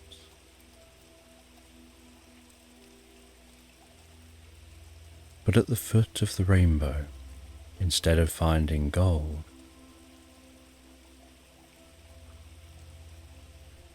she notices that there's what looks almost like a blue portal with a slight whirring sound, as if this rainbow is beaming out of that portal. She wonders whether there is the same at the other side of the rainbow.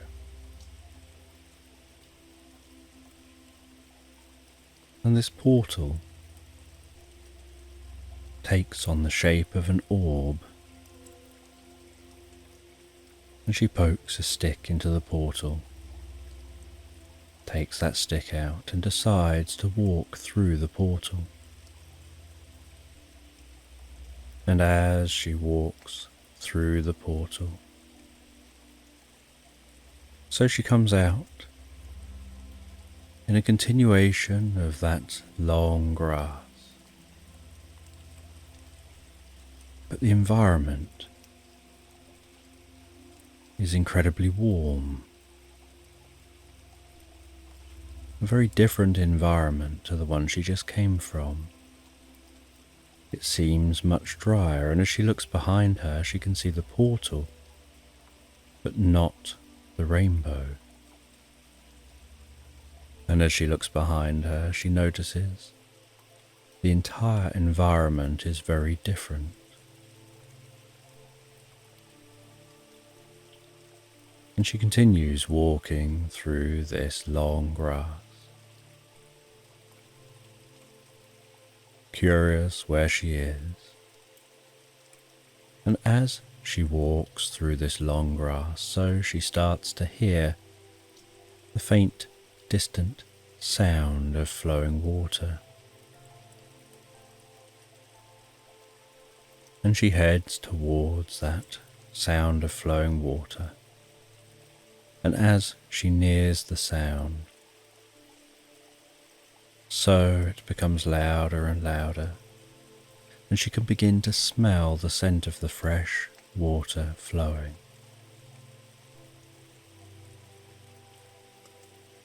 And as she gets closer and closer to the water,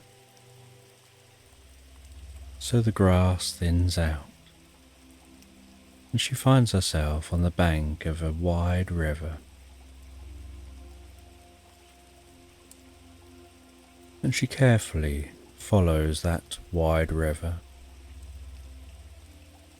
curious where it'll take her. And along the riverbank, she sees a very unusual sight. Something large seems to be in a deck chair with a parasol above their head. And she gets closer and closer and realizes that it's a manatee, seemingly resting on its back, enjoying the weather, shielding itself from the sun with the parasol. And as she approaches, she slows down and engages in conversation with this manatee. And while talking with the manatee, she can hear the water trickling alongside, the sound of the rustling grass, the sight of the occasional butterfly flitting in and out of that grass.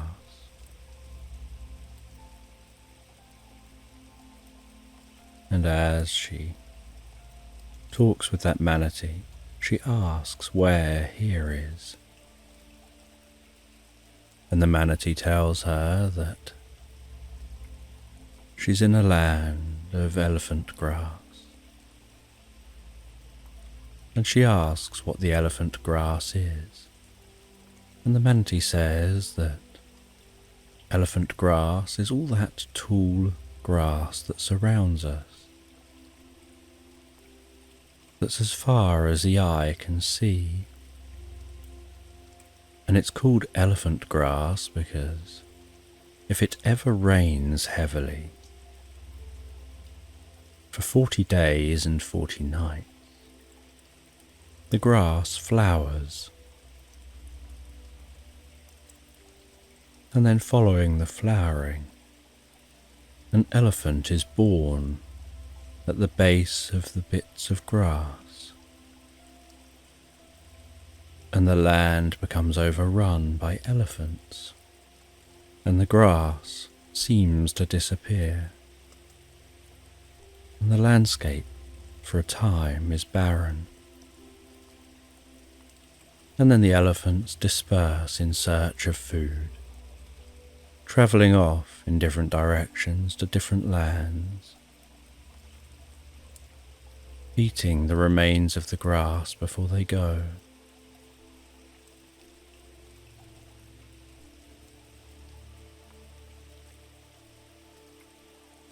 And this manatee explains that sometimes it's been known to go wrong, that a strange kind of rain happens, and something very different occurs. That there was one year where It was raining incredibly heavy, but it was also very windy.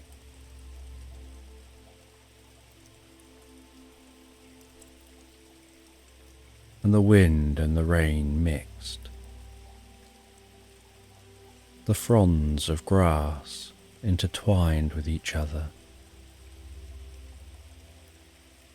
The river that weaves its way through this elephant grass overflowed,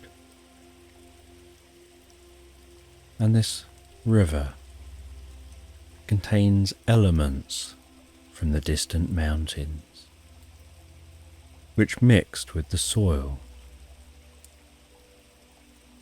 And as the rain subsided, and the river settled down, out from the ground erupted tens of millions of chickens, running around, noisily pecking at all the seeds, pecking at the remnants of the grass. Chickens as far as the eye could see. And the woman engages further with this manatee, not once thinking that actually it's a strange experience to find a manatee lying back on a deck chair with a parasol overhead, who can also talk. Something about the experience just felt natural. And she sets off from that manatee, having asked for directions on where she should perhaps go next. The manatee had said about the mountains, and so she thought perhaps she'll head towards those mountains, and was curious what these elements were, which washed down the river from the mountains. And so she follows the river up towards those mountains. And while walking towards those mountains, she notices a white pelican standing in the water, so patiently waiting, staring into the water. She calls out to that white pelican and asks them the direction, if she's going the right way to the mountains. And the pelican tells her that she is, that she can head this direction past the lost city, where eventually she'll find a garden. And in that garden, she'll find the path into the mountains. And she leaves that pelican, continues following this river.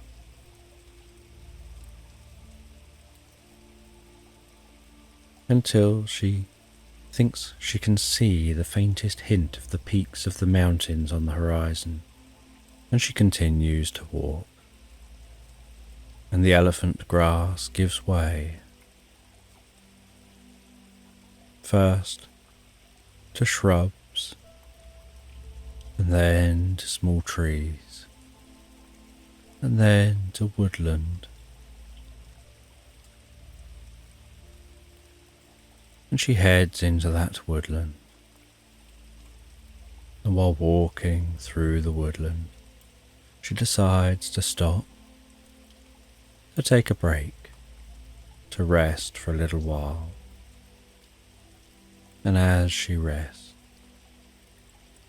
so a little fairy seems to fly from the water's edge,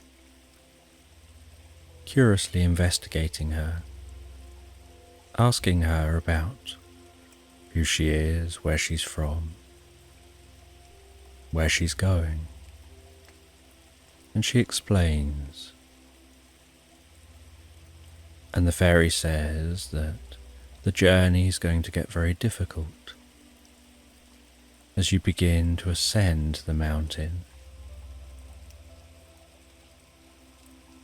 But hidden within the mountains are multi-dimensional beings called the Hugs.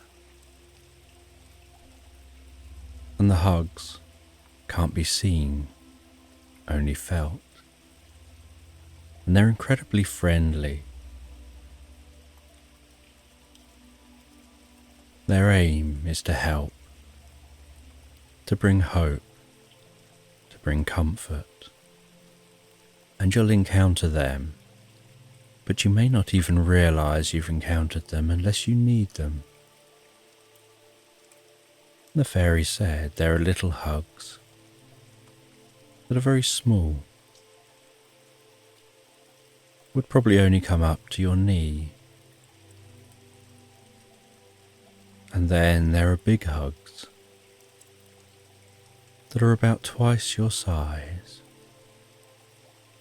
And the fairy explained that you can't see the Hugs, these multi-dimensional beings.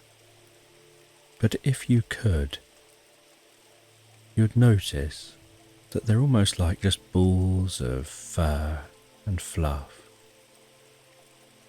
with the friendliest of eyes and faces, and the warmest of cuddles. And they communicate through touch. And so they come up, and they give you a hug to help motivate, to help you feel safe and secure, to help you feel supported, to help you better continue your journey. And whenever you need a hug, they will be there. Sometimes you might need a little hug. Other times you might need a big hug. But they'll be there when you need them. And then the fairy flits off and seems to rest down on a lily pad in the middle of the river, before jumping in the air, landing in the middle of that lily pad and seeming to disappear. And the woman rests for a little while before continuing on her journey, and she encounters the lost city, so she knows she's heading in the right direction.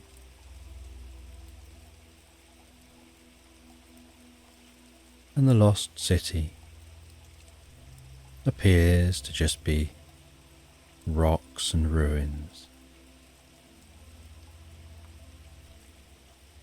And she climbs some areas she's sure used to be walls, and weaves through other areas she thinks may have been doors, and follows other areas that look like they were probably paths, maybe even roads. She feels that she can almost hear the sounds of what this metropolis used to be like. The chinking of blacksmiths working with metal, the clopping of horses, the murmur of people selling to each other in markets, enjoying each other's company. The vibrant nature of this place when it once existed, and having a curiosity about how it all came to an end with time. Maybe the people from here just gradually moved on and went their own separate ways, as she now continues on her separate way through this lost city, back into the woodland,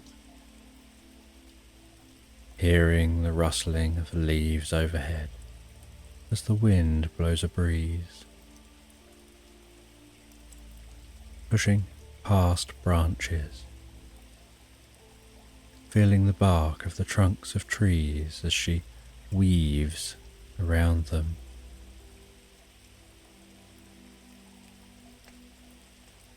Watching the shards of light breaking through the canopy and dancing ahead.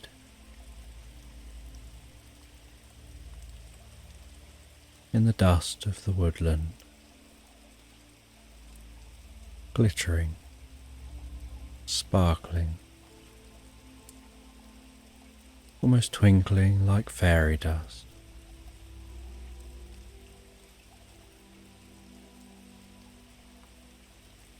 And gradually working towards a clearing the other side of the woodland,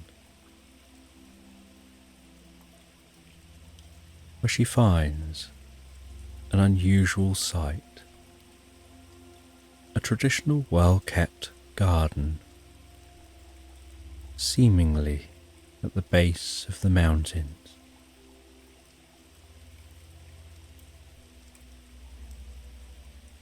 And she walks up to the gate to the garden.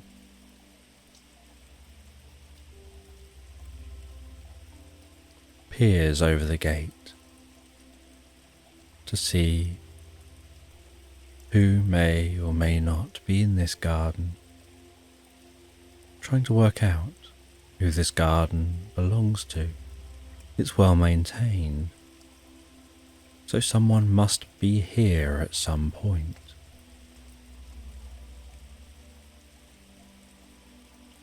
And then carefully unbolting the gate, walking through the gate, with a creak and a click, closing the gate behind her, smelling the most beautiful scent of the flowers, feeling the warmth of the sun on her face, and then seeing the most friendly looking cat lying in the sun in the garden.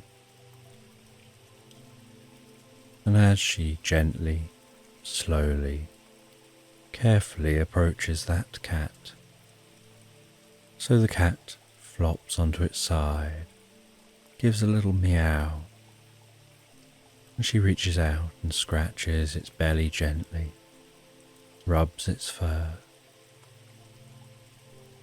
rubs just under the cat's leg,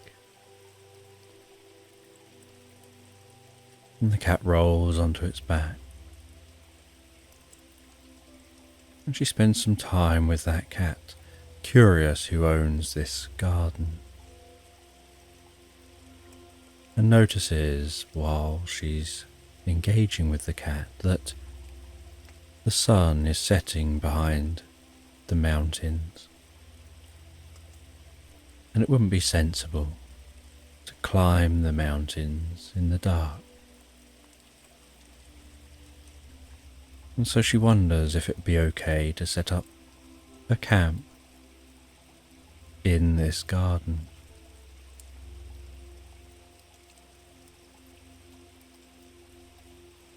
And so she makes a makeshift camp in the garden from bits she's acquired on her journey. The cat comes and sits down near her, and as the garden begins to darken, as that sun continues to set, she notices fireflies flying around in the garden, most beautiful dots of light, flitting from place to place, sometimes hovering in a location. And then she notices in the darkness somebody approaching holding a light,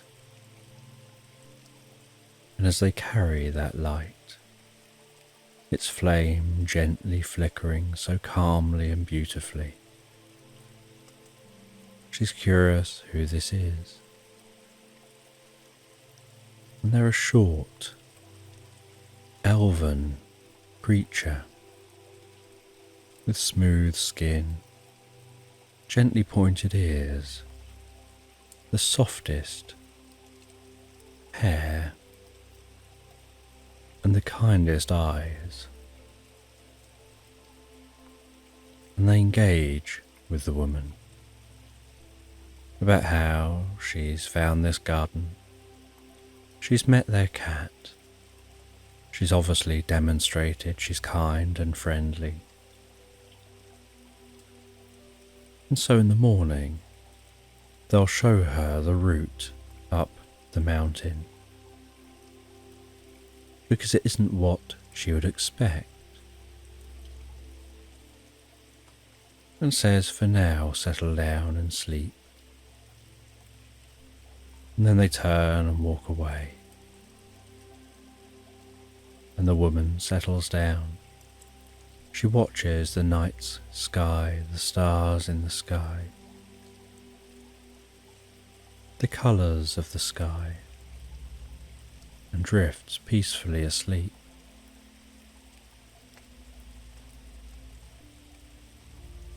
And the next morning, she wakes to the cat padding on her arm, feeling so calm and comfortable. She walks across the garden, curious about the previous evening's encounter. And that elven person appears again, guides her to the sundial in the middle of the garden, twists the top of the sundial, and with a click, they then tilt the sundial, revealing some steps, and they say, descend those steps, and it'll take you to the path to ascend this mountain.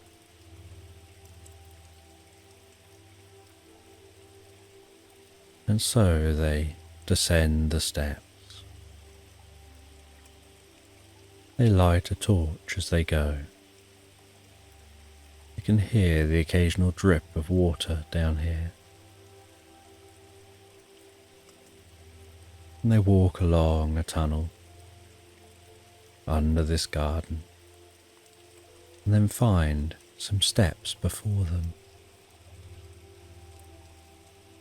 They begin to ascend these steps, and the steps get wider and wider,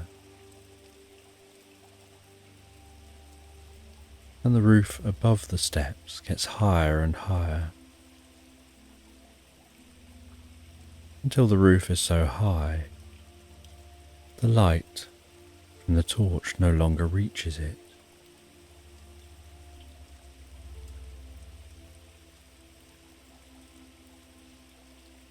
And they ascend, and they ascend, and they ascend, encountering glowing moss, streams of glowing fibres around the walls, helping to light this space.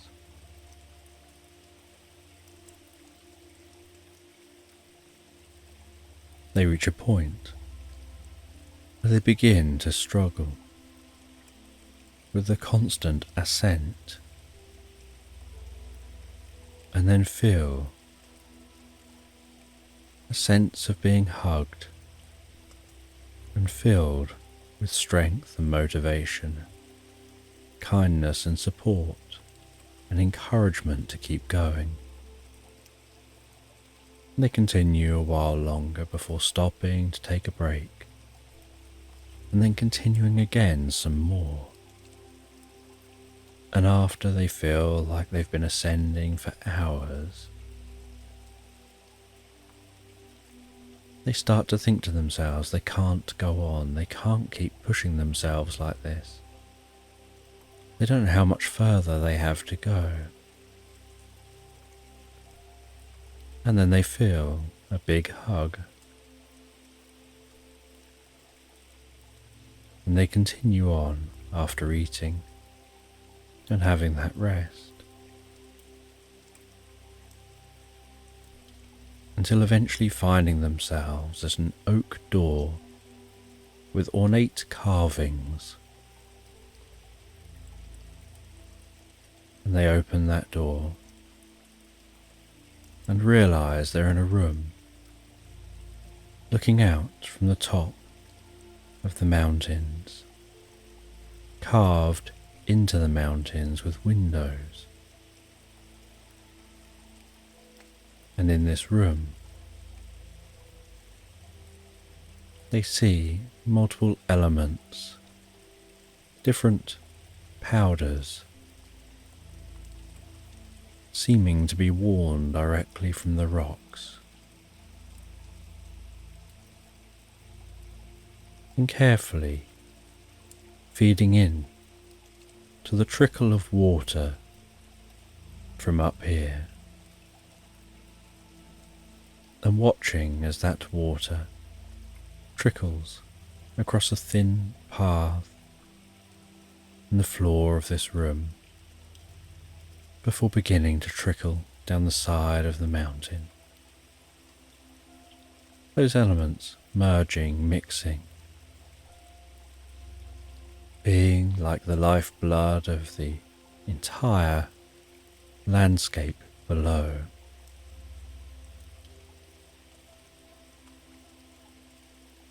And from here they can hear the blustery wind outside. They can see way off into the distance, way off back to where they started.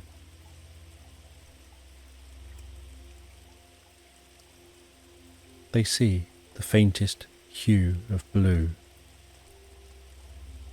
of that portal way off in the distance, so vivid and vibrant.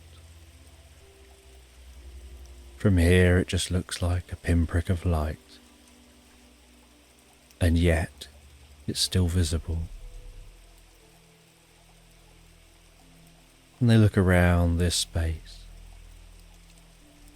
finding this room seems empty, but it seems purposeful. It has windows. It's designed as a room. Elements seem to be just wearing off the walls and carefully flowing and mixing with the water.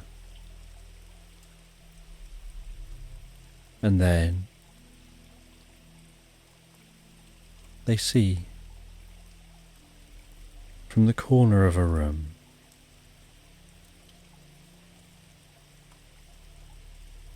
a small owl hopping along the ground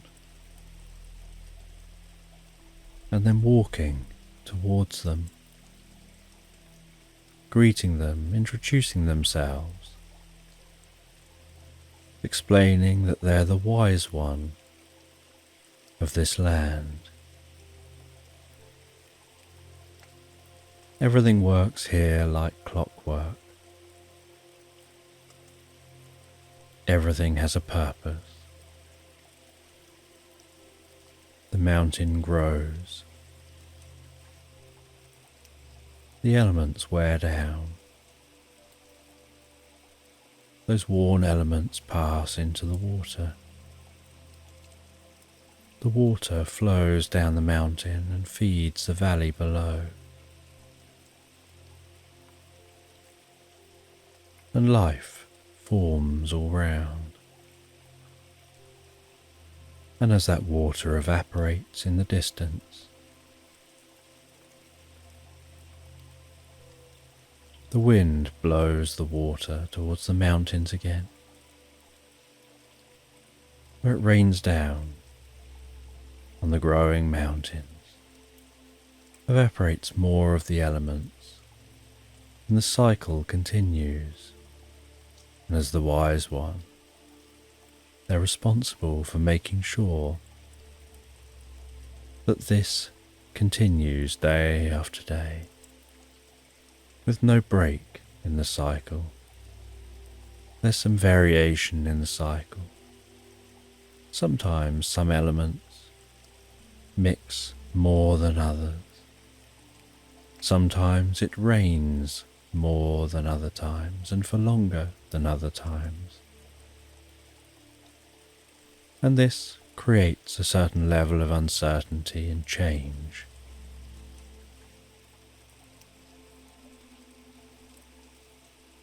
And they ask the woman what led her to be here, and she explains she came in search of gold, but found this place instead, finding a portal where the gold would normally be. And they say to the woman, "You struck gold. Very few people have ever made it here. It's very rare for anyone to find the base of a rainbow, and that the bases of rainbows are portals between lands, each base leading to different lands. And the portal is different depending on the rainbow and the quality of the rainbow, leading to different lands, different dimensions." And they explain to the woman that she needs to head back and find her way back, that they can share some knowledge with her, make this trip meaningful. But she needs to head back before the rainbow dissolves and the portal fades. And they hand her an enormous kite and what resembles a kind of surfboard mixed with a wing. And they tell her to get back, the quickest way is to kite surf. The wind, the updrafts of warm air, following the descending cold air, recognizing patterns in the sky to navigate your way back. They tell her to hold on to the kite, holding on to two separate strings that will allow her to direct the kite left, right, help her to raise up, lower down, and to be on that windsurfing board.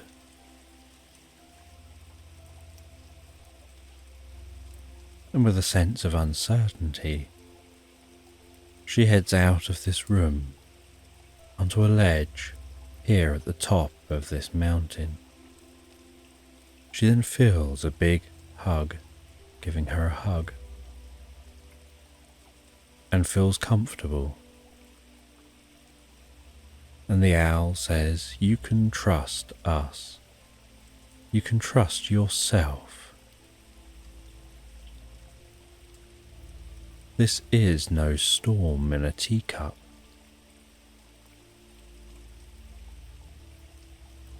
You can ride this back to where you came." And she pulls on the cords, lurching the kite forward, which launches in the air, jumps onto the board, locking one foot on the front, and sets off, waved off by the owl, and begins surfing the wind back to where she came, surfing above the mountain, above the garden, above the woodland, weaving and following that river back in the direction she came from. Sky surfing all the way back, noticing way down there that manatee still choosing to rest on a deck chair under a parasol, and lowering herself down and weaving, landing among the elephant grass, skidding along near to the portal that she's aiming for. And she passes through that portal, finding herself back where she started, in a more familiar land. The tall elephant grass here, fading as the portal fades, where it had bled out through the portal into the land around. Seeing behind her the rainbow fading, the portals closing, the clouds clearing, the rain stopping, as she found her way back home, and as the sun increased in temperature, now there were no clouds or rain, she took off the raincoat and carried it with her. As she walked back towards her home, and as she arrived home and went to get the key out of her pocket to open the door, she finds a tiny little carved statue of an owl, inscribed on the base, saying something to remember your journey by. She opens the door and goes in to her house. She makes herself a drink and settles down for a while, reflecting on the journey she's had. And as night falls, she heads to bed, still in her mind, running over the experience, curious how the portals form, why others haven't discovered them before, why she's never heard of them before, wondering whether she'll ever get to leave this land and maybe visit other lands in the future, knowing if there's another rainbow, she's definitely going to go searching for the end of the rainbow. And she settles down and begins to drift and float so peacefully, so comfortably asleep into slumberland. And in this bedtime story, you find yourself travelling along an English canal in a narrow boat, and your boat is travelling along very slowly. You're carefully manoeuvring this boat along the canal, enjoying the leisurely journey through the waterways. the sun gently setting in the background, casting the most beautiful glow across the water and the landscape as you gaze out over the flat meadows and fields, pocketed with the occasional patch of woodland. That golden light, bringing a deep sense of peace and calm.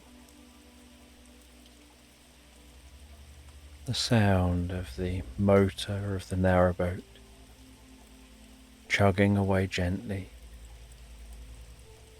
as you hold the rudder, steering,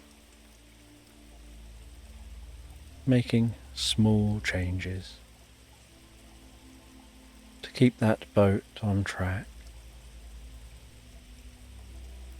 The slight sloshing sound of the wake as it reaches the bank of the canal.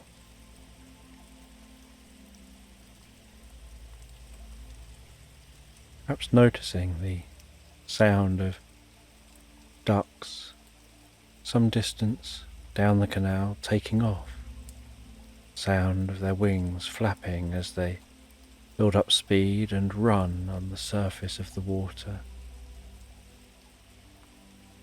while the pumping of their wings cause them to call out and verbalize their experience.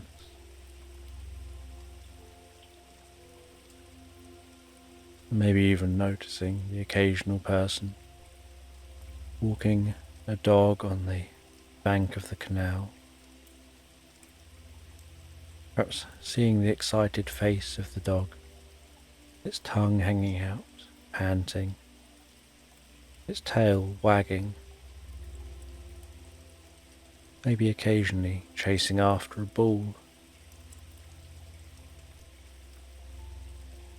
Perhaps seeing a dog that jumps in the canal water, paddles around for a bit before swimming back to the shore, planting its feet just right, and shaking itself dry, its fine mist created, forming a soft rainbow through that mist as the low sunlight shines across the landscape. Finding this life on a narrowboat to be so relaxing, like really slowing down time, allowing your mind the time to wander and drift and dream. That golden light shimmering as it bounces along the water's surface.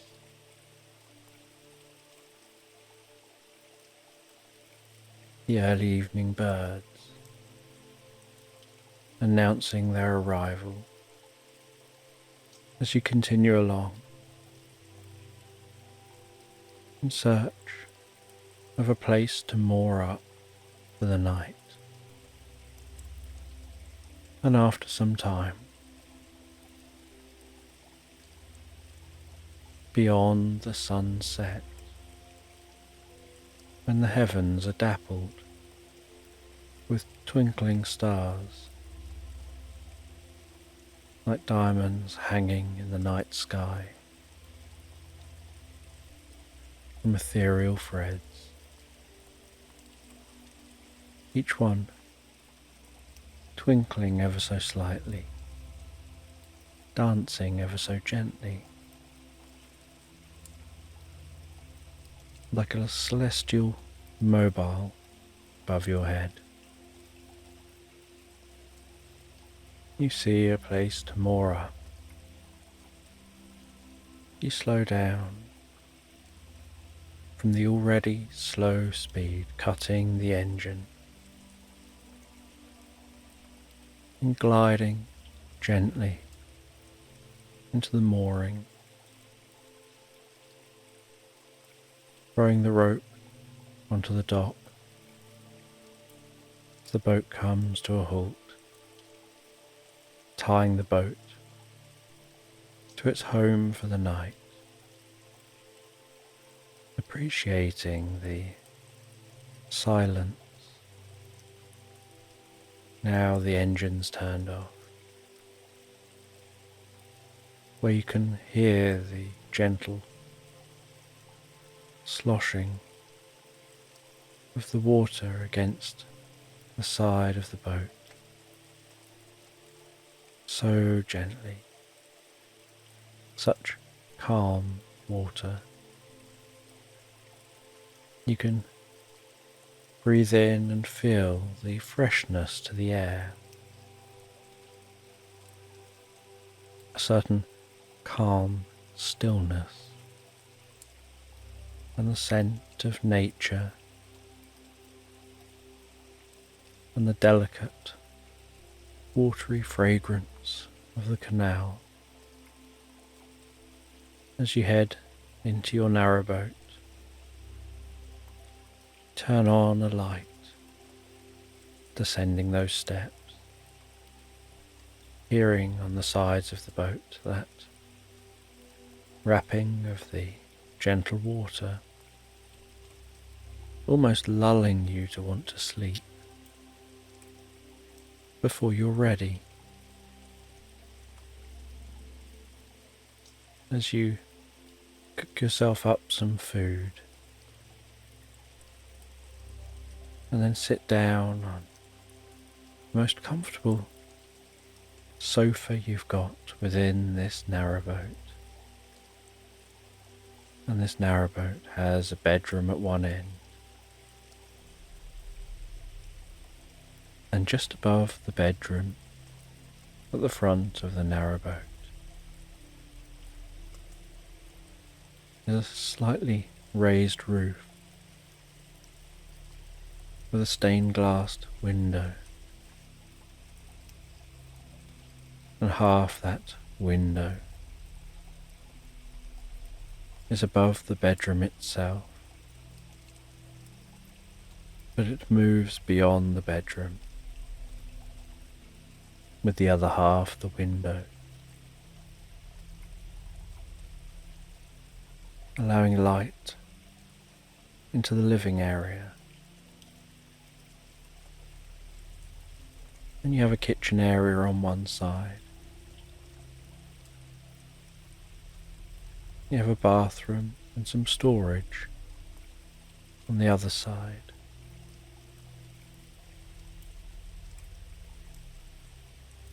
You have a wraparound sofa, only parted by the steps down into the room.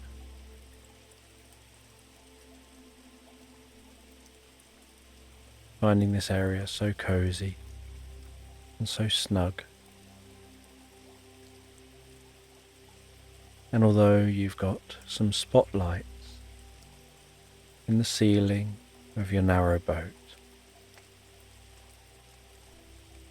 you use lamps you've got dotted around, which allow for softer light, more focused light, more atmospheric light. And so you have something to eat, and you sit down and you rest for a little while, just listening to the water, or turning the lights off, heading through to the bedroom area and heading to bed, and drifting and floating into the most peaceful night's sleep. And while you drift and float asleep deeply, you dream that you're walking along a seashore, walking through slightly damp sand. The sound of the sea gently rolling over alongside you.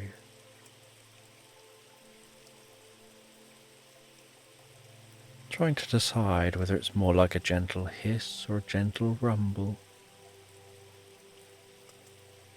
A bit like white noise of that sea rolling in. And it's a little distance from you, but you can still smell the salty air.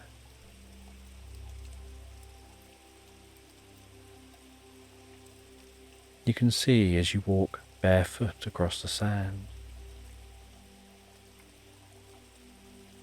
the way your feet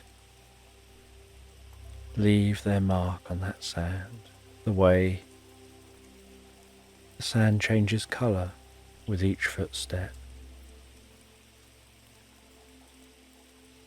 And you find a location where you feel the sand is just right, just the right level of dampness for you to build a sandcastle. And so you start building up that sandcastle, filling a castle-shaped bucket with sand, with a small spade, patting that sand down, the gentle thud with the spade, before tipping the castle over, giving a little shake to the bucket, tapping the top of the bucket with that spade, carefully giving a little bit more of a shake, wiggling that bucket ever so slightly, paying close attention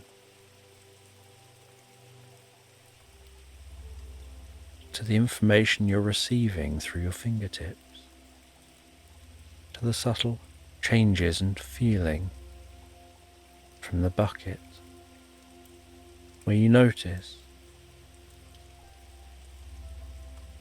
how the sandcastle is loosening from the walls of the inside of the bucket as you carefully and gently twist and shake that bucket very, very gently, in very small motions, until the bucket feels empty, and you know underneath the bucket the sandcastle should be stood proud. And so you carefully lift the bucket up from the sandcastle to reveal the perfect castle. And then with the spade you dig a moat around the castle.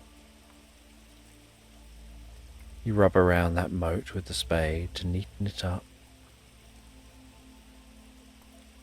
You build up a bit of a wall from the sand from the moat around the foot of the castle. You then start to carefully dig from that moat in the direction of the sea, carefully digging over to the sea to make a channel to the water.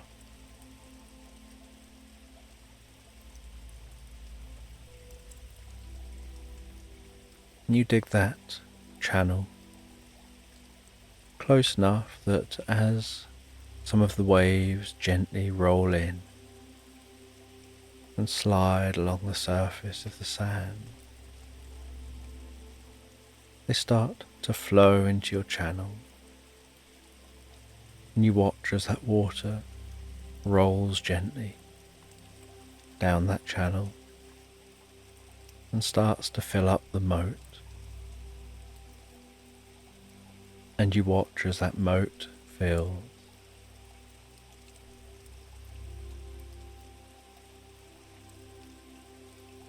And then, to make this last a while longer, once the moat is filled, you fill the channel back up.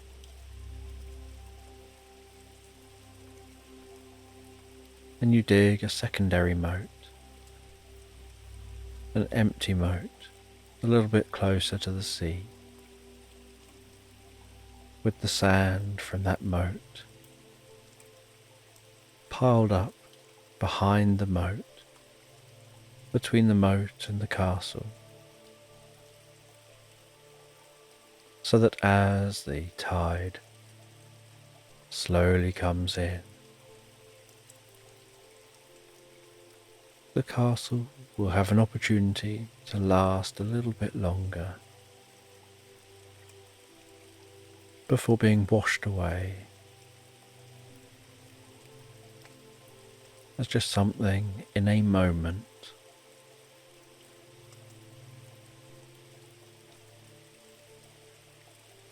And you sit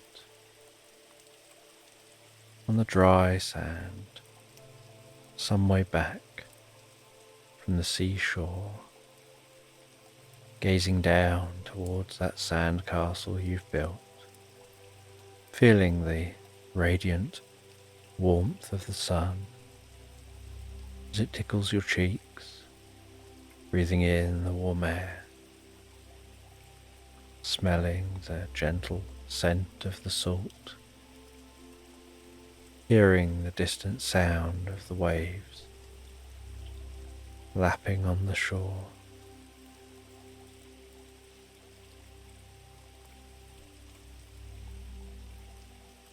Enjoying this dream, the peacefulness of the dream, the simplicity of the dream, like having a still mind, just focusing on one enjoyable task, on being in the moment while doing that one enjoyable task.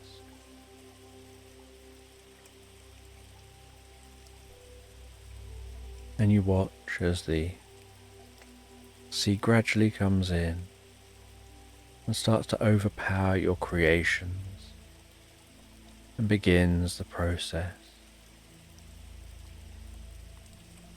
of eroding that castle,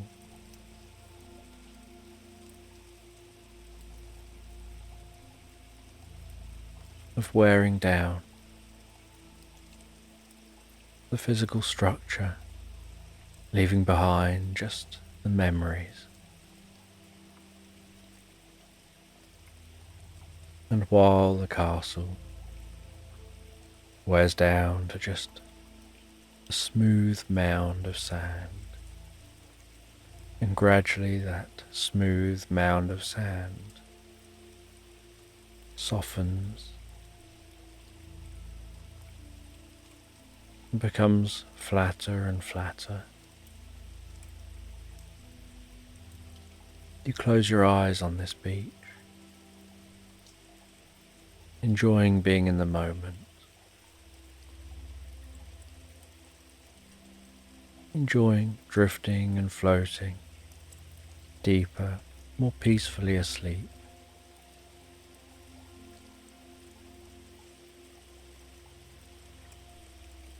And as morning approaches,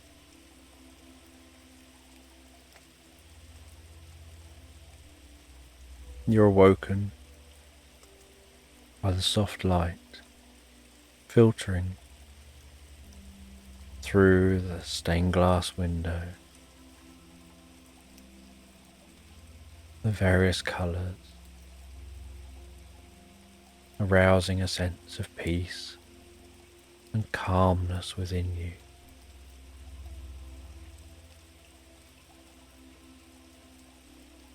And you wake up feeling so refreshed and revitalized, having fallen asleep like every other night, where you have that sense of being rocked asleep, so gently.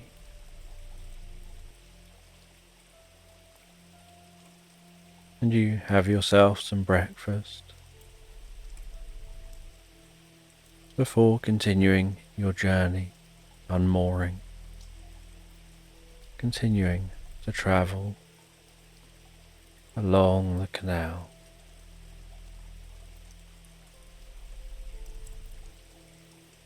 And after a while you arrive at a lock. You navigate your way through the lock, heading into the lock, closing it behind you,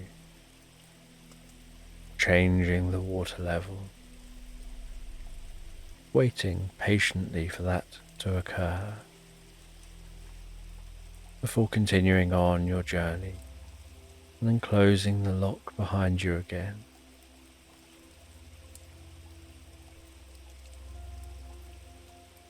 Continuing your journey along the canal, each day just being so relaxed, so peaceful, very calm and leisurely way of life. A very simple way of life.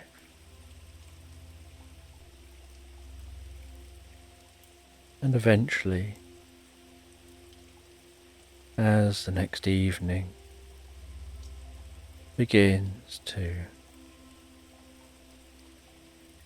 knock on your shoulders and the curtains of night begin to draw, you see a mooring by a traditional British pub. You moor up by that pub. You head into the pub. There are some locals in here and great atmosphere. Wooden beams. And the outside is wooden beams and painted white and a thatched roof.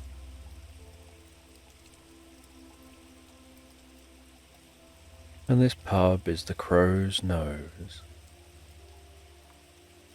And the picture above the pub, the sign hanging out from the building,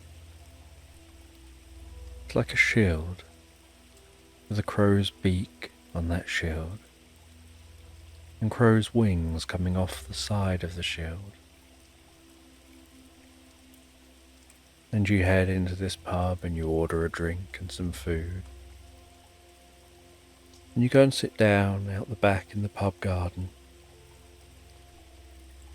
And this pub has a front pub garden with some benches and people out the front, and a back pub garden with some benches and more space and fewer people out the back. And so you sit and enjoy your food, and you enjoy your drink. The gentle murmur of people in the background, talking, enjoying themselves. And as you sit there, so unusual looking man in a purple cloak and a pointed hat walks over to you, sits down at the table near yours, and they declare that they're a wizard. And you smile, as if just to be polite, unsure really how to respond. And they pull out a coin, and they make the coin vanish in their hand. And again you just smile politely, thinking many people know how to do a magic trick like that. But you don't say that, you just smile politely. And then this wizard tells you that they can show you something really curious. And they wave their arms around, and nothing happens. And you smile politely again. And so they stand up, move to an open space in the garden.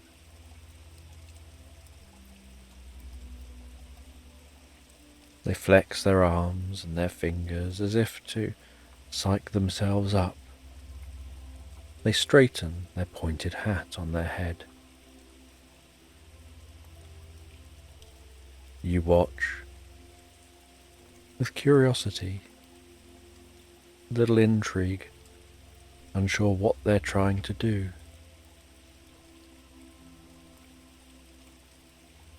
As they make large arcs in the air with their hands. Only this time there's a slight electrical buzz and hiss and a slight electric blue sparks coming from the path their hands are taking.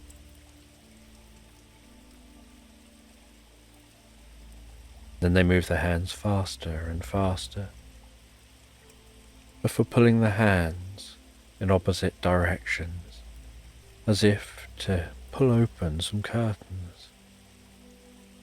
And as they do, the space between the sparkling ring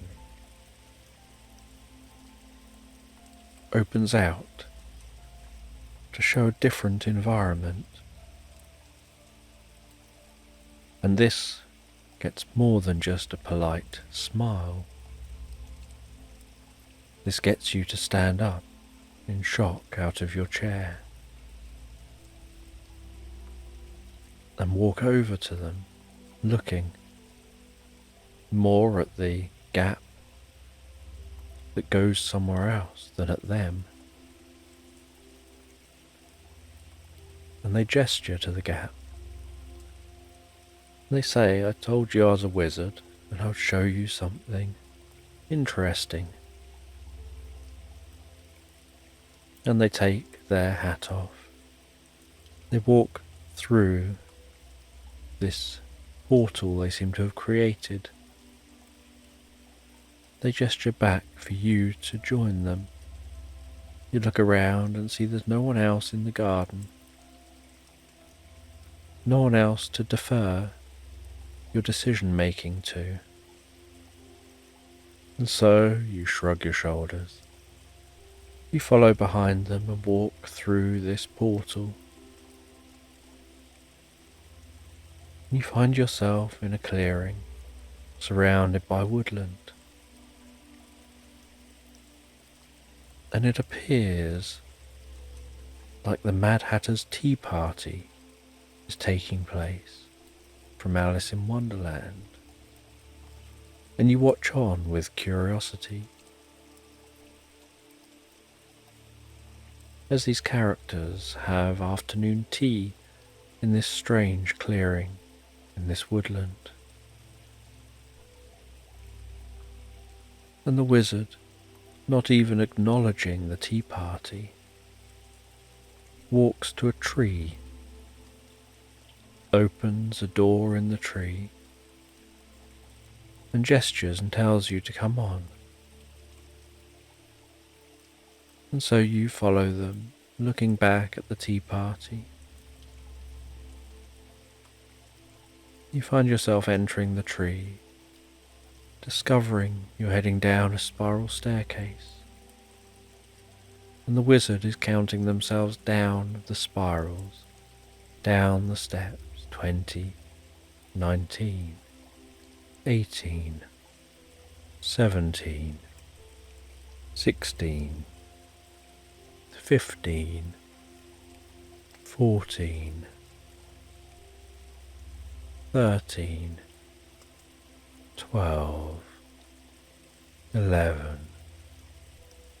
10, 9, 8, 7, 6, 5, 4, 3, 2, 1. You hear them stepping off the bottom step. As you, a few steps behind them, follow on. You hear them opening a large metal door. They walk through the door and you arrive at the door and walk through following them. And find yourself in a large dungeon under the tree. And you walk through this dungeon, each footstep echoing off the walls.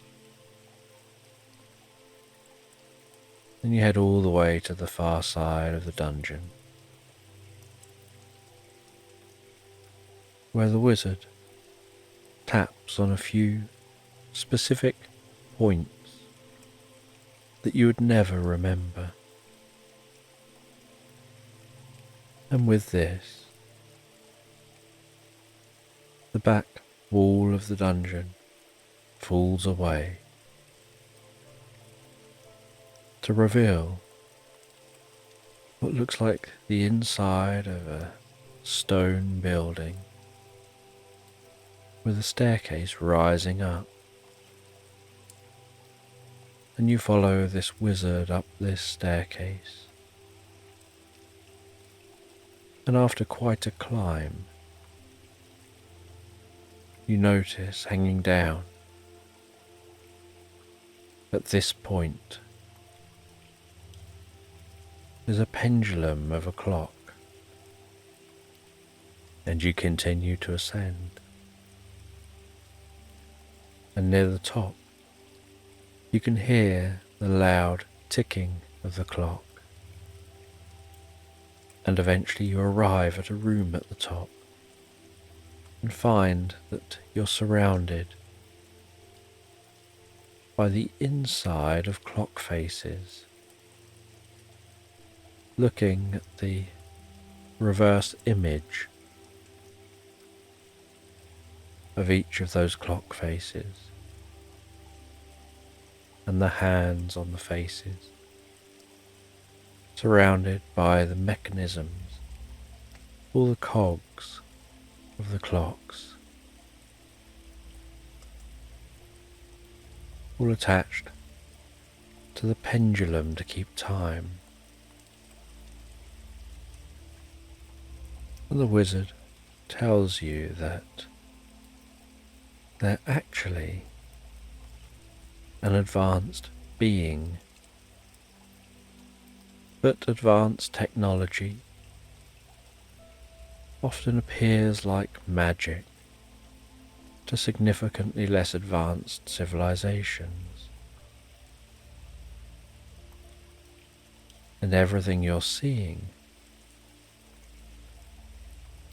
is a representation to make this make sense to your mind, to what your neurology can understand. And that this clock tower and its faces and its cogs and its keeping time is just a physical manifestation of a quantum realm where you can travel through time and here this location is between time.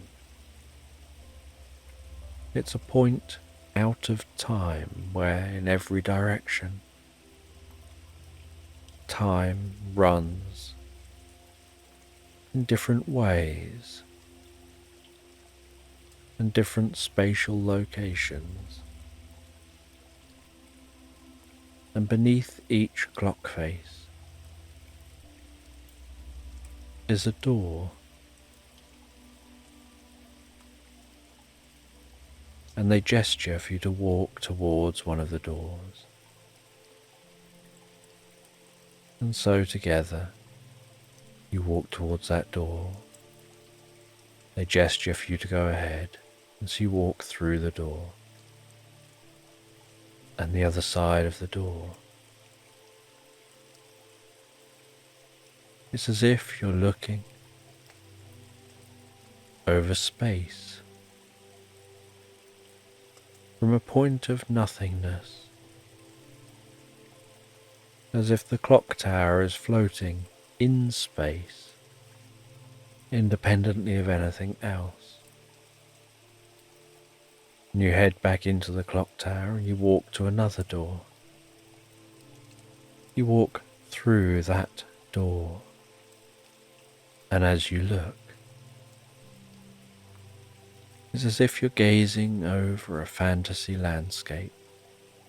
You see dragons flying in the air. You see tall, almost impossibly built castles and towns. And you walk back in through the door and you go to the third door. As you walk out of the third door, it's as if you're floating over a massive thunderstorm with purple lightning striking and dancing through the clouds, unable to see the landscape below. And you walk back into the clock tower and you go to the fourth door. And as you walk through that fourth door,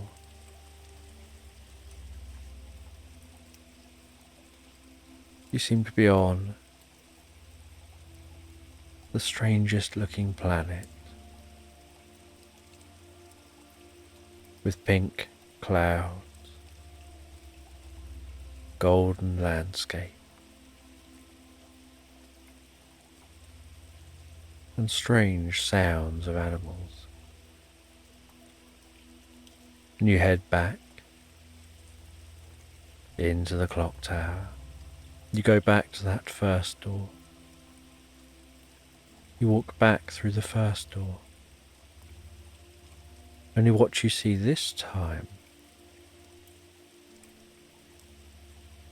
is the sight of a steam train hurtling through an unusual landscape. And the wizard says that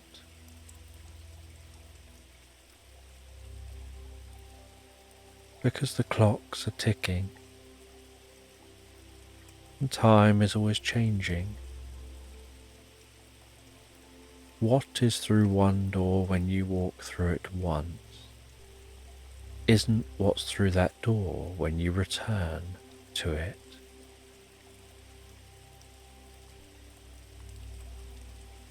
It's forever changing.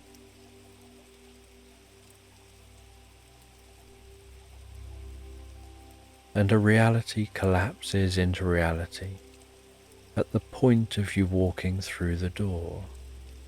But once you leave that reality,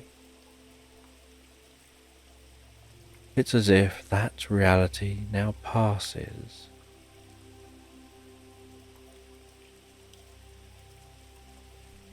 And like a wave function, any other number of realities are through the door, settling just on one when you walk through it.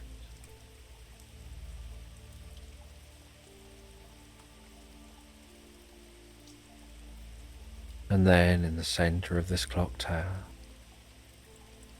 the wizard forms an orb before them, weaving their hands around this ball of light.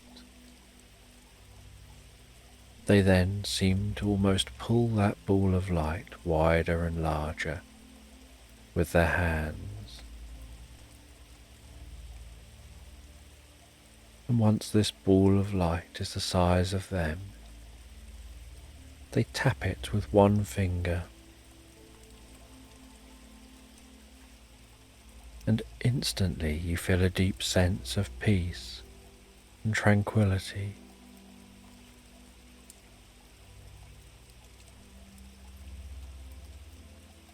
And they explain that that ball is a quantum flux of all realities, past, present and future. And their civilization has reached a point of being able to create these quantum flux balls like this that allow them to connect with time, to alter time, to move through space and time as if there is no time passing.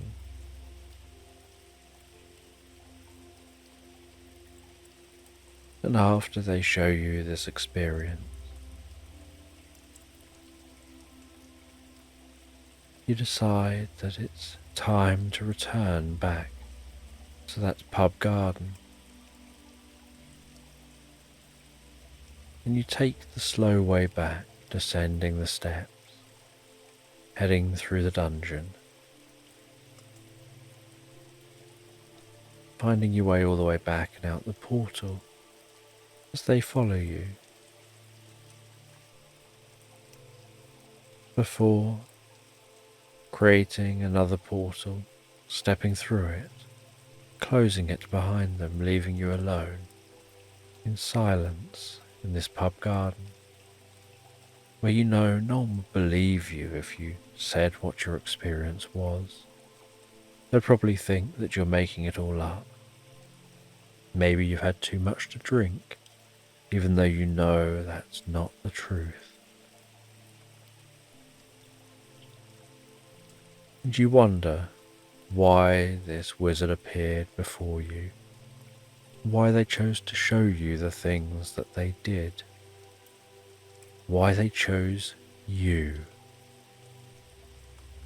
Because you believe there must be a reason.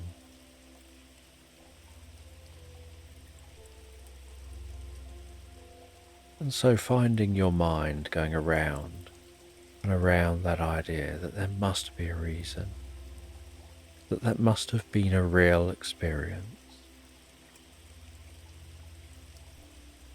You finish up in the pub as it's getting late. You leave the pub and head back to your narrowboat. You settle down once again on your narrowboat and drift and float so comfortably, so peacefully asleep into slumberland, exploring your experiences in your dreams, trying to work out what it all means as you drift deeper and more relaxed, asleep. And in this bedtime story, you go in search of some crystals to carry out an ancient ritual that helps to create a deep, meaningful connection with the world around you. And so you set off one day. You find yourself walking through a meadow, and as you amble along in that meadow, the gentle sound of each footstep that you take through the tall grass, the whispering sound of the fronds of grass as your feet pass through them, slight rustling as the wind blows a breeze, the way the grass seems to undulate and move in unison, almost like waves through the meadow. And the gentle scent of spring flowers, and the sight of bees and butterflies going about their daily business from plant to plant.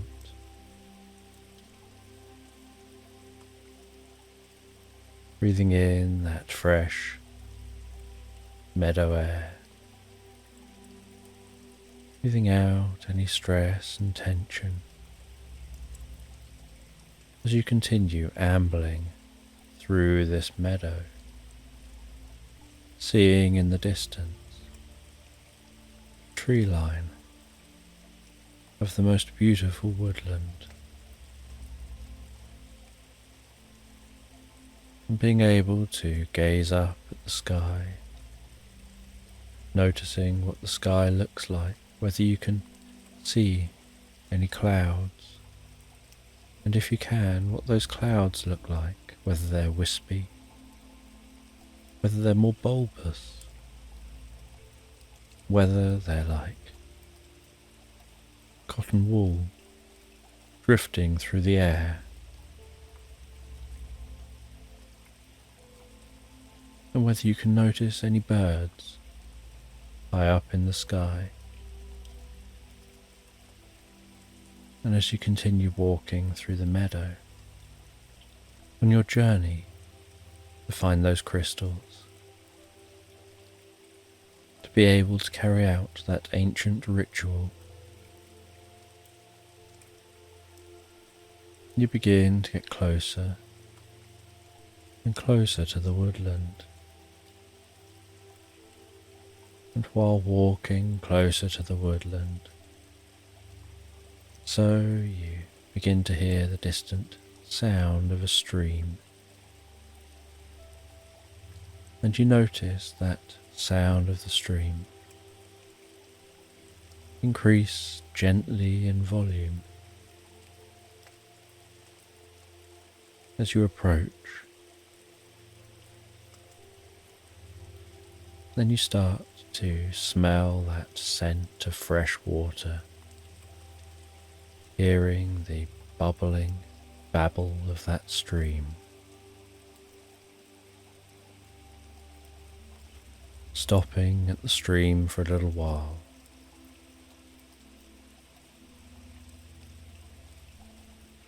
splashing some of that cool, fresh water onto your face.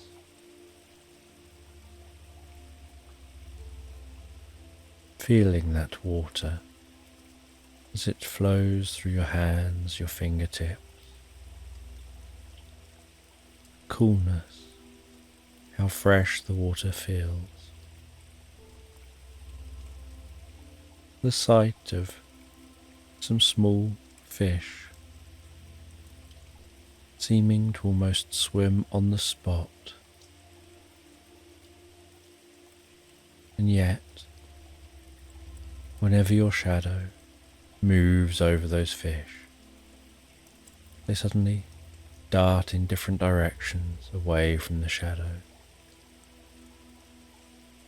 And as your shadow moves again, so they move back into formation. And after stopping at the edge of the stream for a little while, you continue walking, now following this stream towards the woodland.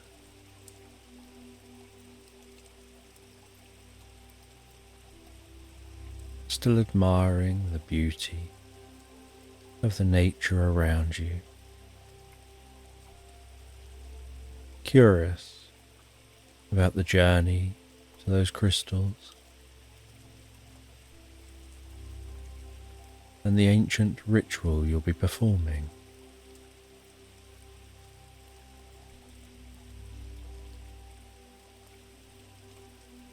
And after what feels like no time at all, yet in reality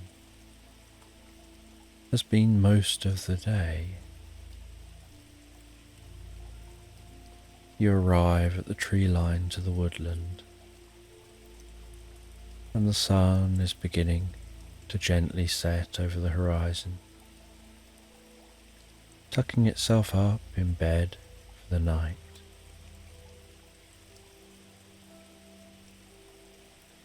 As the night sky takes on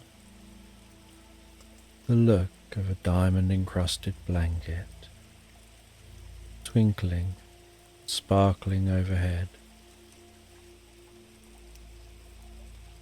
and you settle down on the edge of the woodland. Hearing the evening rustle of the trees, feeling the coolness of the evening air, setting up a tent, lighting a campfire, feeling the warmth emanating from that crackling, undulating fire. Those flames of the fire dance before you, the golden light,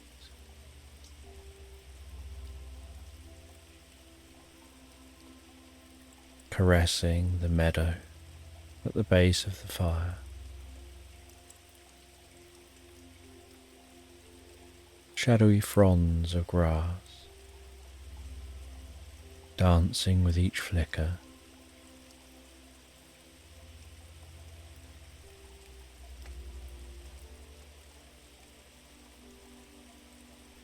Feeling the warmth of that fire on your cheeks, making yourself something to eat and drink, hearing the nighttime sounds of crickets and cicadas, the occasional sound of distant birds and other animals, bringing a deep sense of comfort and tranquility to your mind and body. And as the night continues on, so the fire burns down as the moon rises up into view, casting its silvery light across the landscape, giving the landscape an ethereal quality.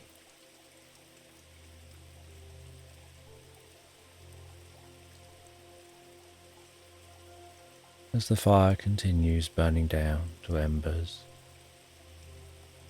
just the most gentle, warm glow, and the crackling almost entirely ceased.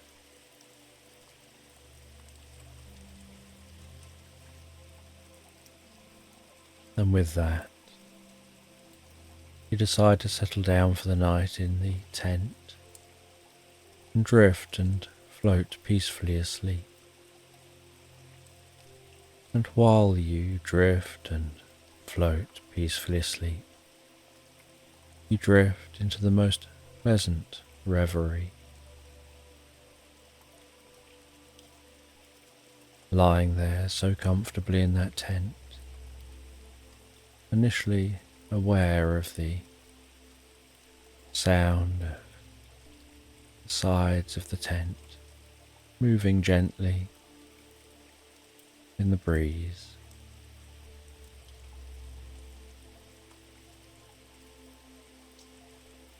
and the feeling of your body snuggled down in the most comfortable sleeping bag, feeling so comfortable, resting down and sleeping in this tent,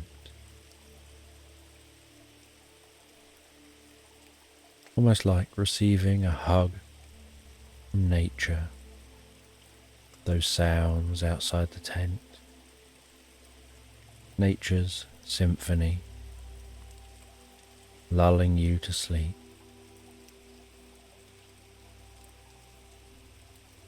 Your calming and slowing breathing,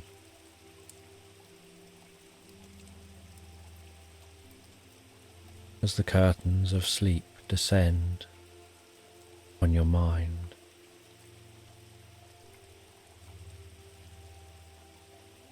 The occasional flicker and flash, a little bit like the remnants, the fire passing through your mind, bringing hints of a dream yet to be. And as you continue falling comfortably asleep, so you have a slight momentary falling feeling,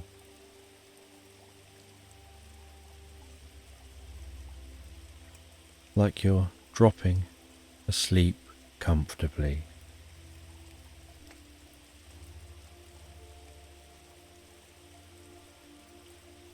And then you begin to dream. And you dream about walking down a country path towards a quaint railway station. The gravelly, stony path underfoot,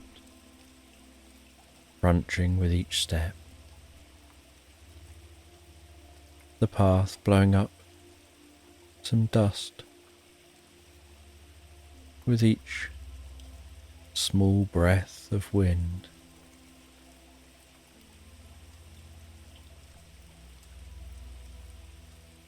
Hearing starlings nestled deep within the hedgerows, unseen yet heard singing so beautifully. And mysteriously, every time you gaze towards the sounds, they stop singing, and although you can't see them, you know that from inside the hedges they must be able to see you.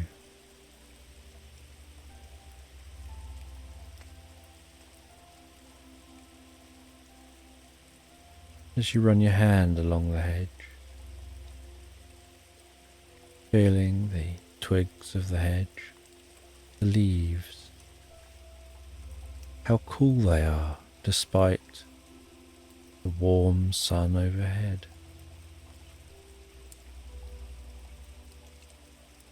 The faintest wispy clouds in the sky. And then towards the end of this path, it comes out on what almost looks like a rickety, old, weathered and worn station that seems like it stood still in time for decades.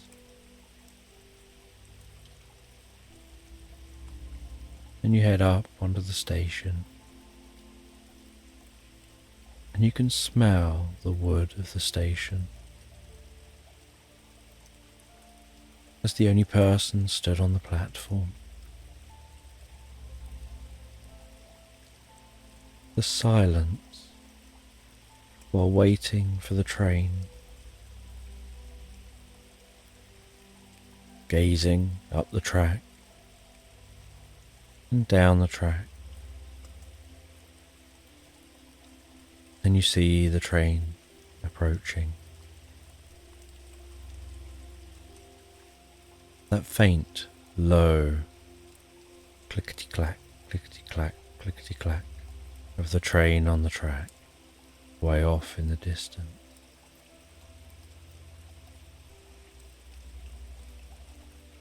Pulsating puffs of smoke rising from the train that approaches.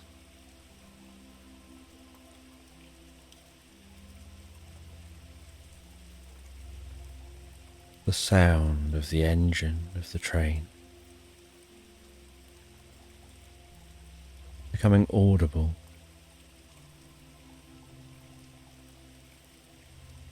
and then the train arriving at the platform, pulling into that station, slowing down. The old-fashioned steam train with the most beautiful rustic carriages, and you walk along the side of the train as it lets out some steam.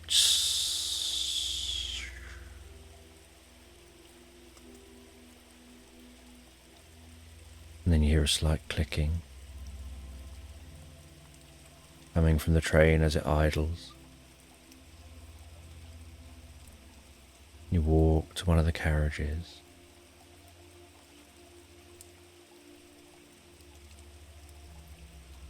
You grasp the handle, which is like a figure of 8. 2 fingers one side and 2 fingers on the other side of that brass handle. You twist the handle, swing that door gently open, ascend 2 steps, and can immediately smell the inside of this carriage. And you're in a private compartment in the carriage.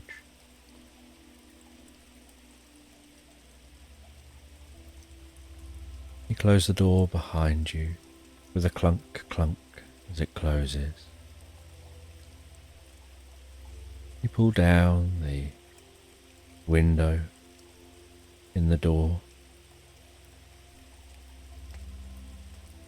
so that it lets some air flow in as the train moves. And you sit down on the old train seats.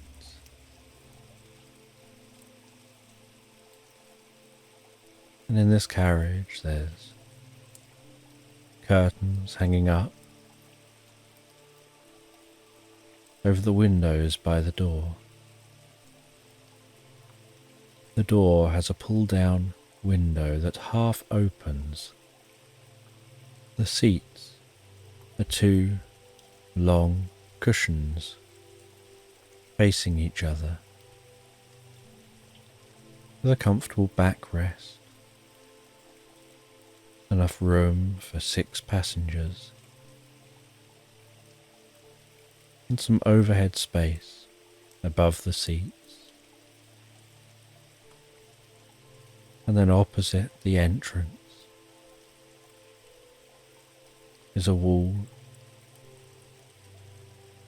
made of wood with a door which can slide open, that opens out into a corridor, and large rectangular windows line the far side of the corridor. And beside the door, on either side, are 2 large windows looking out into the corridor, with curtains up which can be drawn.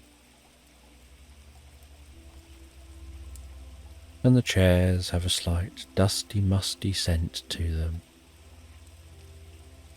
that seems almost nostalgic and pleasant. As the train pulls out of the station, it jolts slightly as it gets going.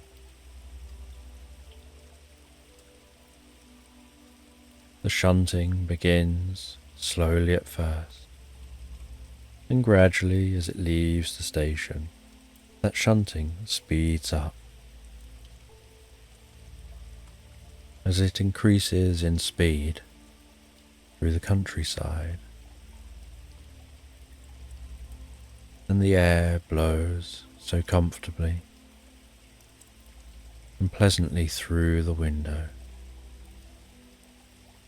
breathing in that fresh nature air as the train follows that track away from the station, through meadows, different countryside, past quaint towns with small churches situated at the centre of those towns. And while travelling on this train, you take a book out of a bag and you sit, bobbing slightly to the movement of the train, hearing the clickety-clack of the train on the track, and absorb yourself in reading a book.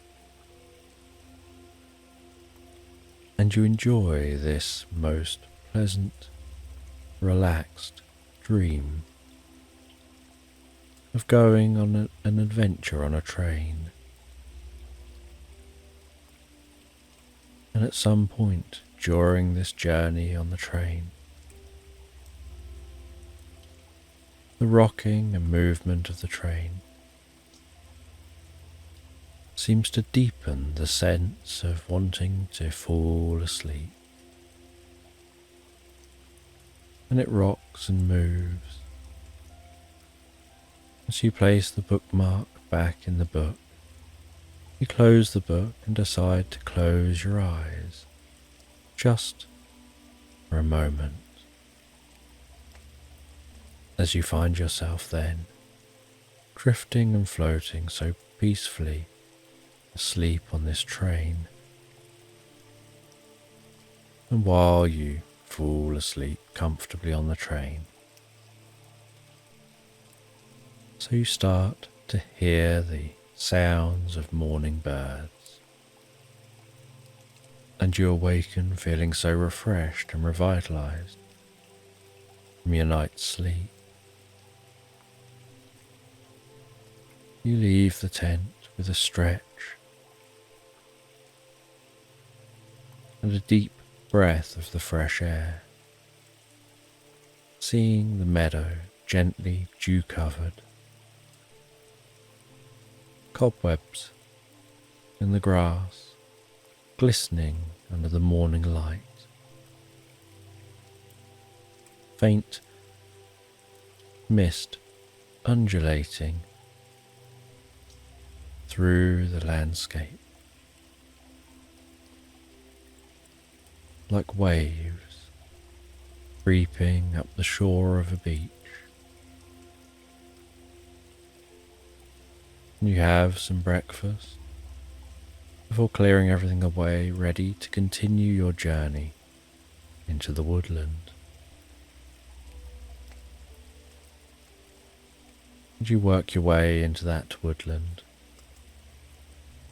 knowing your course, knowing where you're headed, navigating your way. And as you walk through this woodland, so you're aware how the sound has changed, how there are different animal sounds within the woodland, how your footsteps sound different as they now gently thud in a dull kind of way on the dirt within the woodland, and occasionally crunch over leaves and twigs.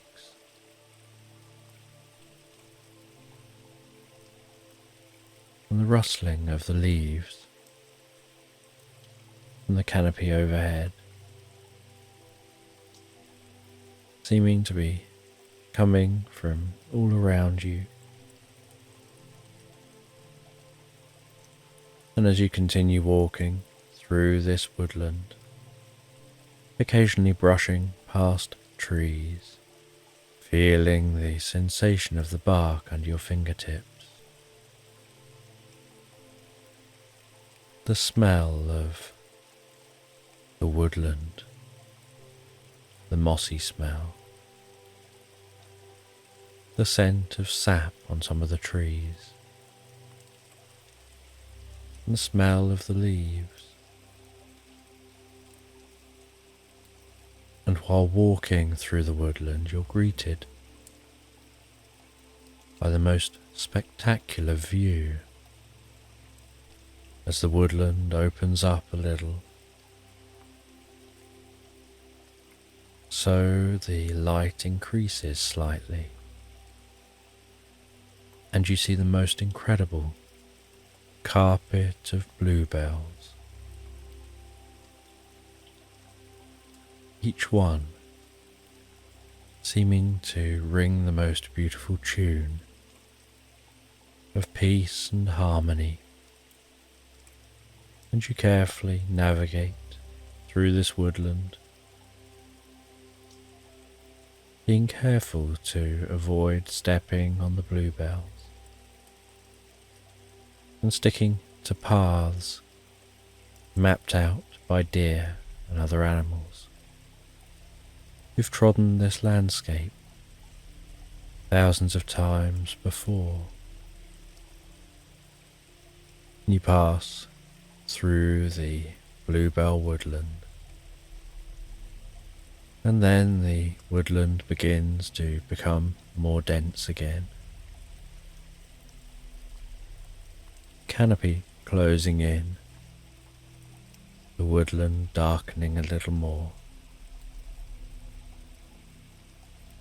But you start to hear this distant sound of rushing water, and after some time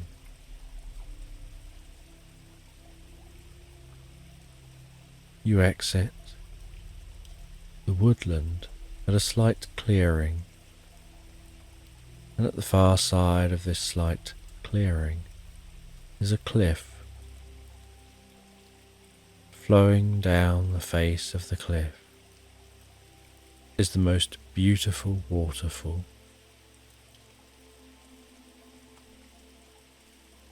Into a gentle pool of water that seems exceptionally still, apart from the spray at the foot of the waterfall.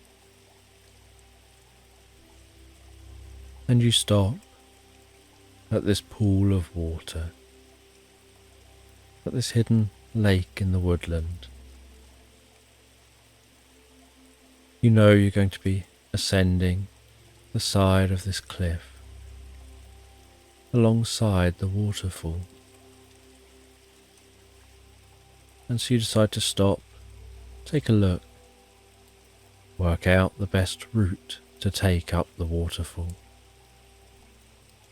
And while you wait and look and relax, you see some small dancing lights flitting around the base of the waterfall, weaving behind the water, in front of the water, sometimes darting through the water. And with curiosity, you carefully walk around the pool of water to get closer to the cliff and that waterfall. And as you get closer, so you notice that those lights seem to have a slight humming sound to them, and that each one is a little waterfall fairy. And one of those waterfall fairies flies over towards you, hovering just a short distance in front of your face, slightly bobbing up and down as its wings fizz along behind it like a blur.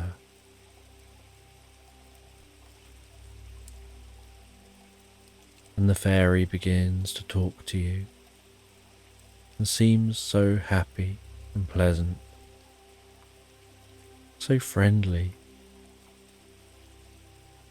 asking who you are and what you're doing in this area, where you're headed, and you explain about your mission, that you're in search of some magical crystals that will help you to carry out an ancient ritual, allowing you to build a deep connection with nature. And the fairy tells you the best way to get where you want to go isn't to climb up the cliff and continue your journey at the top of the cliff. It's to head through the waterfall. They explain there's a cave behind the waterfall, and that it's quicker to get to where you're going if you follow that cave. And they show you how to get behind the waterfall. And so you walk behind that waterfall, and the little fairy follows you and encourages you. And you see the cave, and you see that this cave is illuminated by green toadstools stretching sporadically down both sides of the cave. And you walk into the cave, hearing the thunderous sound behind you of the waterfall. And the further you walk along the cave, the calmer the waterfall sounds, the more distant that waterfall sounds. And you just notice the occasional dripping sound within the cave, and how peaceful this space feels. And you continue on through this cave, seeming to walk for hours and hours, feeling intrigued, sense of wonder and curiosity, until eventually you start to hear the sound of twinkling bells in front of you, and notice a slight blue glow. And as you approach and go round a corner,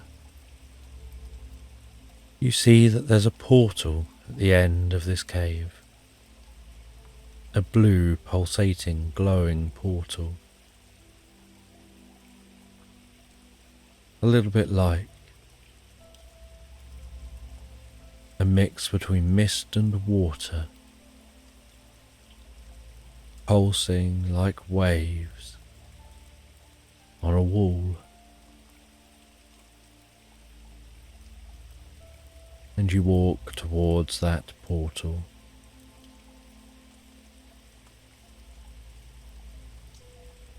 and decide to walk through the portal. And as you walk through the portal, so everything temporarily fades and sparkles all at the same time, sending the most intense tingle through your body.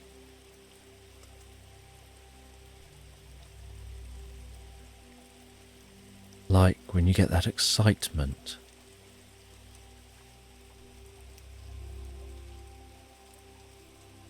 that can send shivers through you. And a moment later, you find yourself in a vast cavern, and at the far side of this cavern, you see some glowing pink crystals growing out of the far wall. And you head over to those crystals.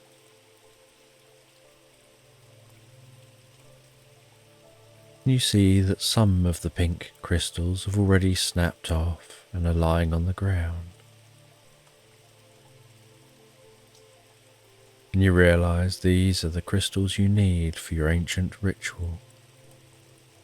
And so you just pick up the ones which are lying on the ground. You then go to the middle of this chamber, and out of your backpack you take out an ancient book. You turn those ancient pages to the relevant ritual. With a stone, you draw a circle in front of you. You then neaten up the inside of that circle and very slightly hollow the circle out so that it's slightly concave. You then stand the crystals in the center of that slightly concave circle.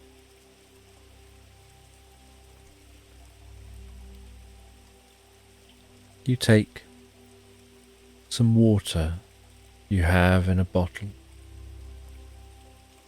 which was gathered at the pool before you entered the secret cave.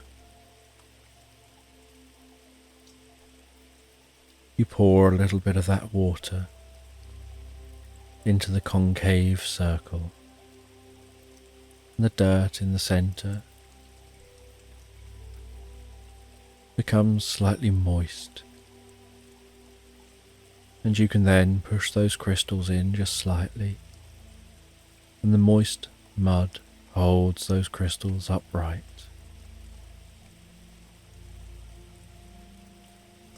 And then you sprinkle some salt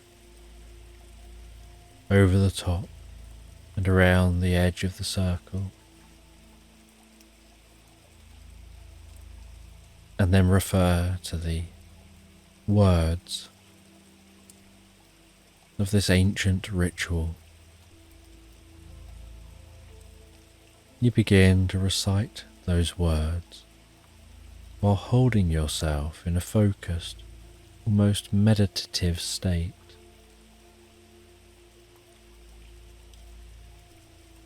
And as you recite those words, so the crystals seem to glow even more and seem to pulse very slightly. And then it's almost like pink lightning seems to dance between the crystals. As those crystals pulse and light up, almost as if light is pulsing from the base of the crystals towards the top of the crystals. And then an orb begins to form around those crystals, broadening out to encompass that concave circle. And then as you continue with the ritual, so the pulsing pink light broadens out to encompass you, bringing a sense of warmth and pleasure through your body, a sense of serenity and peace. And then you begin to discover a feeling of connection, a feeling of oneness. And as you reach the end of the ritual, so the light seems to turn to a vapor, like being enveloped suddenly in a gas, a little bit like when you have a bubble with a cloud of gas within it. And when the bubble bursts, the gas just slowly dissipates. And as the gas begins to dissipate, so you find yourself breathing it in And the more you breathe in this magical gas, the deeper the connection you find that you have with the world around you. And it's just an instinctive feeling. And as the gas dissipates, you find yourself just sitting there, quietly, in a quiet chamber. You know something within you has shifted. You now feel a deep connection with nature, and yet your experience hasn't yet shifted. And so you clear everything away, place those crystals back down where you found them. You have this deep sense that something has shifted, and yet you don't know quite what. And as you begin to walk back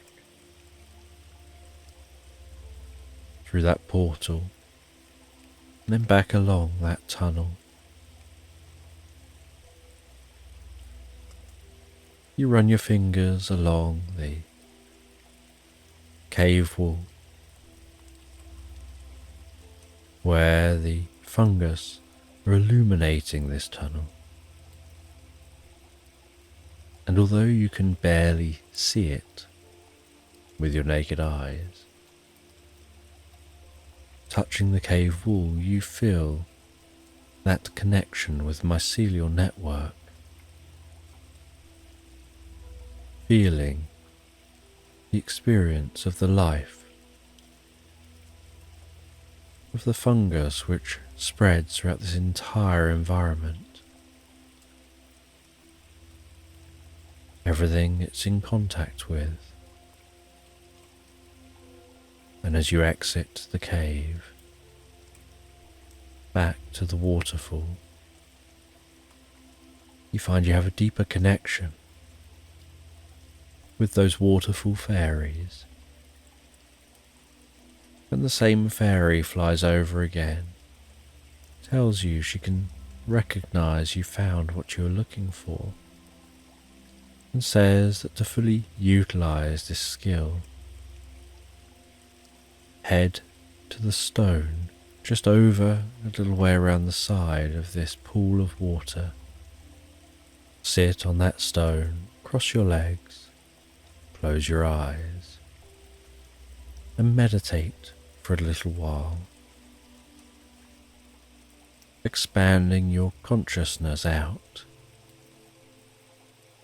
to connect with the consciousness of all living things. And so you walk around the pool,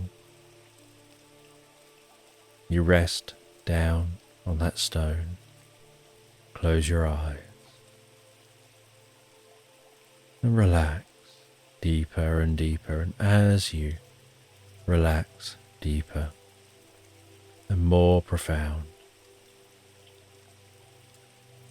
so you feel your consciousness spreading out from your body, connecting with the grass, with the waterfall, with the fairies, with the bees and the butterflies, with the birds, with the squirrels, with the rabbit, with the deer, with all living things. And then holding on to that connection, you slowly open your eyes and stand from the stone,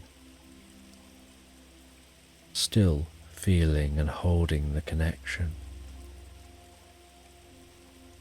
still feeling like a part of you is in that state you were just getting into.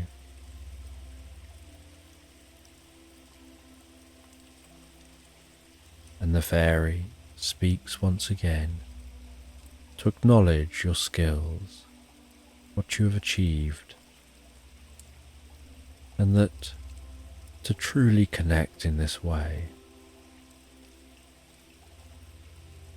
sometimes it's easy to get overwhelmed with life experiences.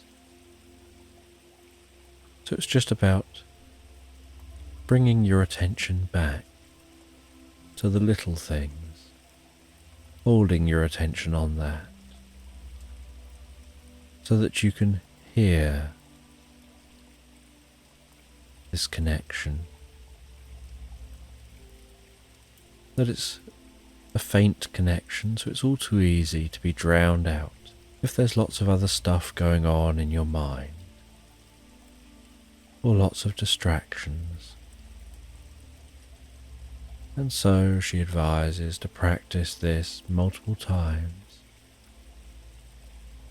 so that you know how to hear that connection with all living things.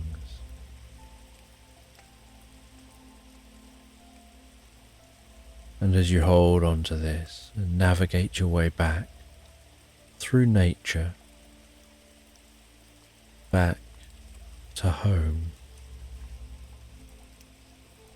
you see how long you can hold on to this state for. And occasionally you'll distract yourself, you'll be busy doing something else, and you'll lose the connection and need to tune in again to hear it. But you find it so deep and profound and comforting. And you head all the way home, where you sit down for a little while and reflect on your journey, on what you've learned, before heading to bed, relaxing down and drifting and floating so peacefully, so comfortably asleep into slumberland. And while you begin your journey asleep, I'm going to tell a story based on my own experiences. Now, as an autistic individual, I have a deep love for nature and for animals, and for the fine detail of the world around us. And I often present this within my stories, sharing encounters with animals, enjoying time in nature. But have you ever wondered where it all began? Well, going back to when I was a young child, I used to live in a small village called Warning Camp. And this village was in the outskirts of a nearby town called Arundel on the south coast of England. And the home that I lived in sat atop a high hill in Warning Camp. My bedroom window looked out towards the town of Arundel. And as I would sit in the bedroom, gazing out of my bedroom window, I could see the castle standing tall and proud in the distance in Arundel, the nearby cathedral, the bushy oak trees hugging the base of the castle and surrounding the outskirts of the town.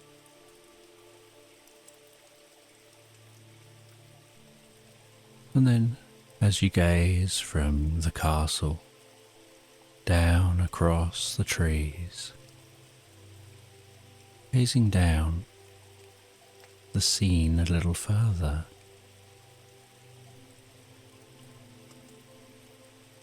There's a river, Arun,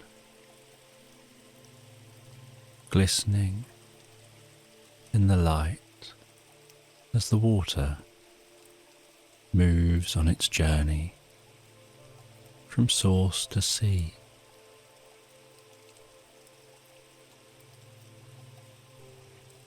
And gazing down a little further in the scene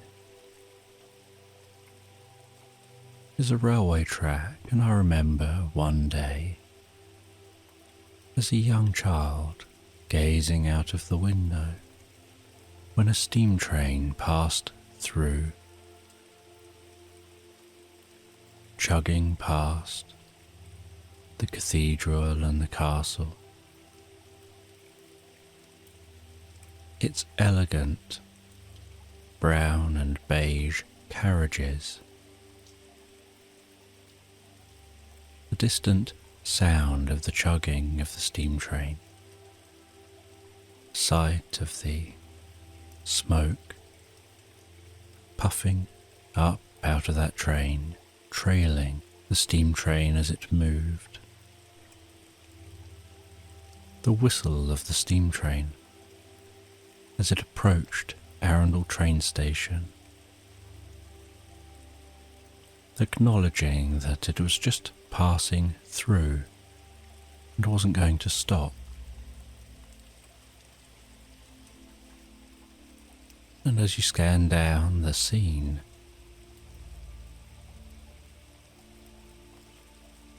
I could see hills and a few gardens of houses and more trees.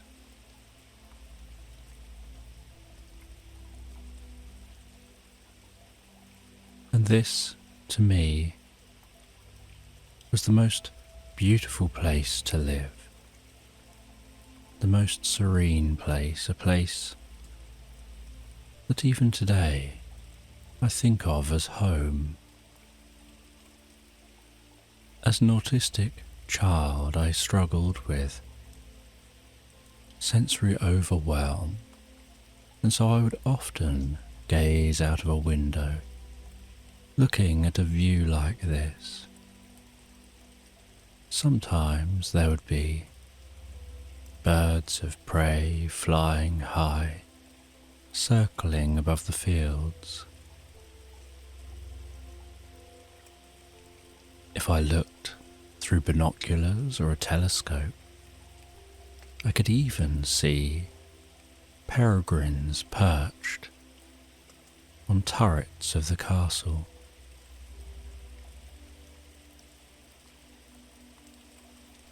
And there was very little light around here, and so at night I would have the most incredible experiences of gazing through my telescope at the planets and at the moon.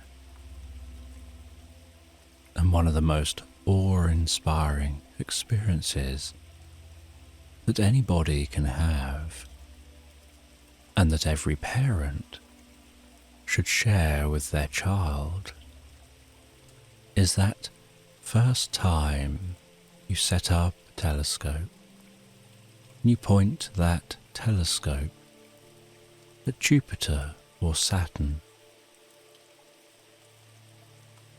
and in the pitch dark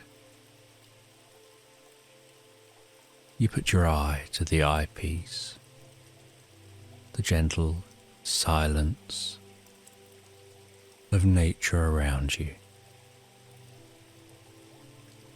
and through the eyepiece all you can see is that planet and the moons. And if you're looking at Saturn, its rings. And it is the most wonderful, awe-inspiring moment. that sends a fuzzy feeling down through your body. That intense feeling of wonder. And I remember the first time I did this, looking through a telescope, gazing at Jupiter and its moons, and my entire field of vision was full of the planet and the moons.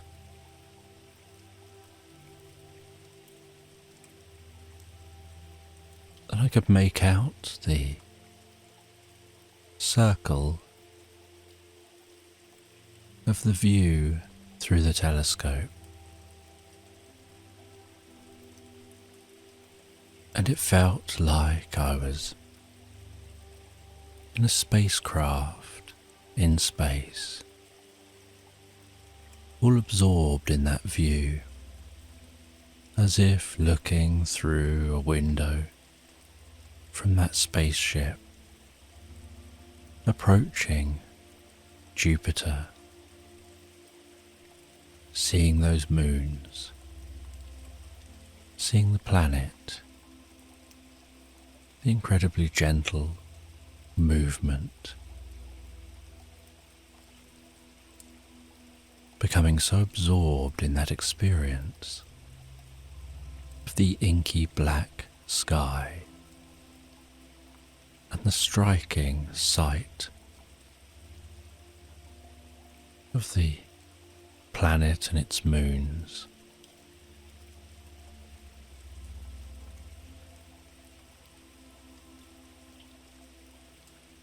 That it absorbed me so much, I felt I could be floating in space on that ship, taking me away from the real world.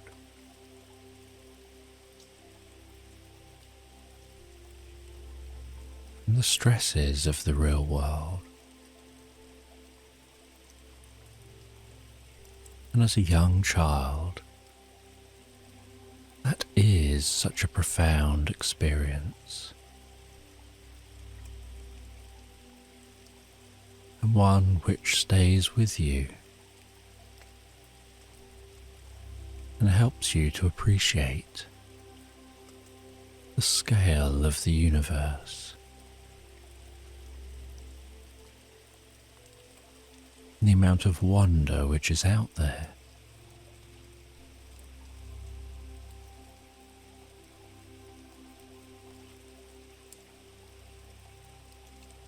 And living in morning camp,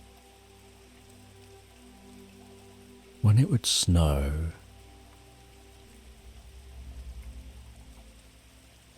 the hills and the fields around Warning Camp would become deep with snow.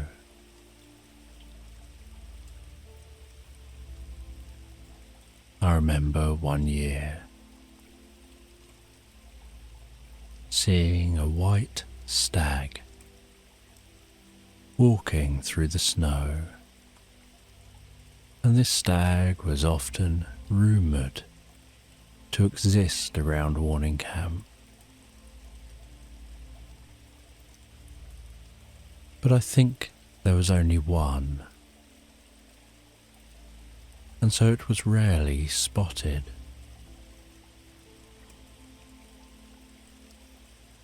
And in that snow, my brothers and I would head outside. We would walk down to the end of our garden. We would climb the fence at the end of our garden into the fields, and the fields were on steep slopes, and we would drag sledges up to the top of the slopes.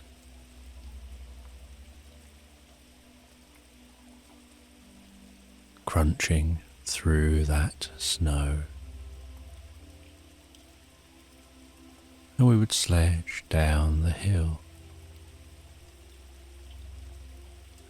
The crackling, sliding of the sledge on the snow, skidding the sledge at the bottom to stop, before scrambling back up that hill to repeat the process again. And there's something deeply curious about when snow falls on a landscape like this. Often the snow would mean that cars couldn't travel on the road, and the village was so small. There was only the one road, and the snow would dull the sound, which would help to bring a deep sense of peace to my ears. I would just enjoy sitting outside, wrapped up warm, wearing mittens and a coat that does right up the front, higher than your chin, with a hood that pulls over, with a faux fur trim.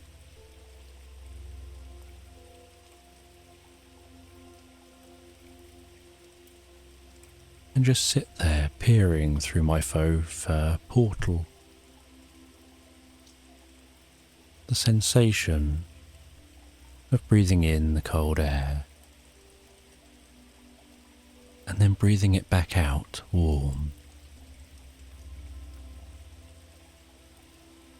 Feeling so comfortable with the sounds around me, dulled by the covering of snow.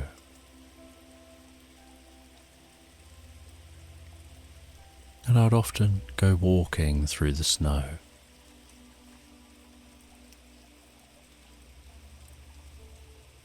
And while crunching through the snow, I would enjoy the way the light glistens and sparkles on the surface of the snow, where it's untouched, almost like the surface of the snow has been dusted with the dust of diamonds. And the way the snow would be slightly harder on top, like the snow has gained a crust, and each footstep would break the crust on the top of the snow, or crunching through that snow, often onto icy grass below. And then you'd have that sensation of the icy grass. The grass all frosted, crackling underfoot.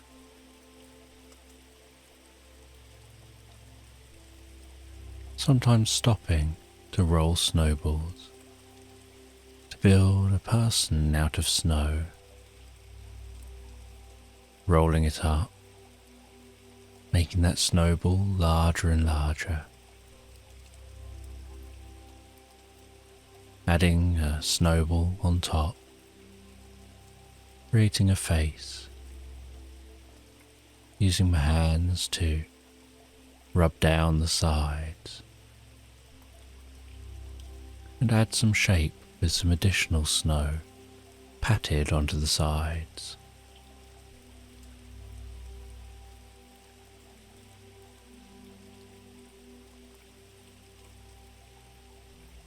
And walking through snowy woodland,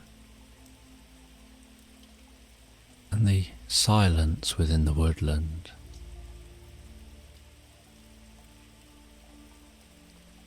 and that snow falling from the branches as you pushed past,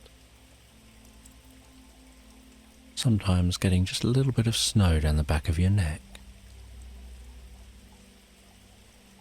which melts quickly as it warms on your skin.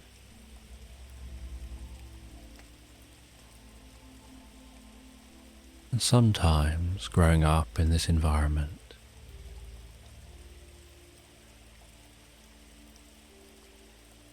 when I'd really be struggling with sensory overload,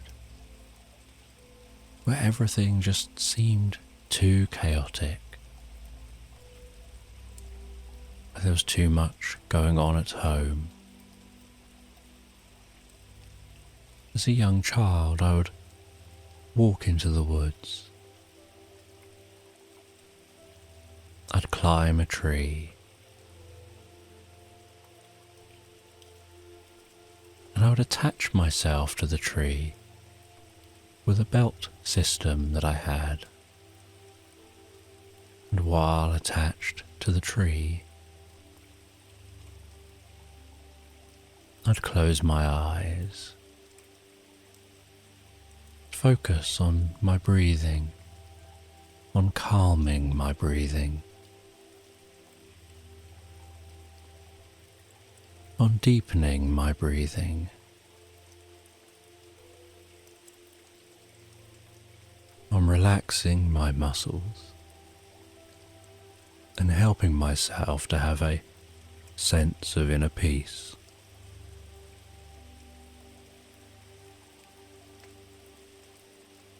And while resting there in the tree, I'd listen to the sounds around me.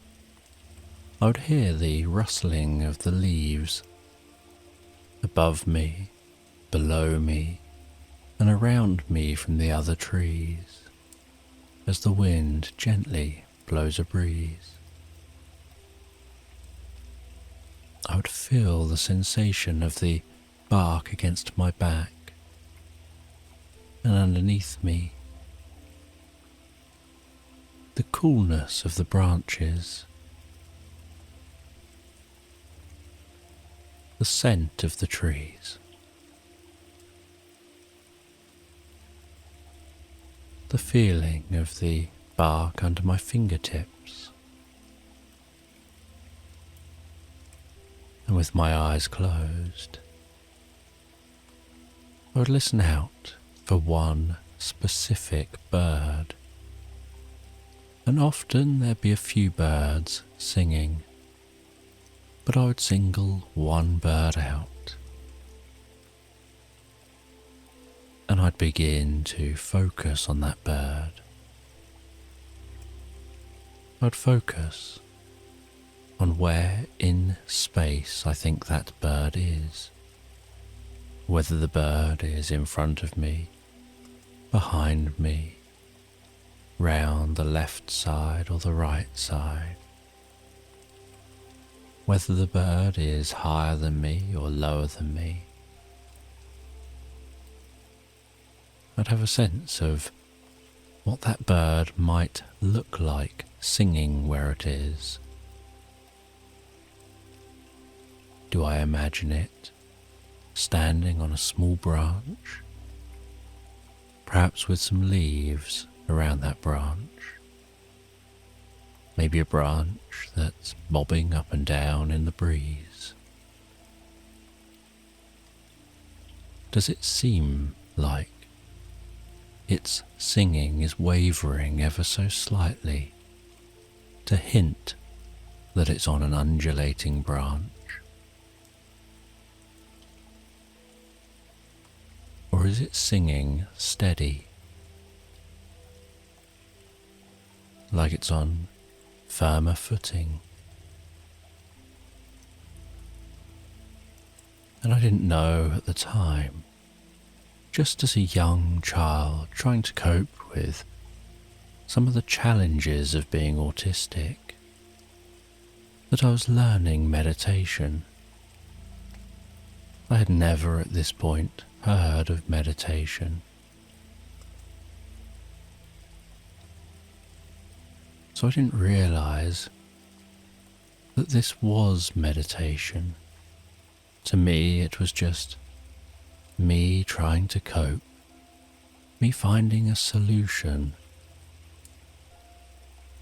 for calming myself down, managing anxiety. Not that I knew that word at the time. Managing sensory overload. Learning to focus my attention on one thing at a time.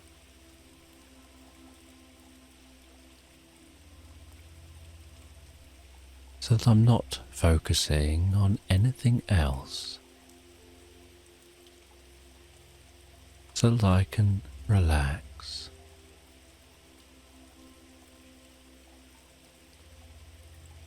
I would head down from the tree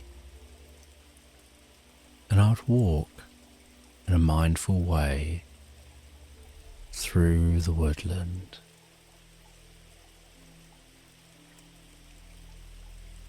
Through an assortment of trees. From oak trees to pine trees. And I'd walk mindfully, paying attention to every step that I take, to the feeling of the ground underneath each step, the sound that each step makes as my foot strikes the ground, and altering my walking to calm each step, so that as much as possible I would almost glide through the woodland, teaching myself to move as quietly as possible, because I enjoyed seeing nature. I enjoyed, as I still do, seeing the unseen. And animals have a tendency to freeze or disappear when humans are near. And so I wouldn't want to disturb them. I would walk slowly, almost silently, in a rhythmic, floating way.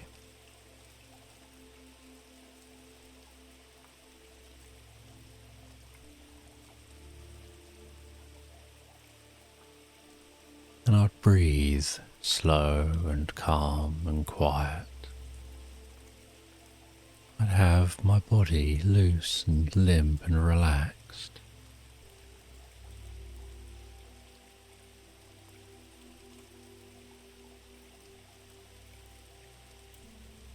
The sound of the rustling leaves of the woodland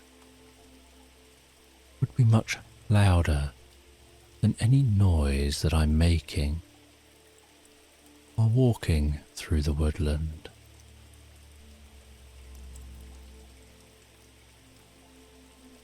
I was learning to manage my mind and body, and there were no lessons teaching this, no guidance from grown-ups. I was just going out and doing what helped me feel better,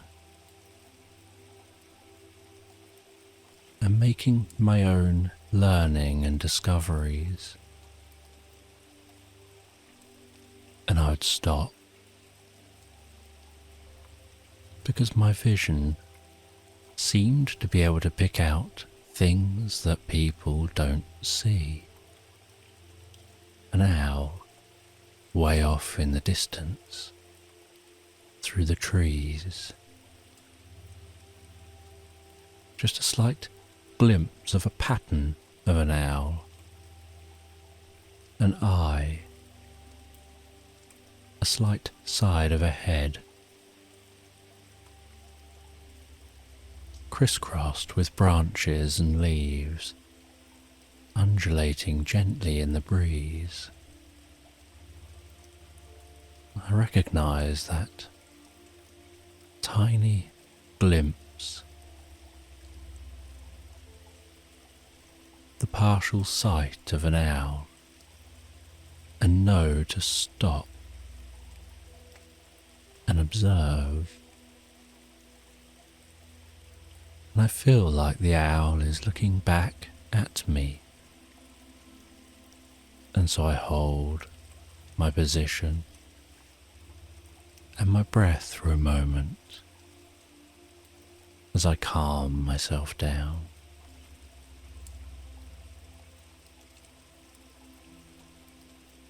Then notice how soft the owl's feathers look.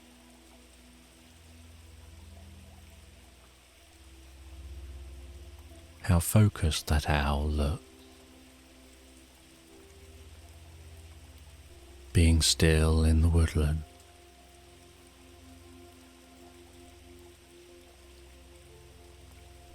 I notice a grazing deer.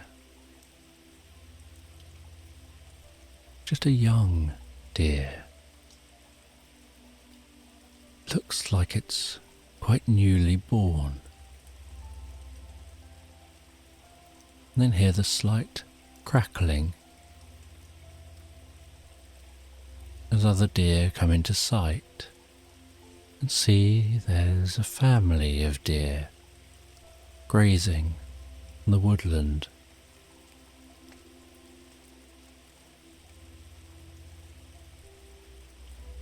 Completely unaware of my presence, unfazed by me being there. Because I just blend into the background. A skill over the years I feel I've developed. That ability to be just in the background, blending in. Placing importance on something other than myself.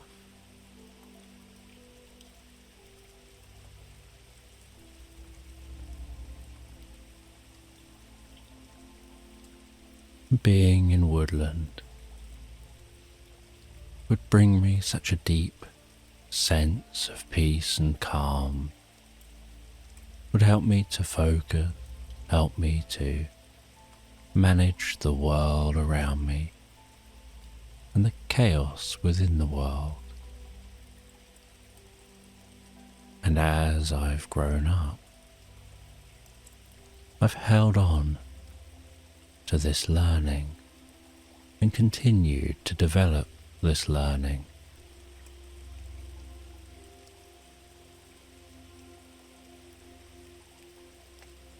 And in morning camp, when you walk through an area of the woods,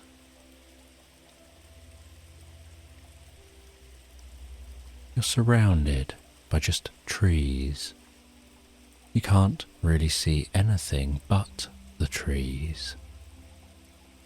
You're surrounded by the rustling sound of the trees as the wind blows through the canopy. But then, after a short walk,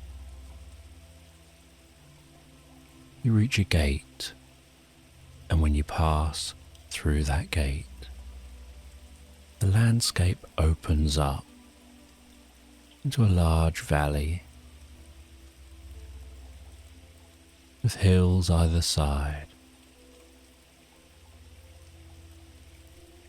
There's woodland and fields atop the hills, some woodland up the side of some of the hills, and trees dotted up the hills.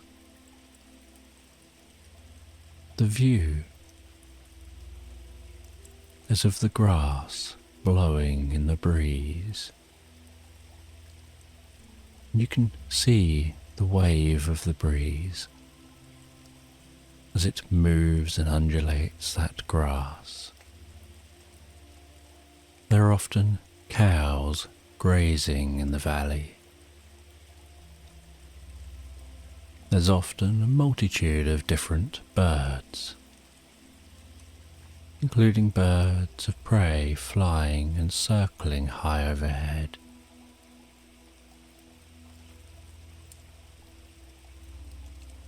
And at the right time of year, you can walk through this valley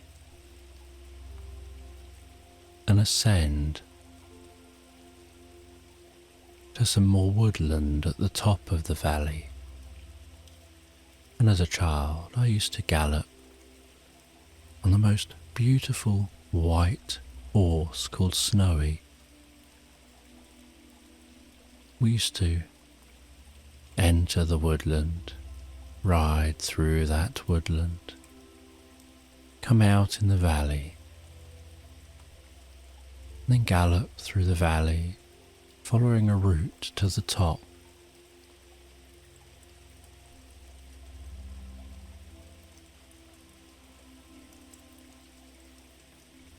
And my mum, who used to teach people how to ride horses, was always surprised at my innate natural ability to seem to get on with different animals, to understand them significantly better than I can understand people, and to be able to get on to horses bareback, even those that she hadn't even broken in yet. They would come over to me. I'd perhaps be sat on a fence watching Mum breaking a horse in, and then it would come over to that fence. It would come alongside me. I would pet it. I would touch the side of its neck in a certain kind of way that helped me to feel a deep connection with the horse.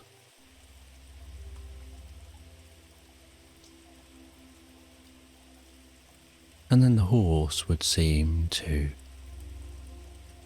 acknowledge to me that it was comfortable with me climbing on its back. It would move into the position for me to climb on its back. I would gently climb onto the horse's back, give it the most careful and firm nudge in the sides.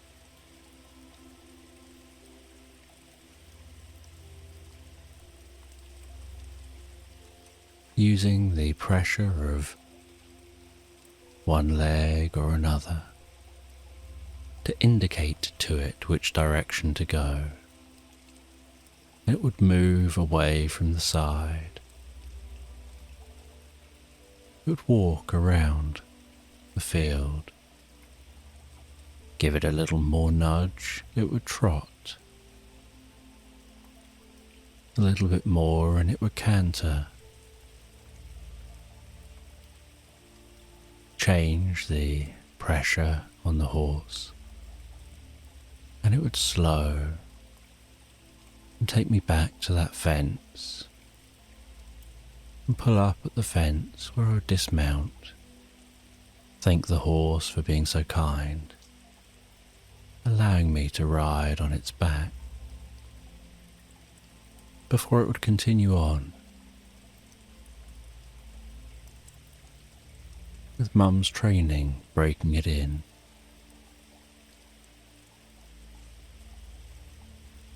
And once getting to the top of the valley, at the right time of year, the woodland is some of the most incredible woodland. And and you can smell this woodland before you arrive. The scent of bluebells that carpet this woodland. The striking colour of the bluebells against the brown trunks of the trees, in the shade of the canopy arching overhead.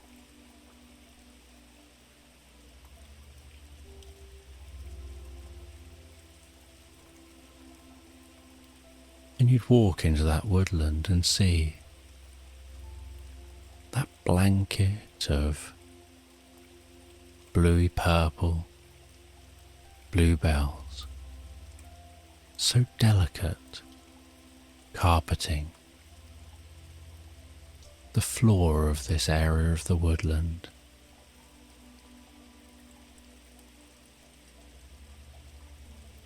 The sight of deer among the bluebells, of squirrels, the occasional butterfly and bees,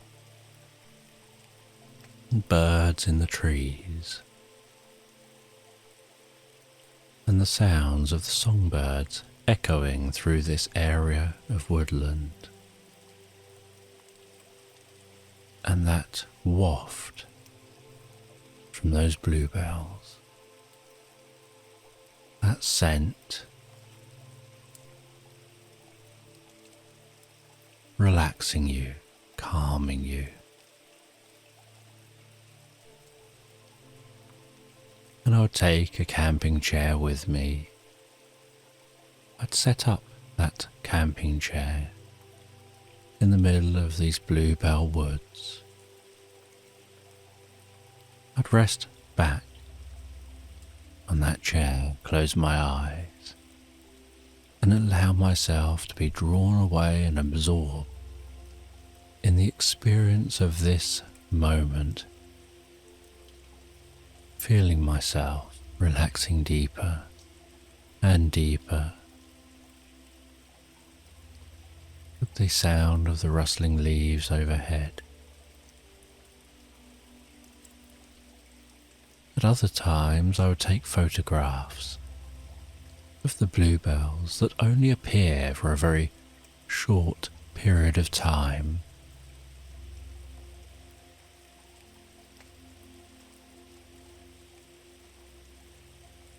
And it was important to me then, as it is now, to take these moments to be out in nature,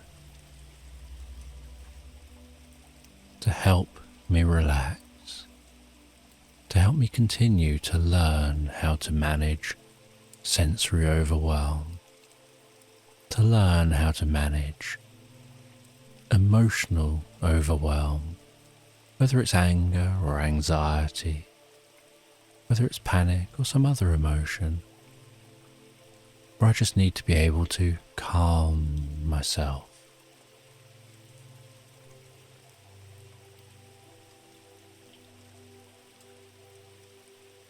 And as a child, I used to build dens in the woods.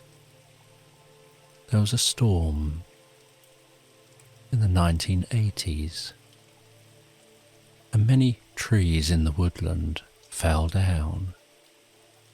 Suddenly, my view of the castle in Arundel transformed. Many of the trees that were on the hills underneath the castle toppled in the storm, and so more of the castle could be seen. Many trees in the woodland toppled,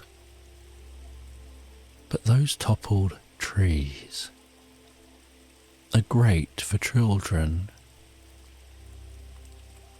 Large holes were left where the tree once stood. And so, as a young child, I would gather up branches, and I would place the branches from the uprooted base of the tree diagonally down to the far side of the crater left by the fallen tree.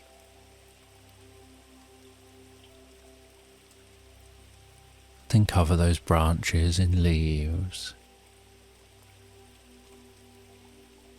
and create a roof for a den, and then cover all that in mud and use some branches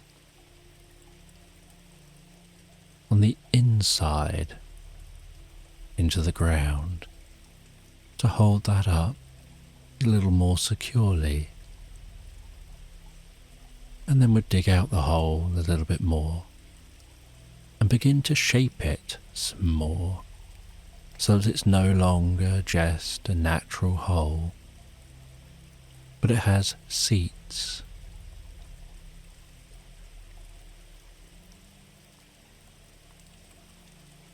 And it becomes a den to hide in, somewhere the sound is muted, somewhere the light is dimmed. A location out of any breeze, a place to go whenever it rains, a place I would sometimes go and rest and sleep and daydream.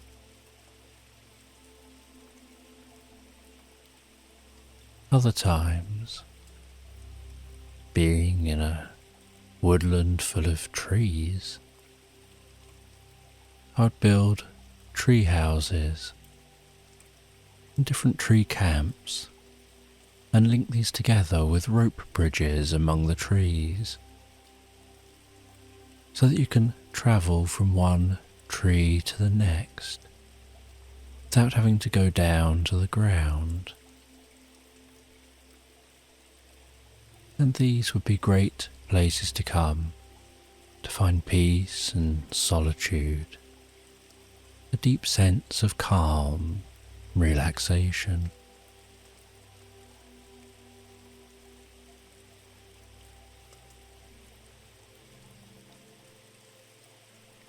And this love for nature, the power nature has over me, the wonder I find with nature and the natural world and animals, continues on into my adulthood. It continues on into the kinds of stories that I tell and the way that I use nature in my stories to educate, to teach about overcoming anxiety, learning to focus attention, reducing discomfort, and many other therapeutic benefits.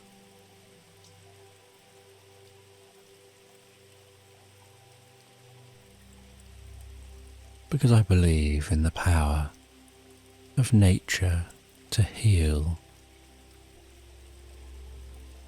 and believe in having a connection with the natural world around me to bring a sense of peace and calm. And so I wanted to create a story that shares my story with you.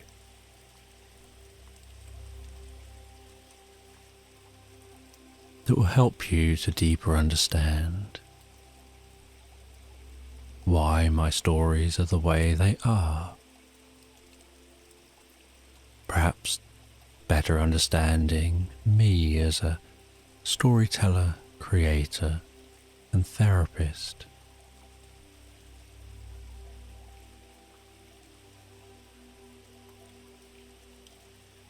And I remember times when I used to set up tents in the woods, and I would camp and enjoy resting in the tent, in the doorway to the tent, feeling the warmth of the most comfortable crackling campfire.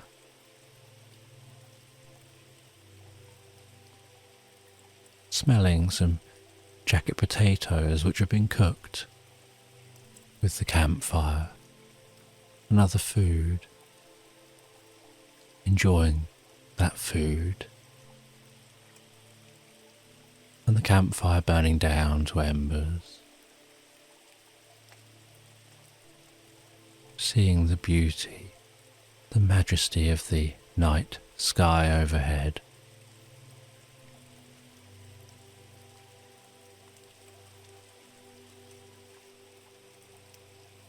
And then settling down into the tent and drifting and floating peacefully asleep into slumberland.